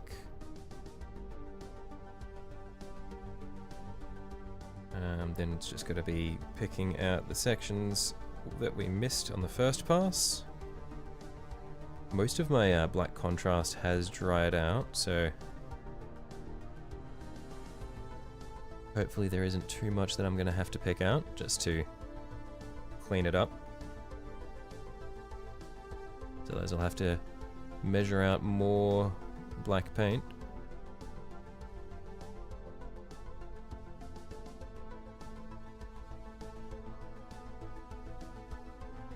I think I might do another very thin coat of black over this leg here. But for the most part, I'm pretty happy with how the carapace is looking here. Well, actually, again, I might do a very thin black coat just to sort of darken the front half of each of these panels.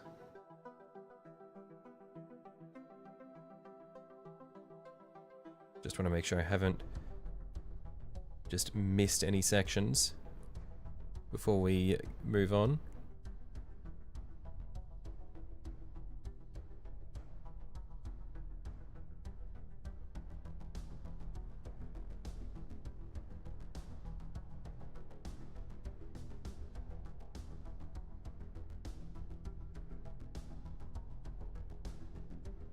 Yeah, I think I should probably make the undersides a whole lot darker without worrying too much about the depth of color for these panels, just because it'd be very strange for them to be very bright on the undersides. Seen a lot of tyranids recently use contrasting colors on the recesses of the kite, and it looks really good. A lot of effort though. Yeah, the high effort like chitin like the stuff that you do where you like feather it in from the edges there, and then the stuff that other people do where they put it on the recesses, looks so good. But I think it's anathema to the reason I paint tyranids. I paint tyranids to do something simple and fun. So if I turn painting tyranids into a chore, I will have no safe place.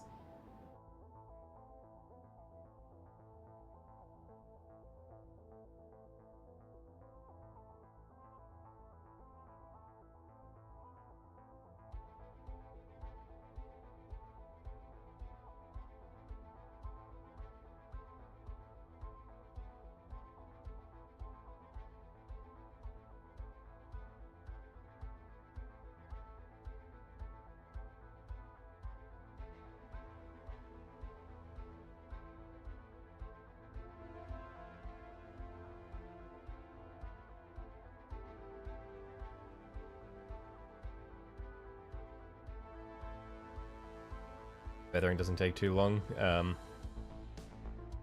Took you about an hour or two on your most recent model. On the barbs, you feel like that you're doing now, you don't expect it to take more than 20-30 minutes each. Yeah, I might try it like to a smaller degree, just because it does look like a lot of fun. But I don't think I'm gonna go out of my way to do anything crazy. Deathwatch is your baby mode army.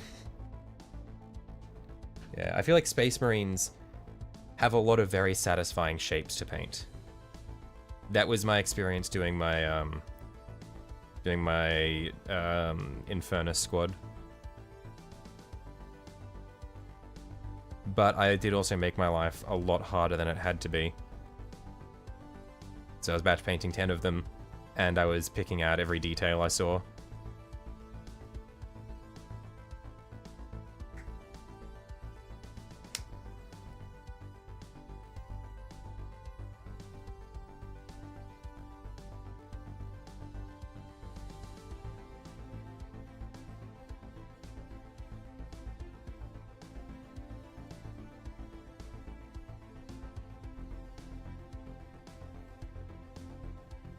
Okay, let's see how this is. This should be thin enough for what we want.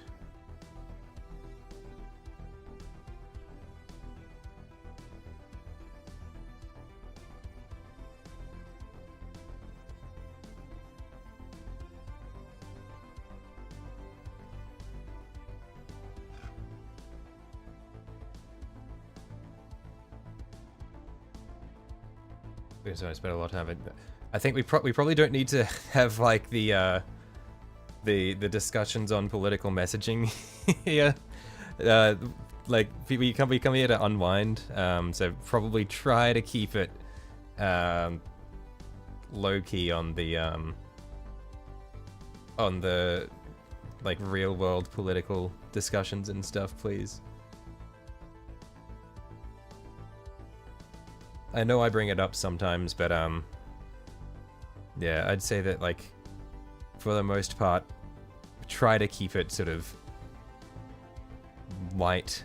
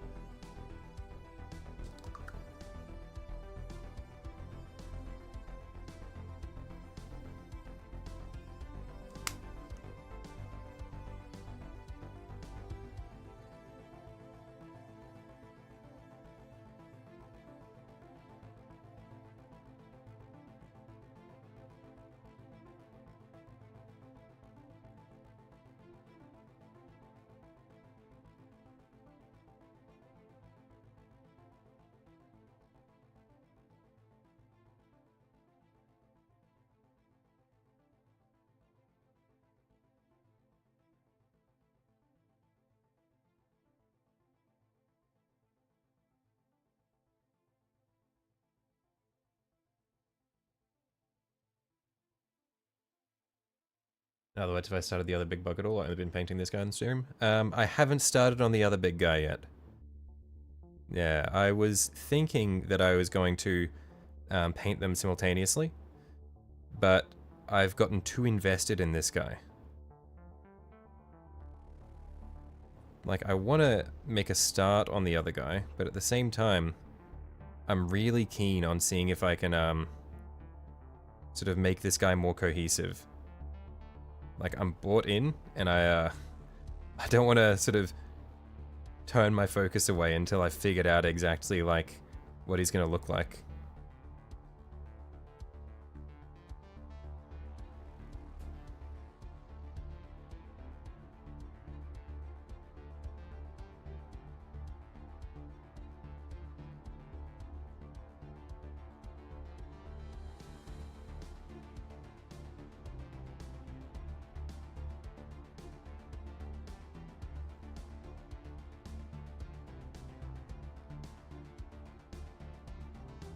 Viola, people even said you were going to drop it after you said one more thing, and you are telling me to drop it. Well, I think it's because I feel like when you said you're going to let him go after this one thing, I feel like that was you sort of hedging it because you might have known that that one more thing was probably going to be the bridge too far.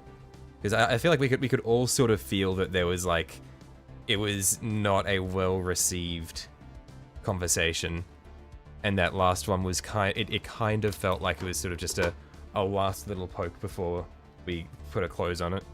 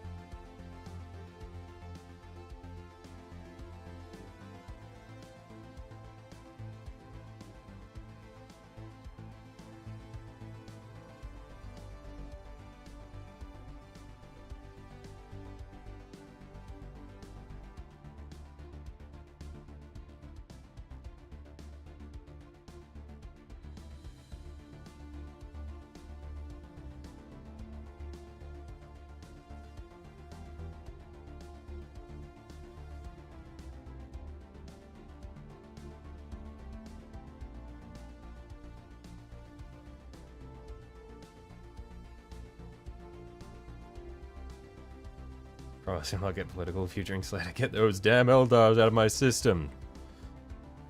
True.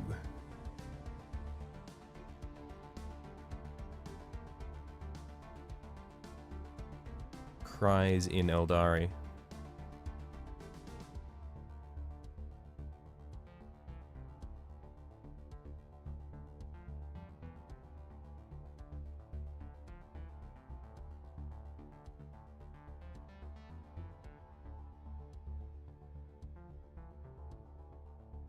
About those 39,999 Warhammers. Yeah, what about those Warhammers? Like, what is with them?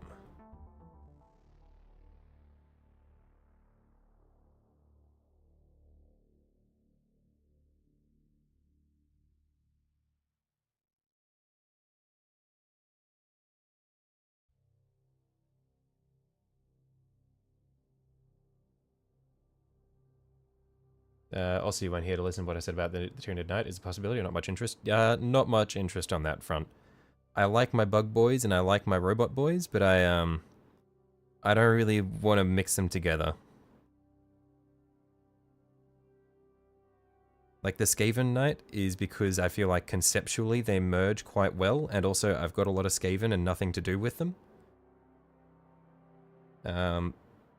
But the Tyranids, like, I don't feel like conceptually they quite make the cut, and also they just like they're really cool on their own, and I can use them on the table, so I don't see any reason to sort of merge them with another faction. Or more specifically, I don't see any reason to merge them with the Imperial Knights, especially just because, yeah, the conceptual thing doesn't quite meet the bar. Like, a Gene Stealer Knight could be within the realm of possibility. But one that's like actually like mutated and sort of like the models are merged together with like big Tyranid bugs doesn't quite hit the mark for me. Malal Knights at any point? I'm not bought into Malal or whatever they changed its name to. Again, maybe at some point, but for me it's like my my main knights are just going to be directly based off Traitor Legions, and then my Chaos Knights are going to be Skaven. That's the general plan for them.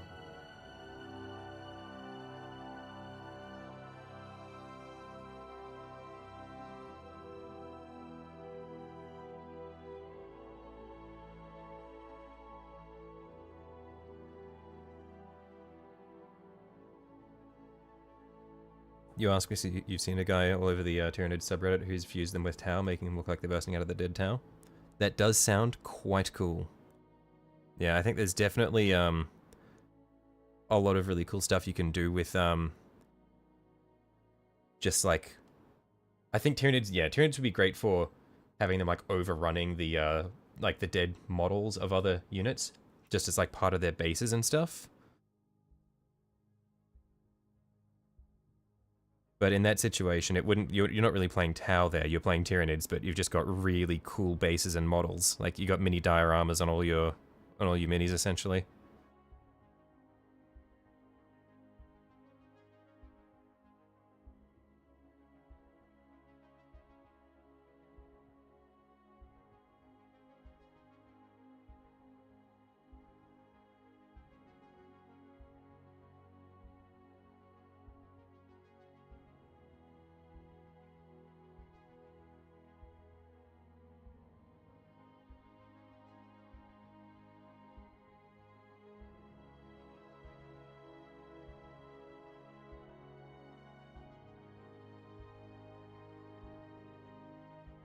Yeah, let's get a decent bit more contrast medium in this, and let's just see if we can do some very thin coats.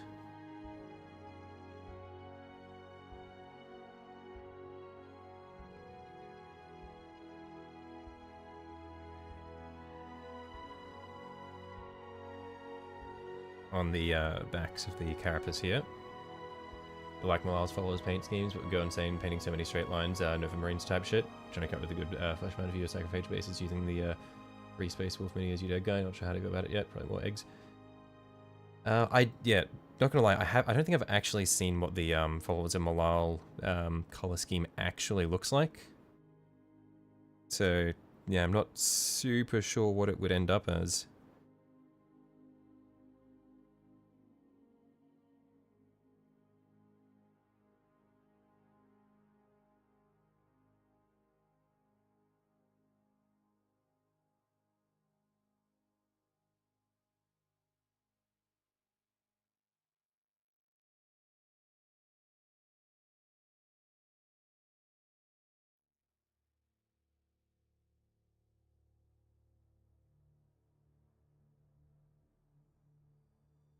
Hello, Reese. How you going today, mate?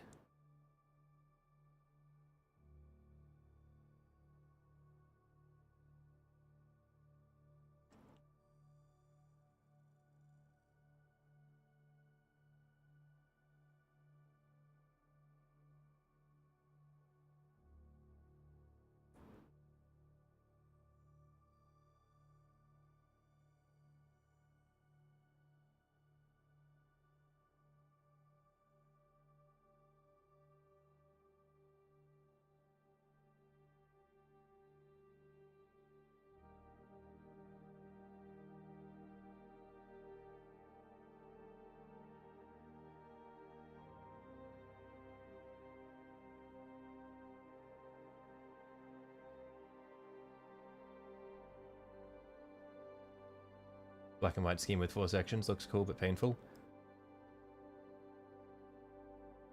Yeah, black and white schemes I think would be really hard to execute on. Just because it's like really high contrast and a lot of, because it's so monochromed, you'd have to be really worried about making mistakes.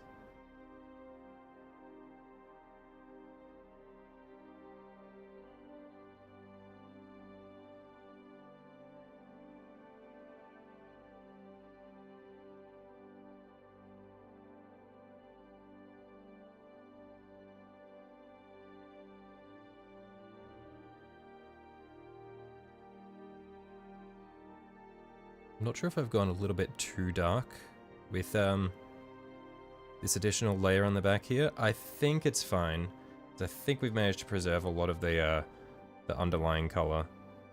Because I essentially I just want to darken the front half of each panel a little bit while keeping the light tones on the bottom section. I think we're managing that. If not, then I'm going to have to come back through. In fact, I think I actually have gone a little bit too dark. Let's just see if I can get just a bit of contrast medium.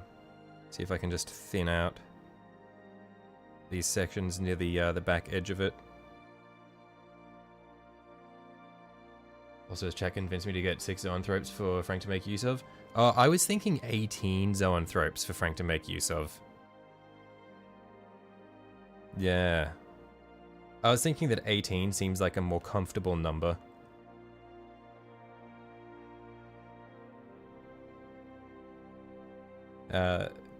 People in chat weren't super keen on the idea, but I think that would be a more effective way to utilize his abilities.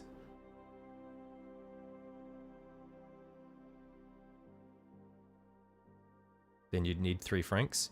Well, there's nothing wrong with that.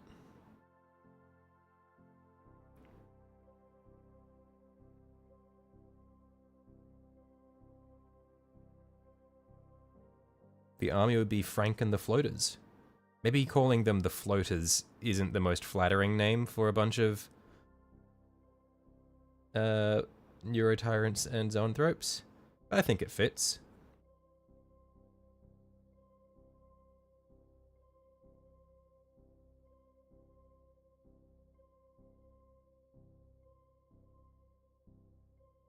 Only 915 points for 3 Franks and 18 Zoanthropes.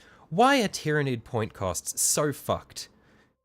I think, like, painting Frank and the Floaters would probably take me 3 fucking years, and I'd have a 1k point army at the end of that. Like, what?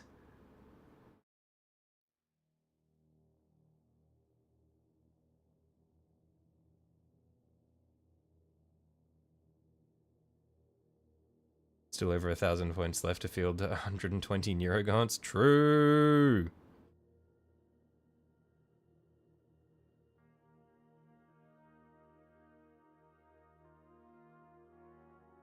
Because they're us individually. Yeah, but it means that I have, like, even if I'm building an army out of big models, I need so many dudes just to, like, this is like from a painting economy, like, standpoint. That's so much time investment. It means that the army will look really cool, But it's just so much time going into painting so many dudes for so little tabletop value.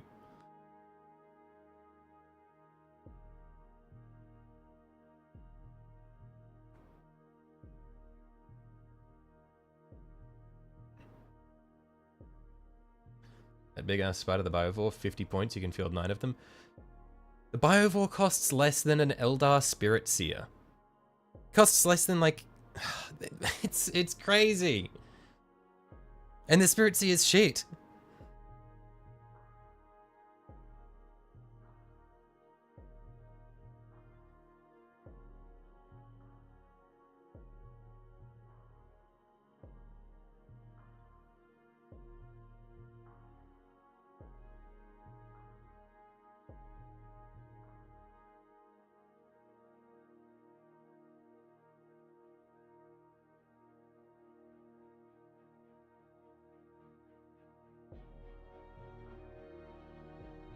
Neurogon's are 4 points a model? Hang on, what? Remind me how... Wait, so because they come in... They're blobs of 10 or 20, right? Is it 40 points for 10 of them?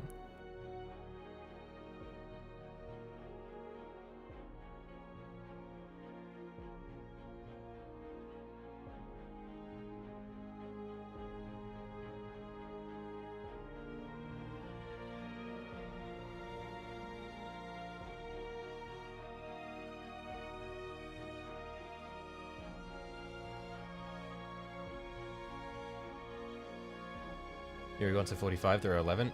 Why is it an 11 blob?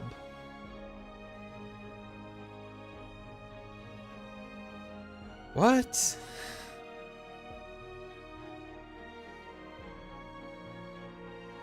It's like some, Plague Guard numbers. Oh, Plague Guard? What the fuck? Death Guard. Like, why? It's like how the Death Guard, is it the Death Shroud where they come in blobs of 7? Or is it just Plague Marines that are blobs of 7?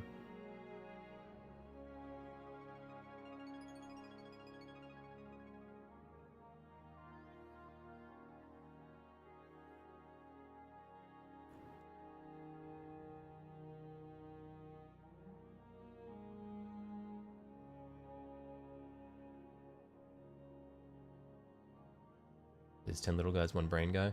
Right. But why couldn't there just be 9 little guys and 1 brain guy? Why'd they have to make it 11? Their entire function is meant to expand synapse range. So much gives synapse so people use this as an objective holder, except a Biovore has 5 points more and can spawn mines. Right.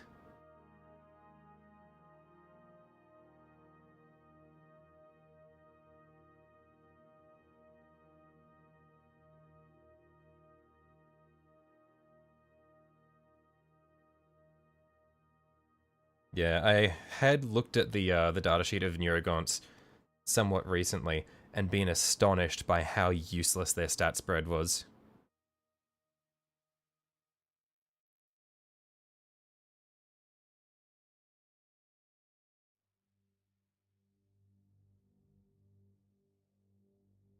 Also, Screamer Killer is a grand total of 135 points. I mean, to be fair, the Screamer Killer is kind of cheap for what he does. Like, for the contents of his stat block, I feel like he's kind of cheap. What, the saddest number? I'm ready. Hit me. I'm ready to be sad.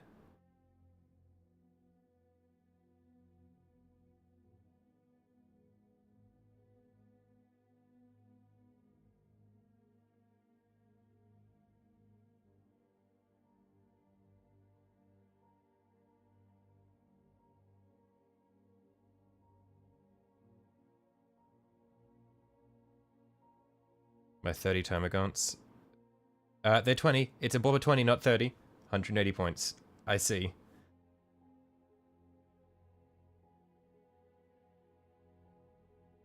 Yeah. I was aware of that one. I was already well and truly aware of how sad that is.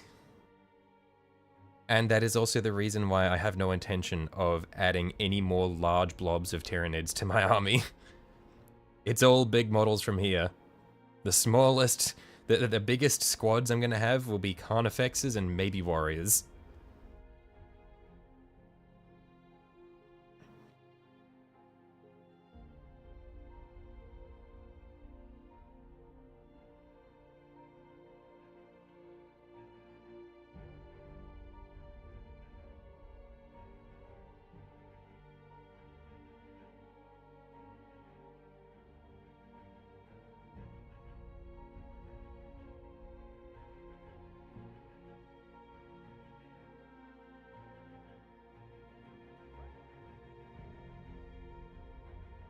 Quite like a blob of 20 Homogons and 10 Gene Stealers. Yeah, I mean, I feel like they'd be good, but I don't know if it's worth the mental anguish for me to commit to that.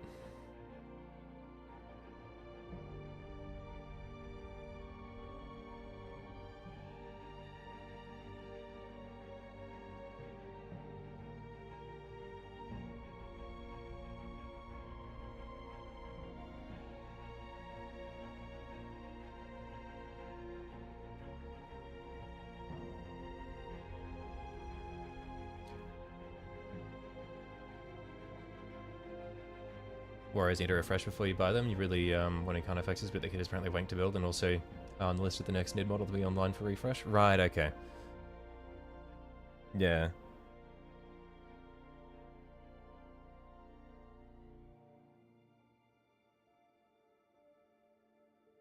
Well, thankfully, Tyranids are not my main passion, so I'm not in any particular hurry to get new Tyranid models.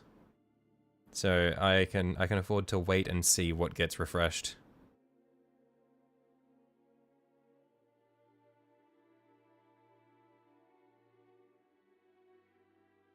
You like the Swarm look as an aesthetic? You like painting big guys though? Yeah, exactly.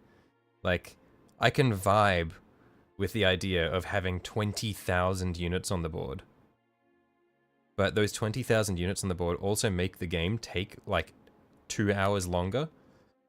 And also, you need to paint them. I'm not painting them.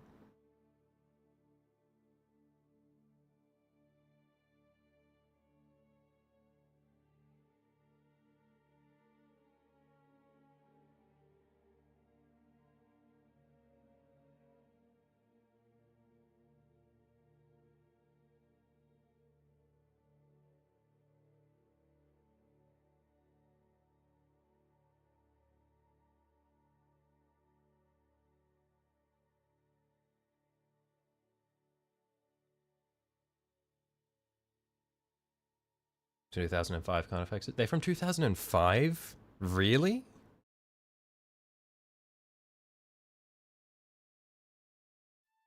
That is a rather old kit.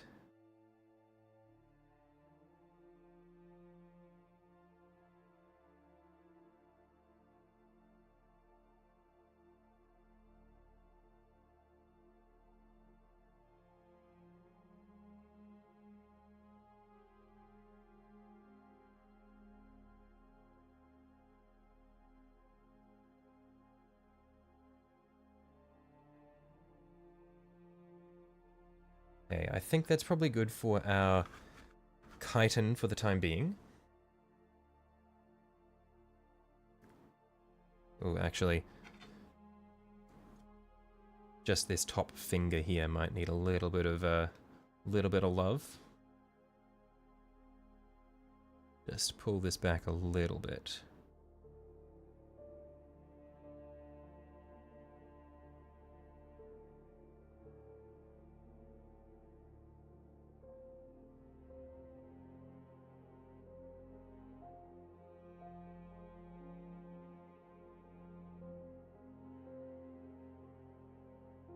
That's pretty good. So then, I'm gonna get a little bit of a sharp debone. I'm pushing the vent stack lighter right. Yeah, I will be pushing the vent stack a bit lighter. I'm thinking that I'll sort of articulate it as I go.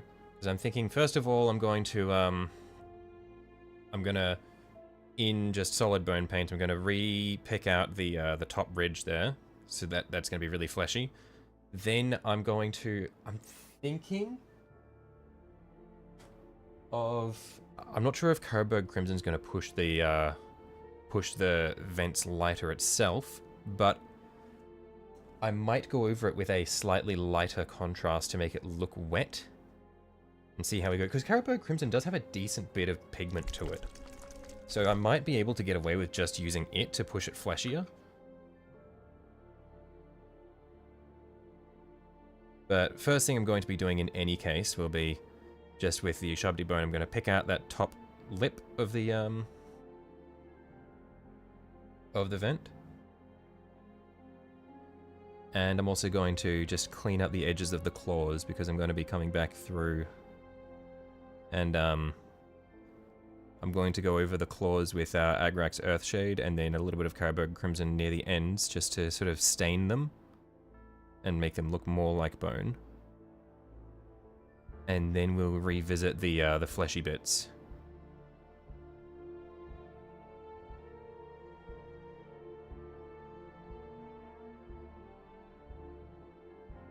You're in love with Carberg Crimson, shit's so good, use it on all your bases and flesh. Oh, it is amazing.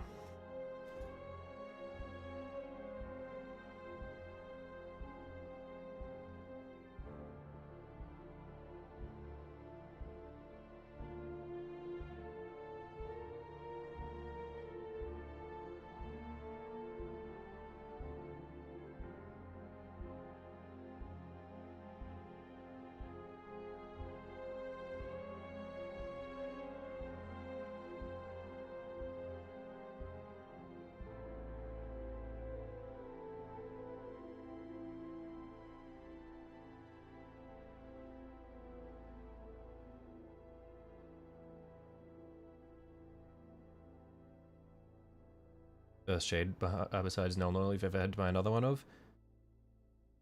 Yeah, I haven't run out of anything aside from Null Oil yet. But it will end up being either Carberg or Agrax. Because Agrax Earthshade, that shit is just magical. So good for bone.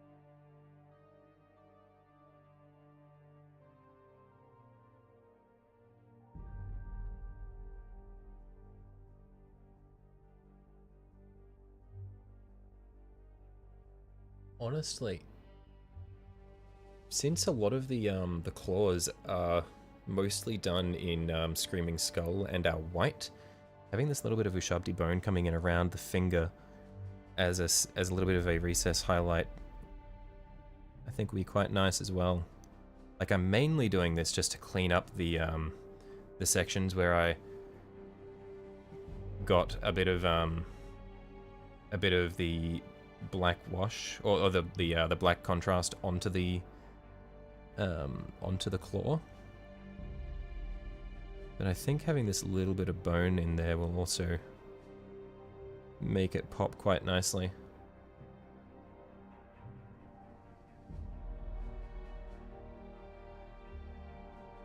Not sure if I've got a Reddit account, but you sent me the tower thing you're on about. Turns out he did the same for multiple armies. Looks very Floodlight looking back at it. I don't have a Reddit account, but I will have a look at what you sent in just a second. I just want to do these claws first.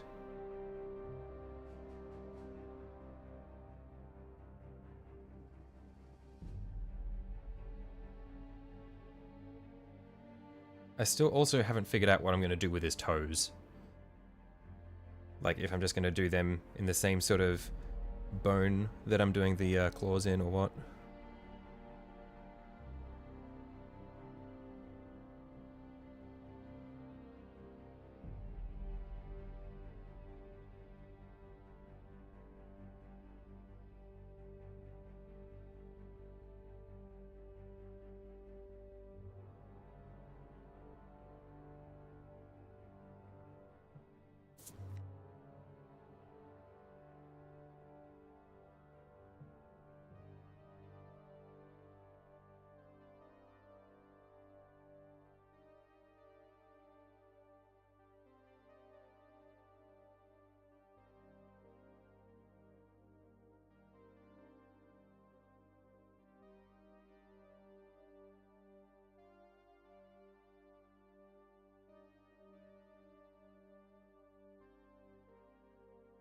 You paint cool models, please.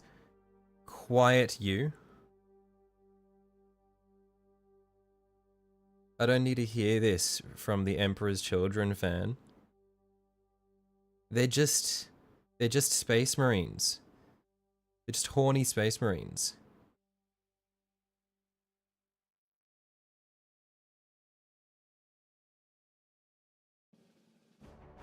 Explain the cool part about their models. Your named character is Lucius the Eternal. Like that's a pretty rough one.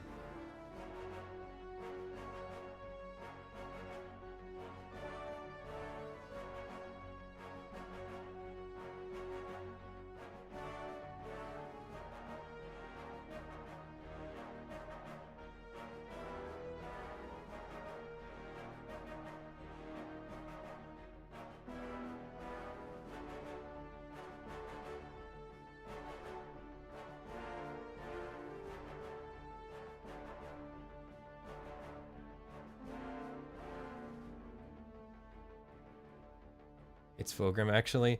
Actually, Fulgrim... Fulgrim gets way less action than Lucius. Fulgrim is so insignificant to all plot lines beyond the heresy. Lucius actually exists, unfortunately for everyone.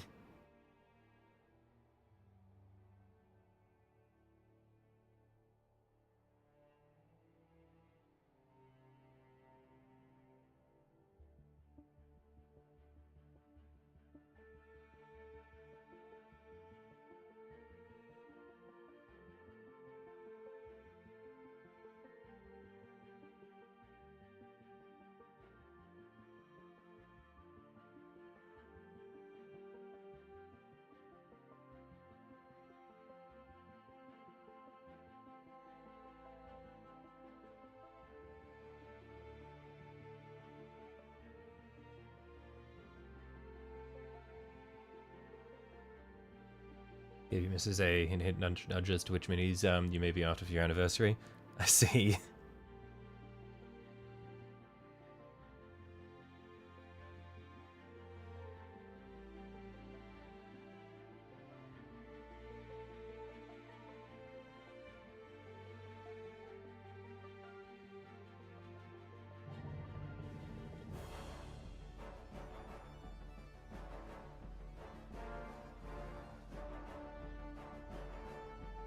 I think while I'm at it, I should probably pick out the flesh vents as well.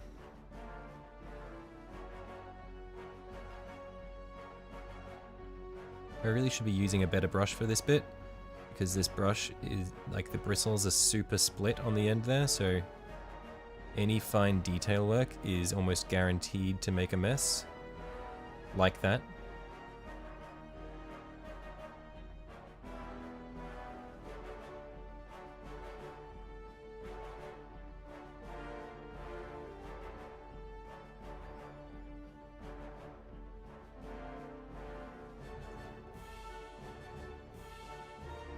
Yep, that was a little bit silly of me.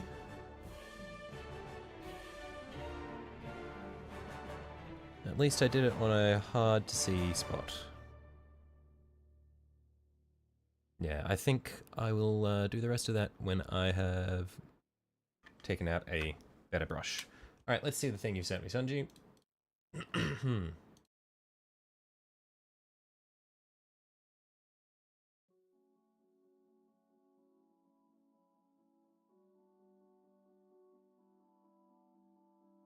uh...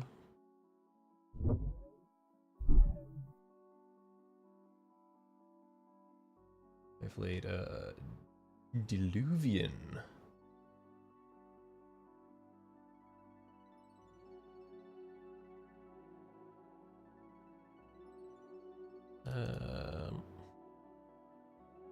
Oh, okay. Interesting. Yeah, crazy Kit Bash.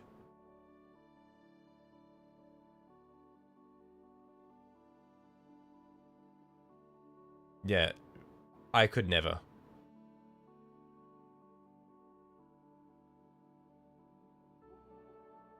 Yeah, that is way too much effort for especially a Tyranid army. You would need to make so many of those things. I could not do that. That is, that's just, that's too much effort.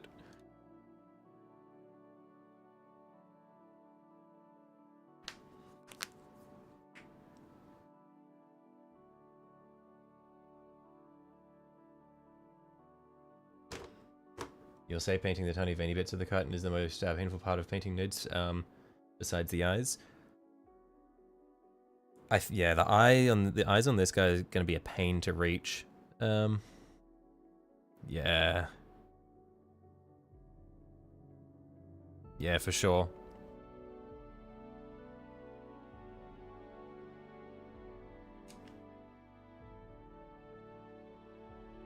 Let's see if I can pull the focus of this a bit further up.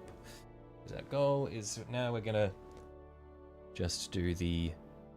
We're gonna pick out our flesh vents.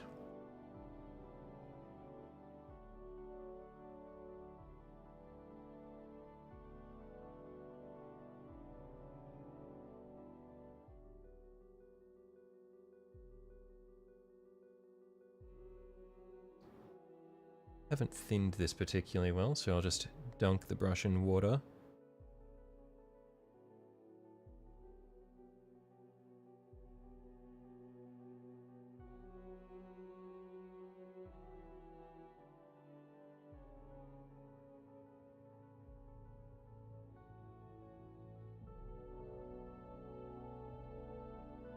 That's pretty good.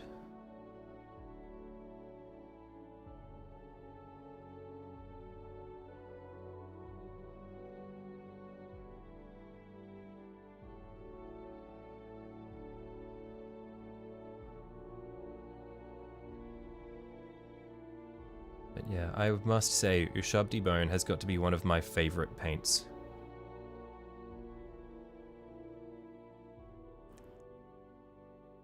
It's just so good as a sublayer.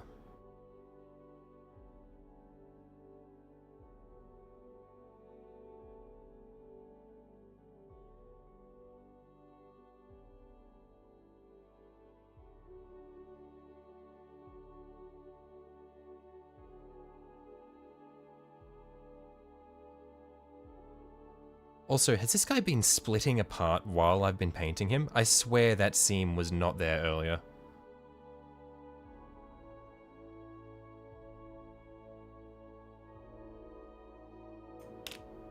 I pinch him. Maybe it was, and I just didn't notice.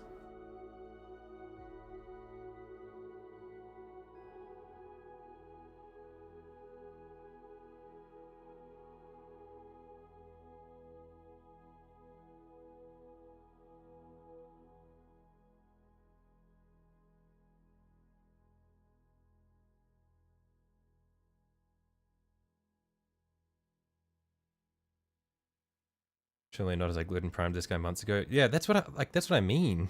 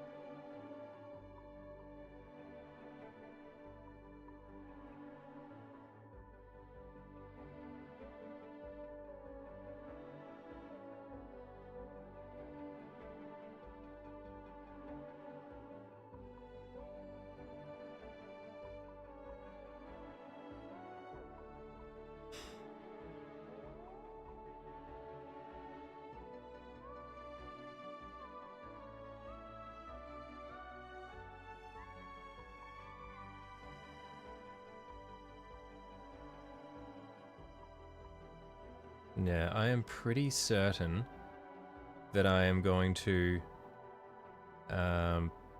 spend so long trying to pick out all of the flesh vents and still miss like half of them. Are we gonna get to the Tyrannifex sometime tonight? That was the initial plan. Revised state of affairs says probably not. But the Tyrannifex is still going to be like something that I want to do soon. So after I finish the Screamer Killer, or at least after I make a lot of headway on it, I will swap over to the Tyrannifex. It's not like I'll finish the Screamer Killer and then just not do the Tyrannifex for months.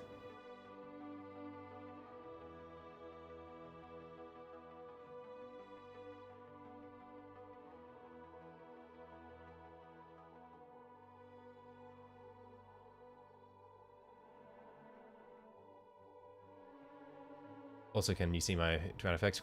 I'm curious to see how I got the paws to fit the base. I haven't put it on the base yet. His arms are not attached, so I haven't posed his claws yet. But yeah, I haven't attached the arms because the way the arms holding the cannon and the claws sit, it would make it an absolute nightmare to paint if it was all assembled properly.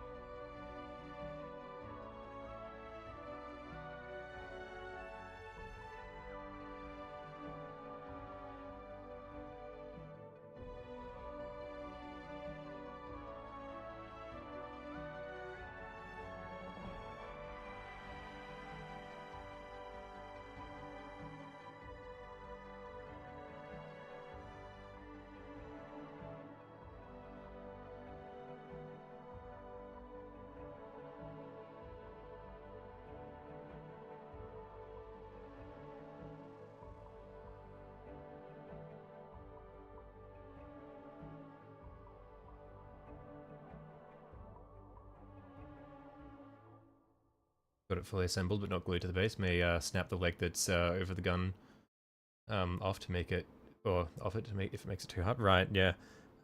I did notice, like, basically, because you know how they've got like the spikes along the chest that sort of like go down and slightly forward, like the little hooked ones.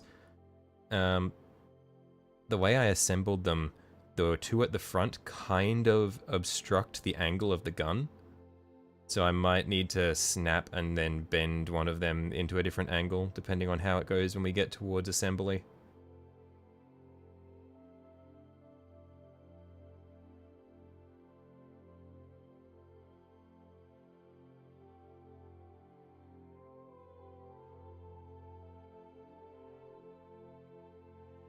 Hated the spikes being individual. Yeah, they're a little frustrating.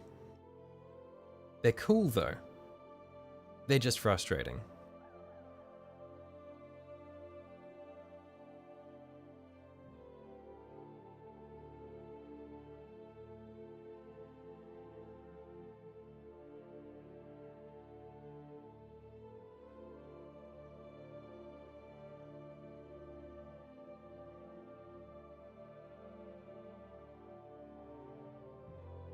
You painted your Tyrannifex completely put together.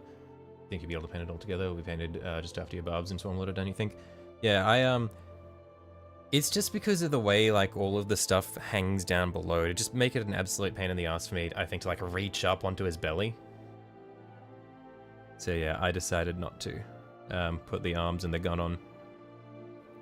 So he's just a torso and legs and a head.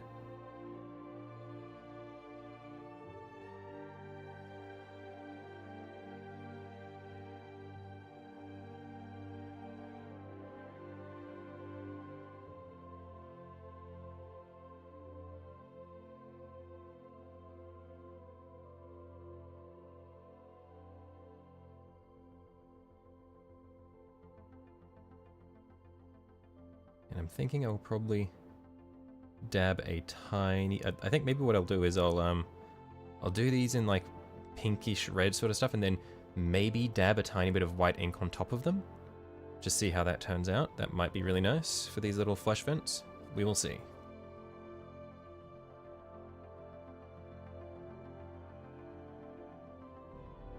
Don't glue on the base beforehand. You're going to do the same thing you did with your exocrine. To the underside and hard to reach bits, then glue it to the base. Yeah, that's the plan.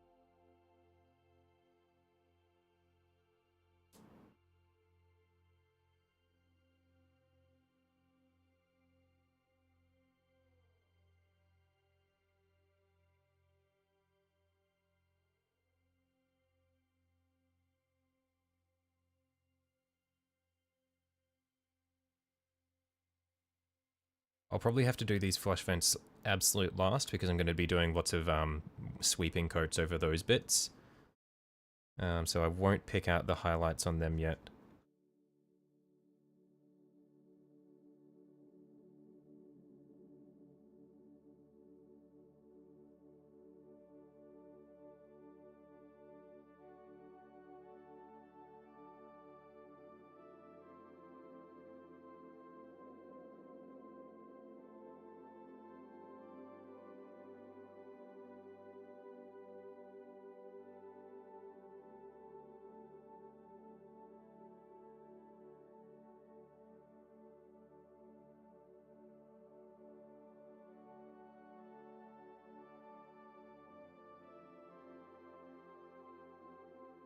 Gents, you have to Dreamland, check you out later. Right, yeah, I'll catch you later, Silver. Have a good night, mate.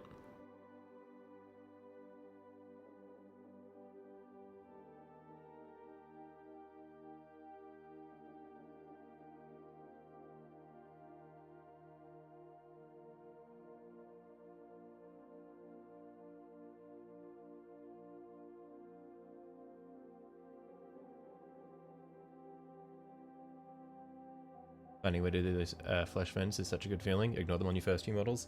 Yeah, no, it's really satisfying because it's like, I always say this with like when I'm doing my knights and stuff, it's the tiny little details that really help break the model apart and make it look good.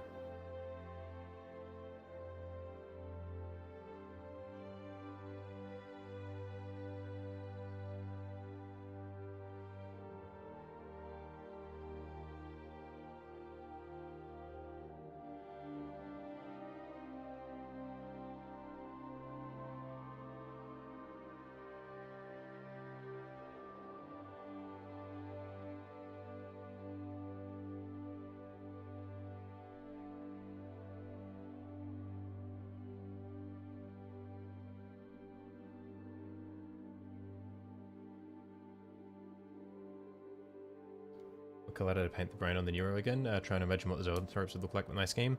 It was blue, so it's blue and purple were the colors I went for with the Neuro Tyrant.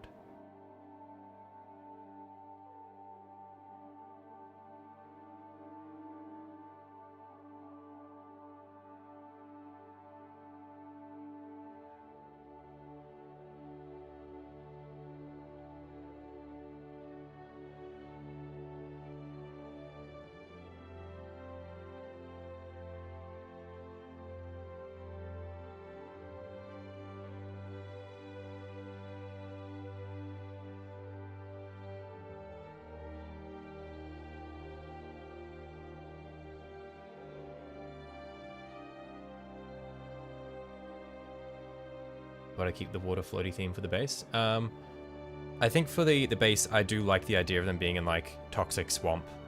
Yeah. Yeah, I think all of my tyranids, I want them to be in a sort of toxic swamp environment.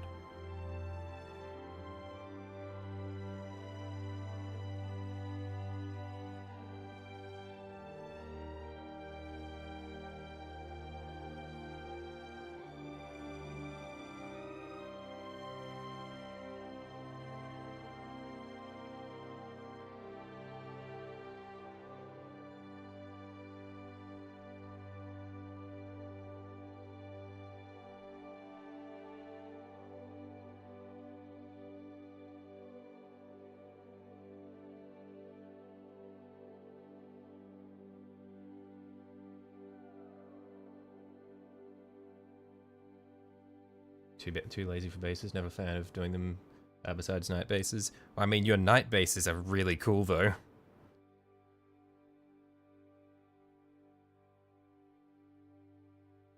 And yeah, I also struggle with motivation for bases. Like, I'm really happy with the ones that I've done for my armigers. I think they're probably my favorite bases that I've done.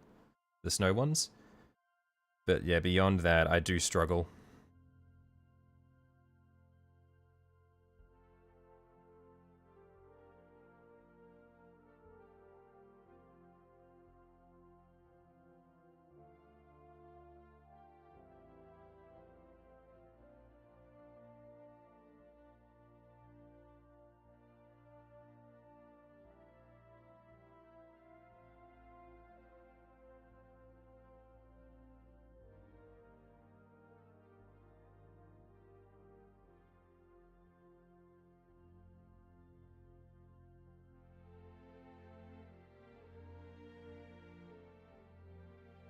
Dark Angels get dirt and brush, and it's get glue and glue with red.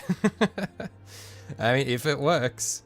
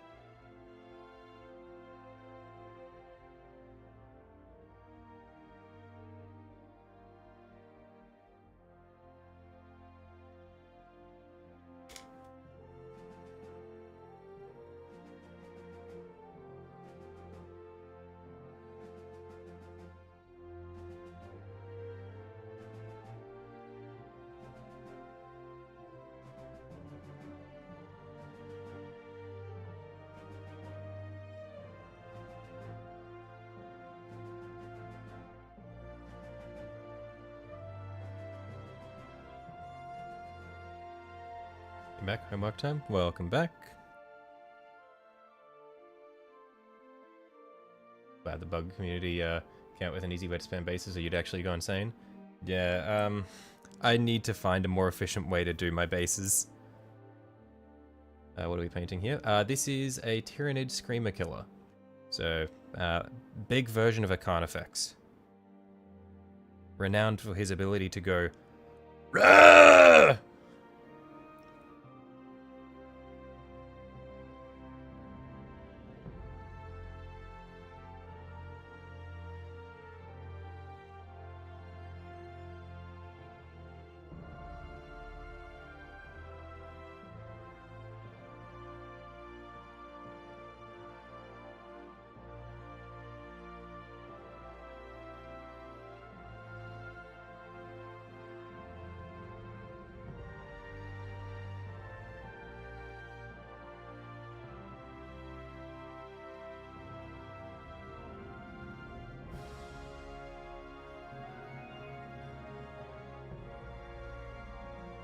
Really curious what the fuck they're thinking when they designed the head, as it really looks nothing like any other model's head. Yeah, the bald head is really strange. Like, you expect it to be a brain, but it's just not. He's just his cranium is just exposed. Like, there is no evolutionary reason for it to have its head exposed like that.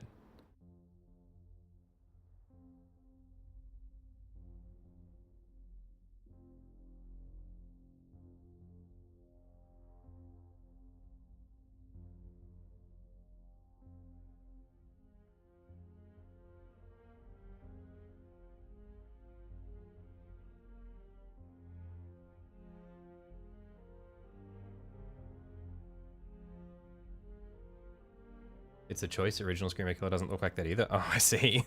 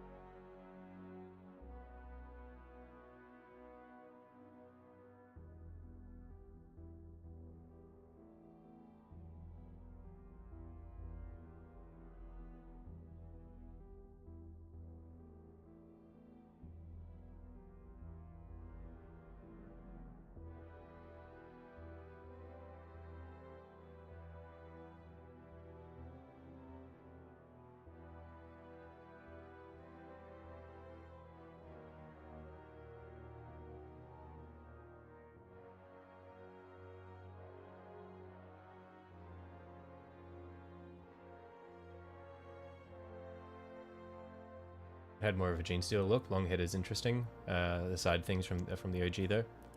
Oh, the side little panels like that. Different angle. The OG does have a longer forehead. I see. Yeah, I'll have to look into it because I'm curious to see how much it changed.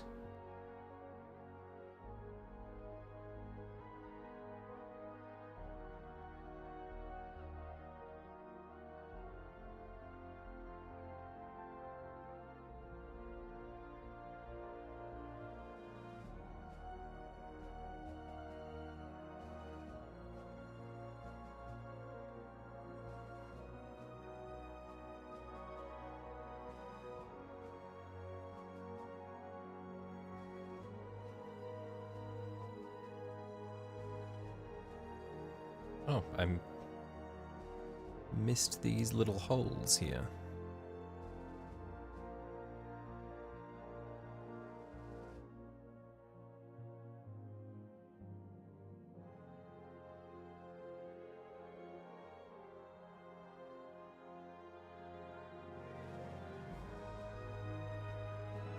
Also, did you hear me say earlier that I was planning on running a dozen Carnifexes?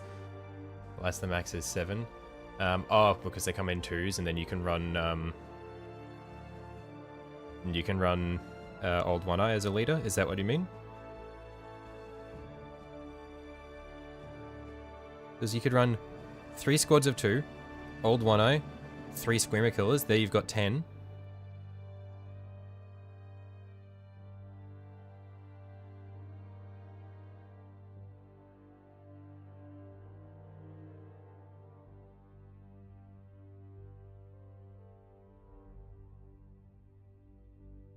Yeah, I don't think I said I was going to run a dozen Carnifexes. I think what I was saying was that the the the biggest grouped, like the largest groups of models I'm going to run outside of my Termagants, it's going to be Carnifexes and maybe Tyranid Warriors.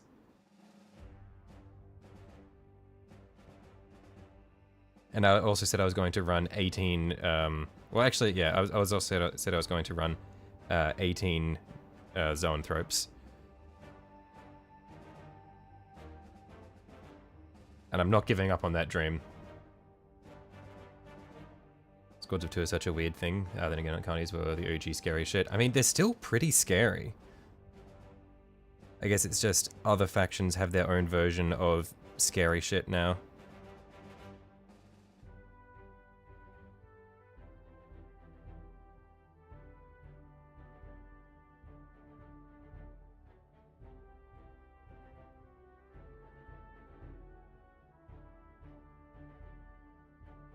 Ever seen the horror specs? Be interesting to see me paint. I haven't. I've heard the name several times. I'm gonna have a look now. 40k Haru specs.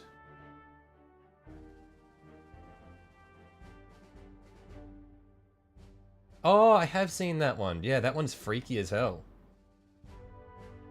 I would be very keen to do that one. Yo, what that ass do? You get freaky with it. I don't know why he's got his schlong hanging down like that. It is a bit of an odd one. Like they even like gave it a head. A little bit strange. I don't like how they has got like the little ridge there. I only just noticed that one. A little bit odd. I don't know what I'm going to do with it. I don't know how to paint it in a way that isn't just going to make it look like a penis. So I'm just going to ignore it for the time being.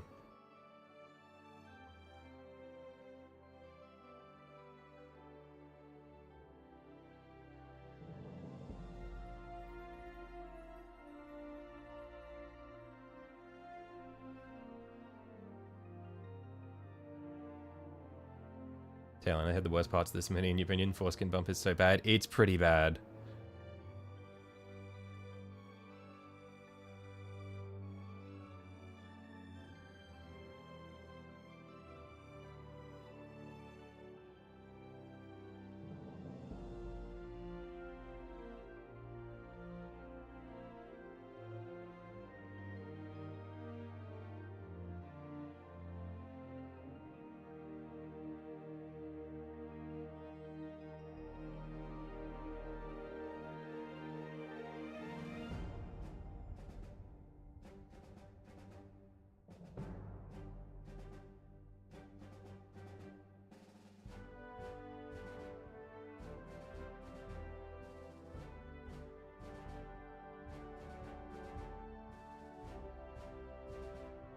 People get bashing Screamer Killer into old One Eye goes so hard.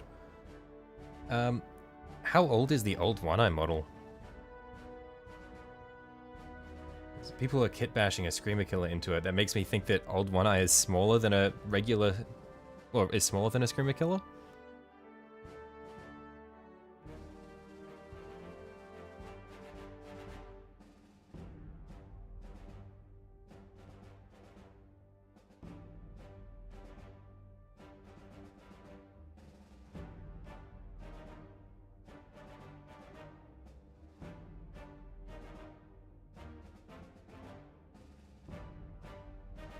He's the same as regular Carnifex is 20 years old. Right, okay.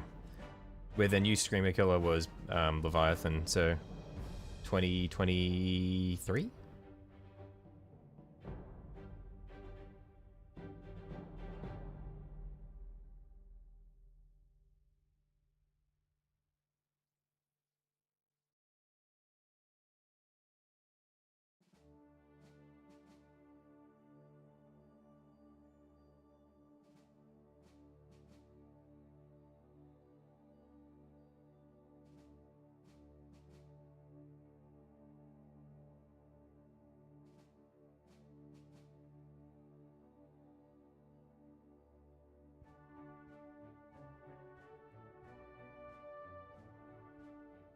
Okay, I think those are all the vents that I want to do so far, because the one on the back we're not going to hit just yet, because we're going to play around with that a bit more.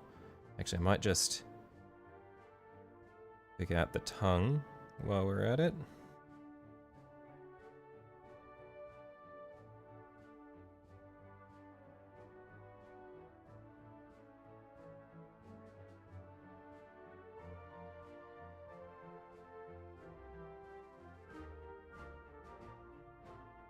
Just do the inside edges of the lips.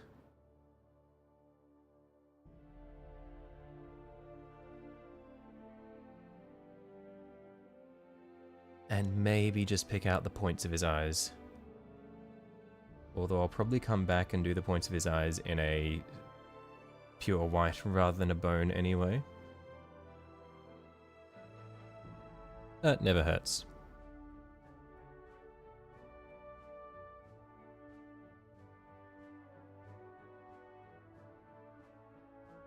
Holy fuck, his eyes are so deep in there. I can barely reach it. It's like actually recessed behind the chitin.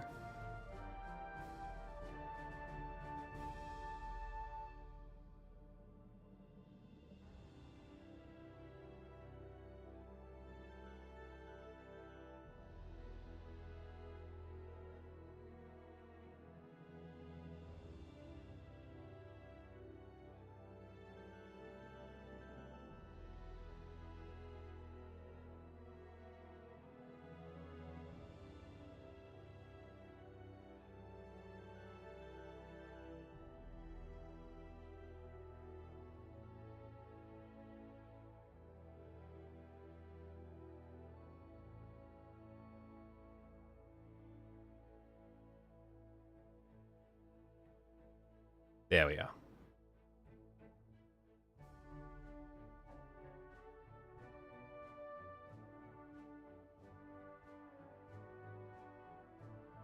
Let's get some fleshy bits done. Oh, actually, before the fleshy bits, I was going to do the Agrax Earthshade on the claws. Why is it yellow over black? If you're talking about on his head, that's because for some reason his head, that is flesh peeking through. It's just the way it is for some reason. So I'm giving him like the sort of yellow-green fleshy body because that's how I do all of my tyranids.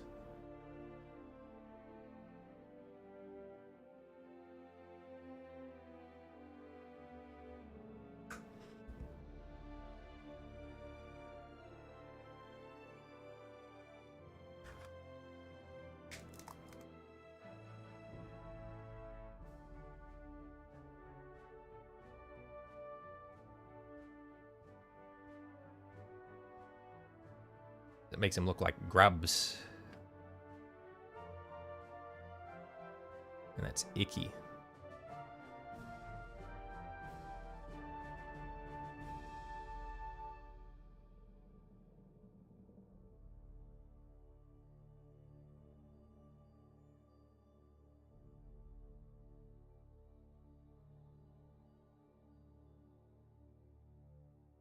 Music choice reminding you of the Valiant movie. Yeah, it's just the whole Stellaris playlist.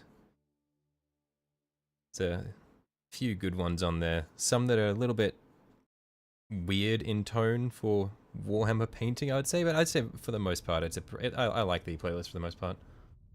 What do you think this guy sounds like? Are you talking about the bug? I can give you what I think this bug sounds like. I've done it a few times already, though.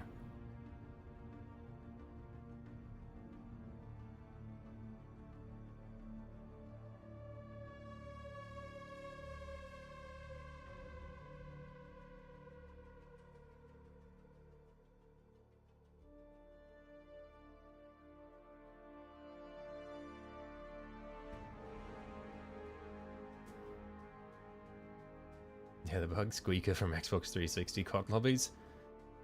No, he's definitely more of a... Oh, hang on. What was it? Hang on. I don't know. I feel like I used to be able to do the... I was doing the scream so much better before. No, I don't know. I can't do it anymore. I'm sorry. I can't articulate how I think he sounds.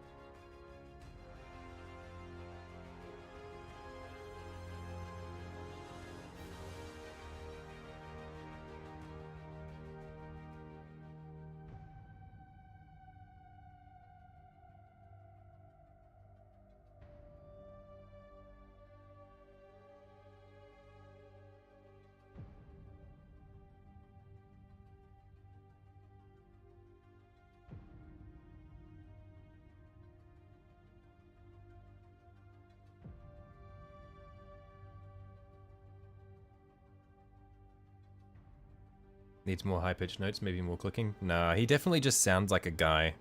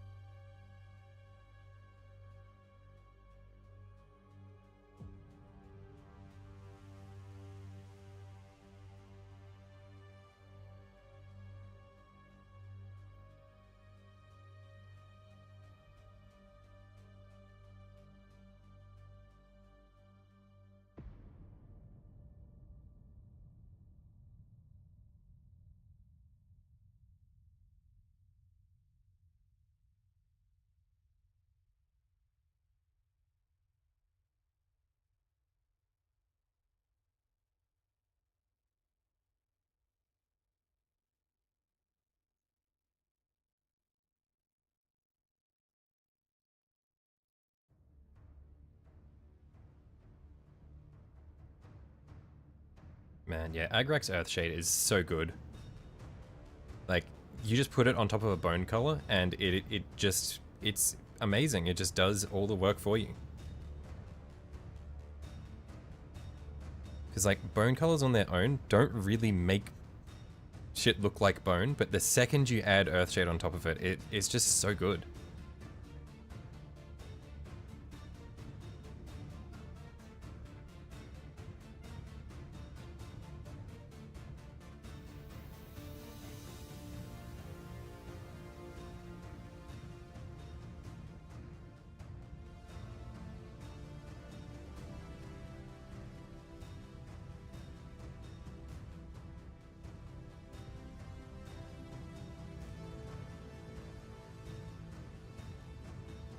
Been using it on the teeth and eyes, such a nice wash on white and yellows. Yeah, it goes so well.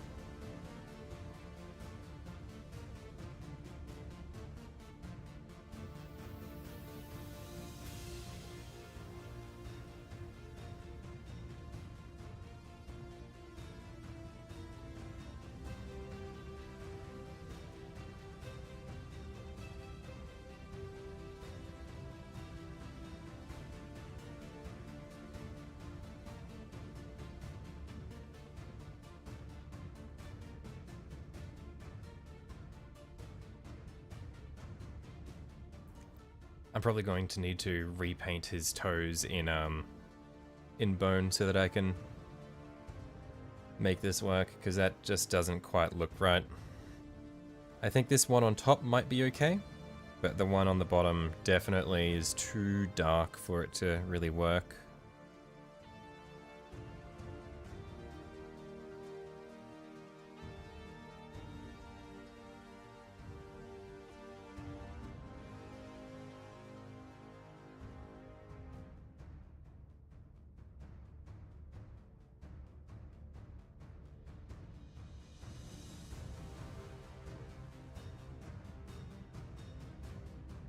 I think the texture of the toes as well just might not really lend themselves to the way the Earthshade colors them.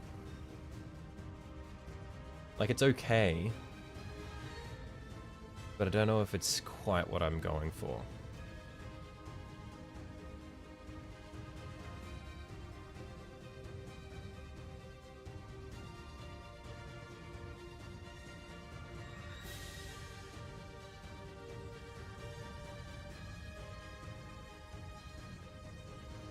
That might be alright, honestly.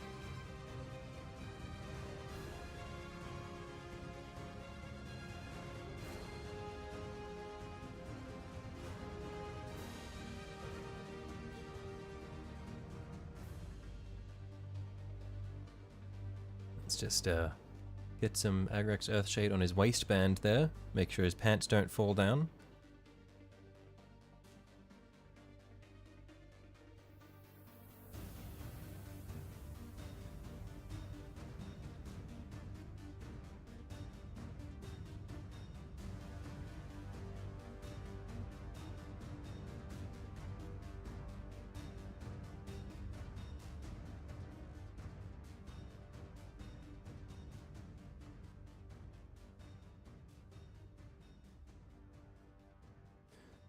Looks fine. The flesh above the hoofs could be a bit more yellow though. Yeah, I think that's probably what we'll need to do.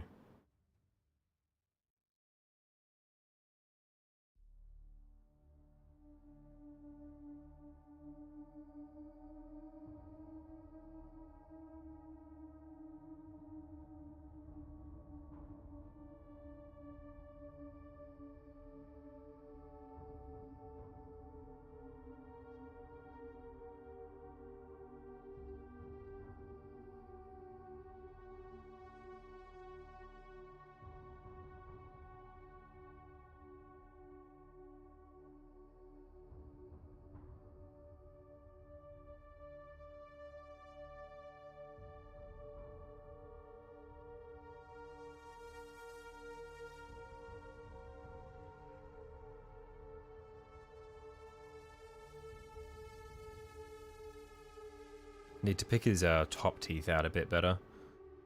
But bottom jaw is looking alright. I think as far as bony bits go, that's the main thing I'm aiming for at the moment. Oh no, there's these claws on the backs of his ankles here. Look at those.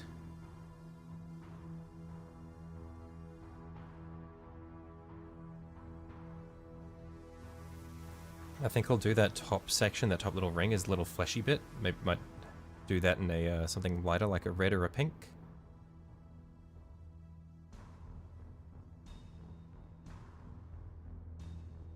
Although I'm noticing that I didn't actually pick out those bits on this foot. I think it'll be worth it though, so I'll come back and do that when I get to it. So, next up, let's do some fleshy bits. Now, I'm not sure if Carroburg Crimson on its own will be enough to get the look I want. So let's try it experimentally on the underside of like one of the flesh vents that's less visible. Just see how the Carroburg Crimson comes out on its own. And if we like it, then we can do that for all of them. But otherwise, I might need to use a different red to set us up.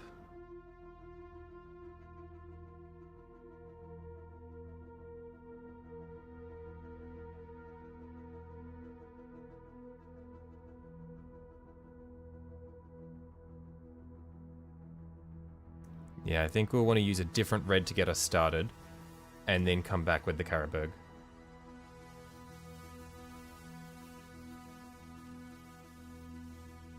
May have spaced out. Did I say what's up tomorrow?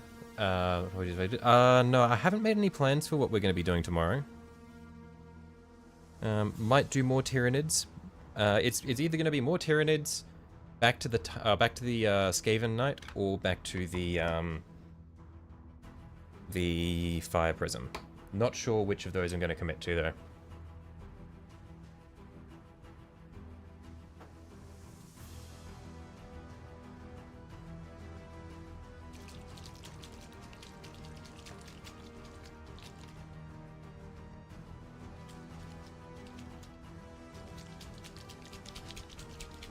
Okay, I've got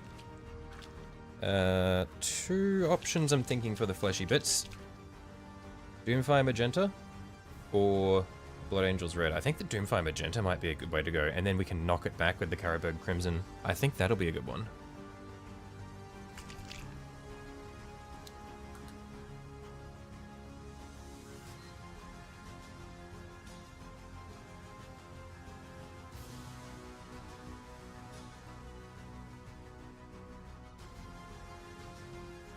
Roll the dice. I'll just see how I'm feeling this evening. At like 12 AM when I'm deciding what to do. When I'm scheduling, I'll go, okay, we'll do this one, I guess.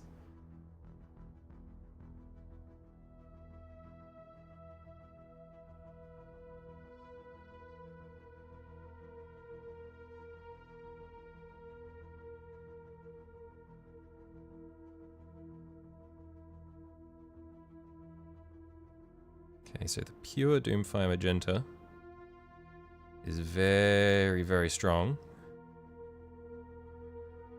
could be good. I'm thinking for the other ones, I might just knock it back a little bit with some contrast medium, but I think this is the sort of hue that we want, just not as strong.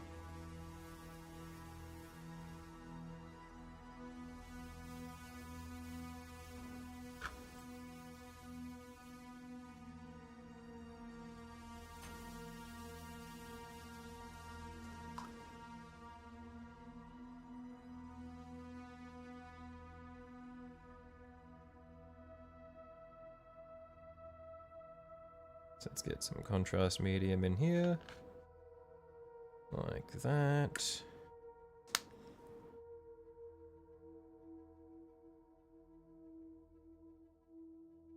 And then just grab some magenta. Let's see how this looks. Yeah, I think that'll be good.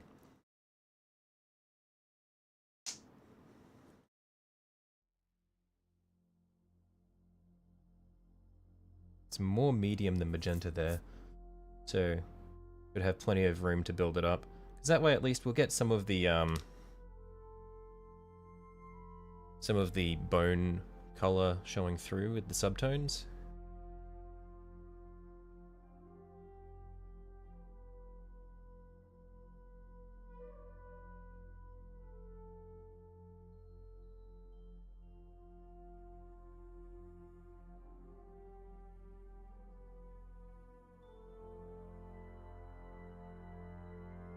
Actually, it looks like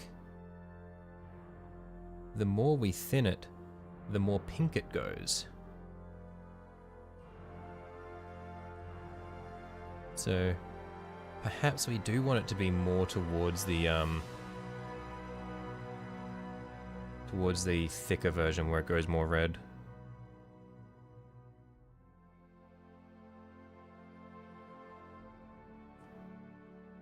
Actually, no, maybe with the, when we get the Caribou Crimson on top of that. I do think we probably want to be more towards this one than the other one. Yeah, I think the stronger red is nice. We'll let these dry, and we'll put a little bit of Caribou Crimson on top and see how it comes out. Black on red looks like a Black Widow. Yeah, no, it's coming up really nice on camera, but in reality, it's more pink than it is red. So I want it to be more red.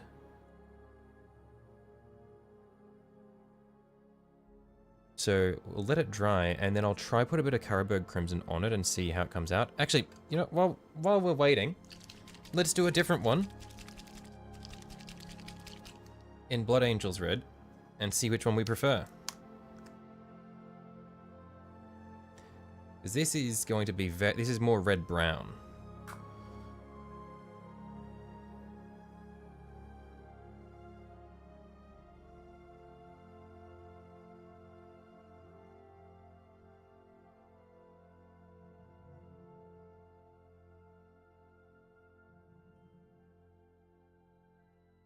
I think I prefer the Blood Angels Red.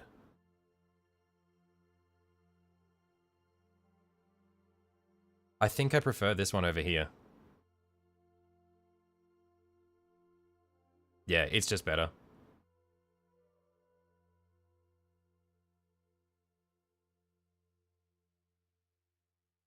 You can kind of see the pink on the low one. The top one is very red.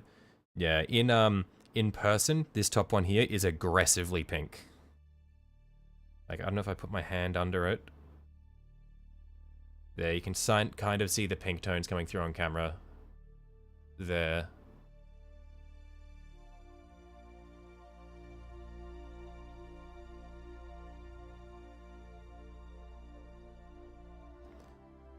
I'll try put a little bit of the Blood Angels Red over this one over here and just see if...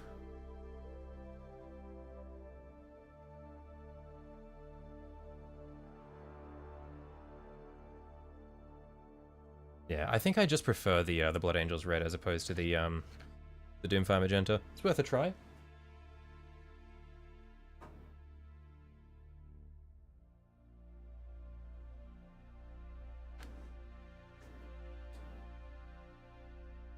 And I think thin applications of the the red-brown fit more nicely.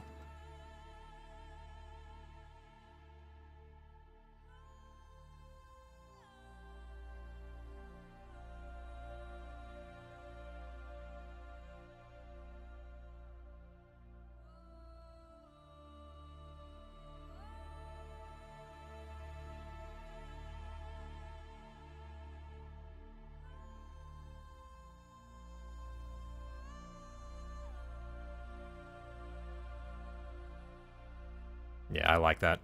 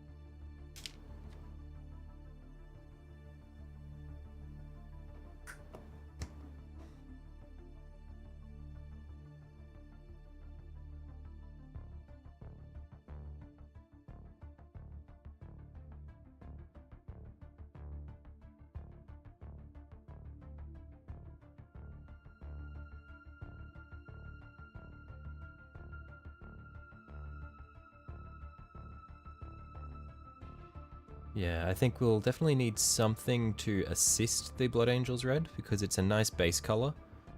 But yeah, we'll want something to make the fleshy bits really pop. But I prefer it to the magenta.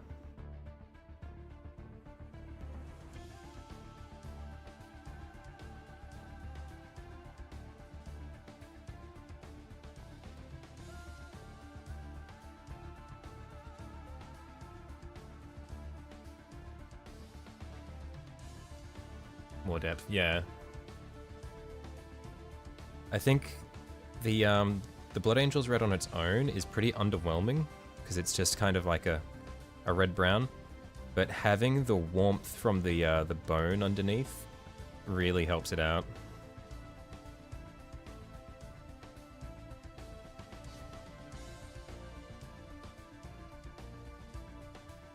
Can I zoom this in at all? No, that's as zoomed in as it gets. Well, let's change our posture then.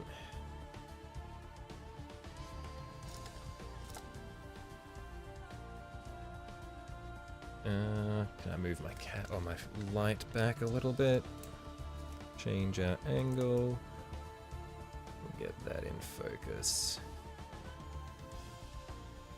There we are.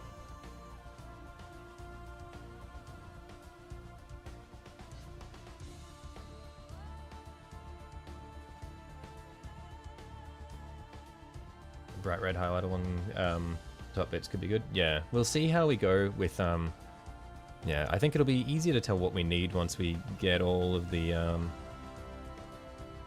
base layer of the flesh done in the vents. But yeah, it will definitely need just something else to push it, because it looks a little flat.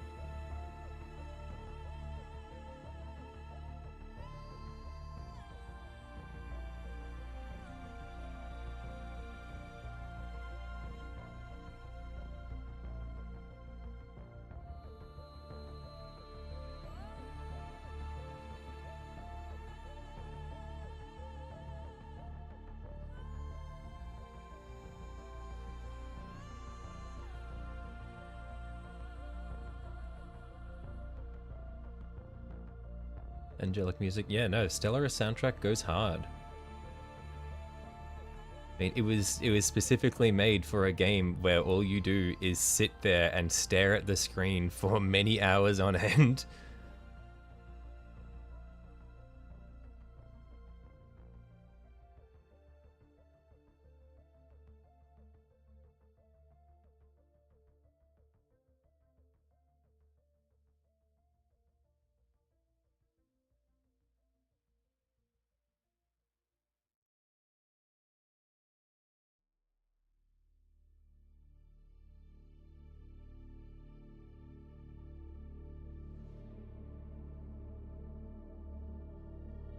Maybe one day you'll try it. Yeah, I mean, um, yeah, it's a very, very fun strategy game. But it is a pain to learn if you don't have any friends to teach you how to play it.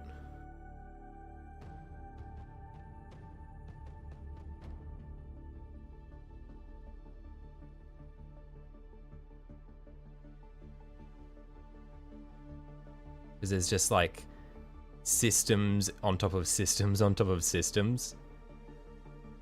Like, there are lots of different mechanics that are happening simultaneously. None of them are particularly complex, but it's just convoluted.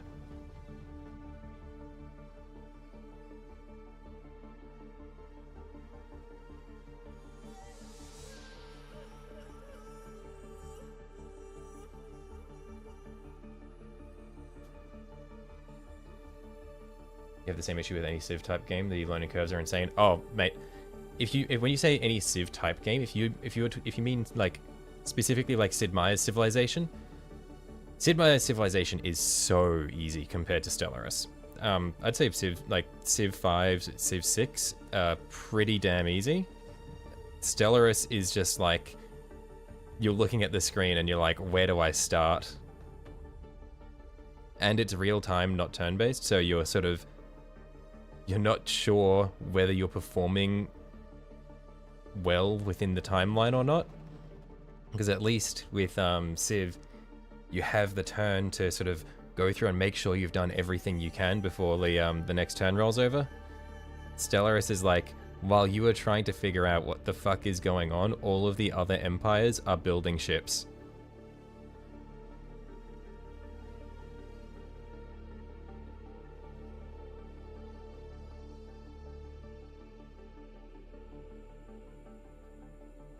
You love that shit, Frostpunk, or any resource manager of that style. Yeah, no. The really fun thing about Stellaris is it lets you go super in-depth on creating your empire. Yeah, it's just like the sheer amount of options you have for what you want your empire to be is really fun.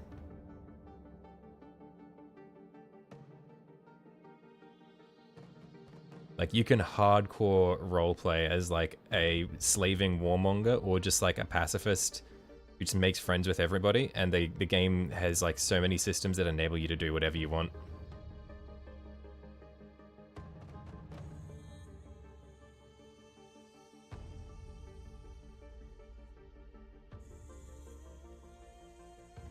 Also, there are lots of options for choosing what your species looks like, so you can make you're guaranteed to have lots of different options to make your race just a bunch of silly little guys.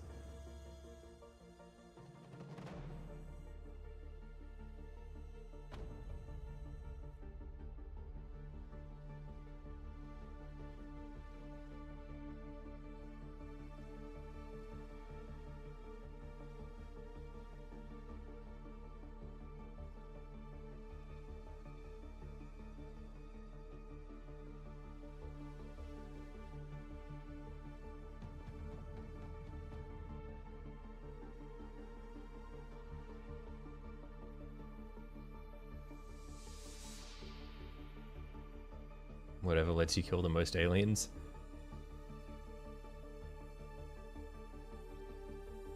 You can make your species a bunch of either like little gecko dudes or little like mouse men, and then you can just go in your government and set it up so that you are fanatic purifiers, which means that it is impossible for people to engage in diplomacy with you, and you just get lots of resources for purging populations.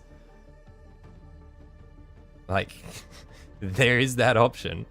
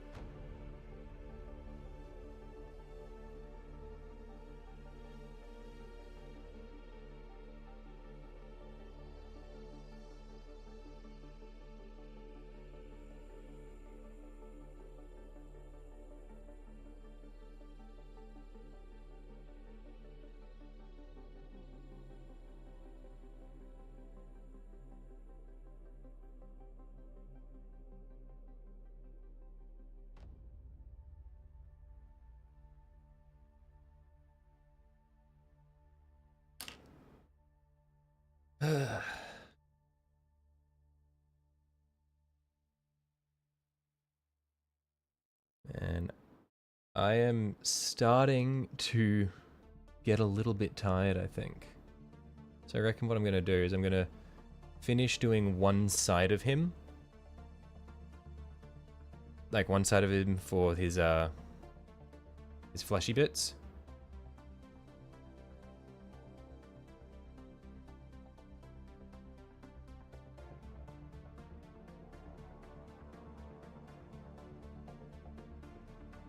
Ooh, I do quite like having the fleshy bits on these bits of sinew running through his arm. It's really nice.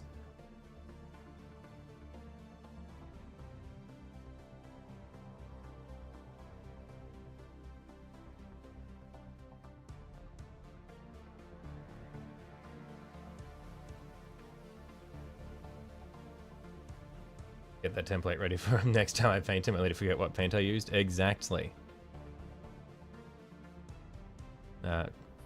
The nice thing about painting everything on stream is I have a video record of what paints I used. It just means I have to go through and find it.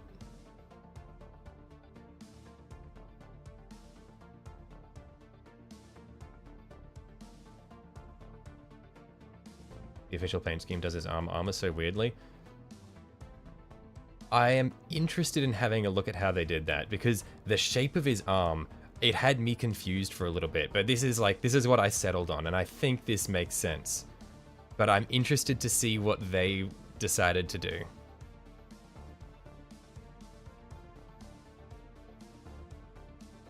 I wonder if I should... Oh, yeah, that's good, actually. Oh, that's really good, actually. Hang on, okay.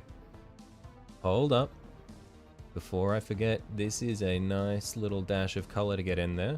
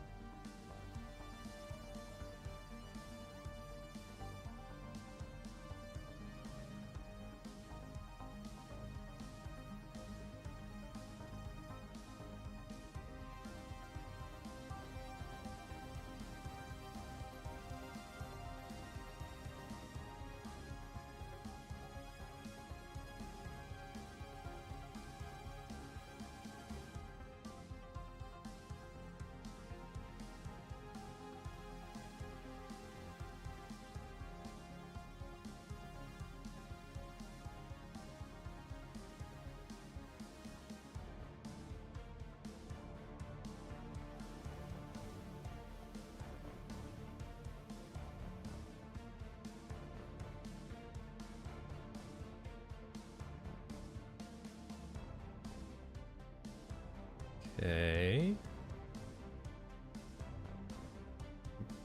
And then this bit in here.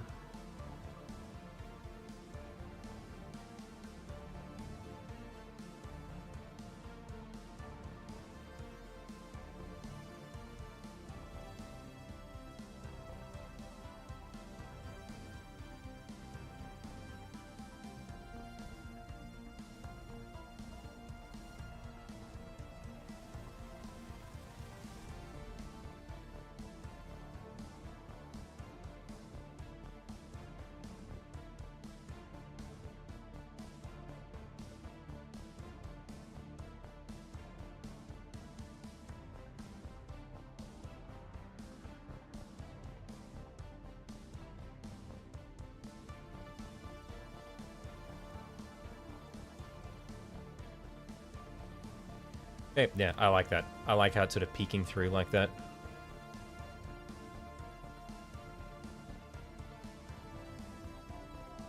Any bits on this side that I've missed? Not that I'm aware of.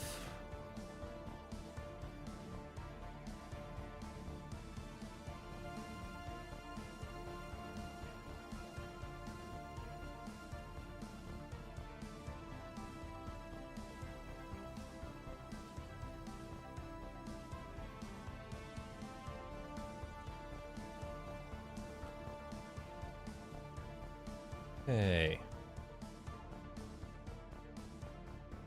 Yeah, I'm pretty happy with calling this where it is for the day. I think we've made some really good progress. It's nice to be painting tyranids again. There we are. And yeah, it's definitely getting these accent colors in that really helps break it apart and make it look good. Because when you look at this side, it's pretty shit. But then once we start getting those stronger reds coming through, it creates a lot more interest and helps break it up. And I'm thinking that I want to put some kind of lightly colored wash or very faint contrast over his armor carapace as well, just to sort of give it a bit more depth. But yeah. Anyway, red's definitely a good choice. Yeah, I'm pretty happy with how it's looking so far. But yeah, I'm going to call it here for the day. I've been going for a long time. I was only thinking of going for like 4.5, maybe 5 hours, but we've been here for 6 hours now. Like the red behind the head makes the pickle look better somehow. Yeah, I mean, I think it's because it draws attention away from the pickle. But yeah, anyway, I'm gonna head off. Thanks for hopping around, Sanji. You must be fucking exhausted, mate. Go to sleep. Jesus. Anyway, yep, that'll be me done for the day. Have a good one, guys. Bye-bye.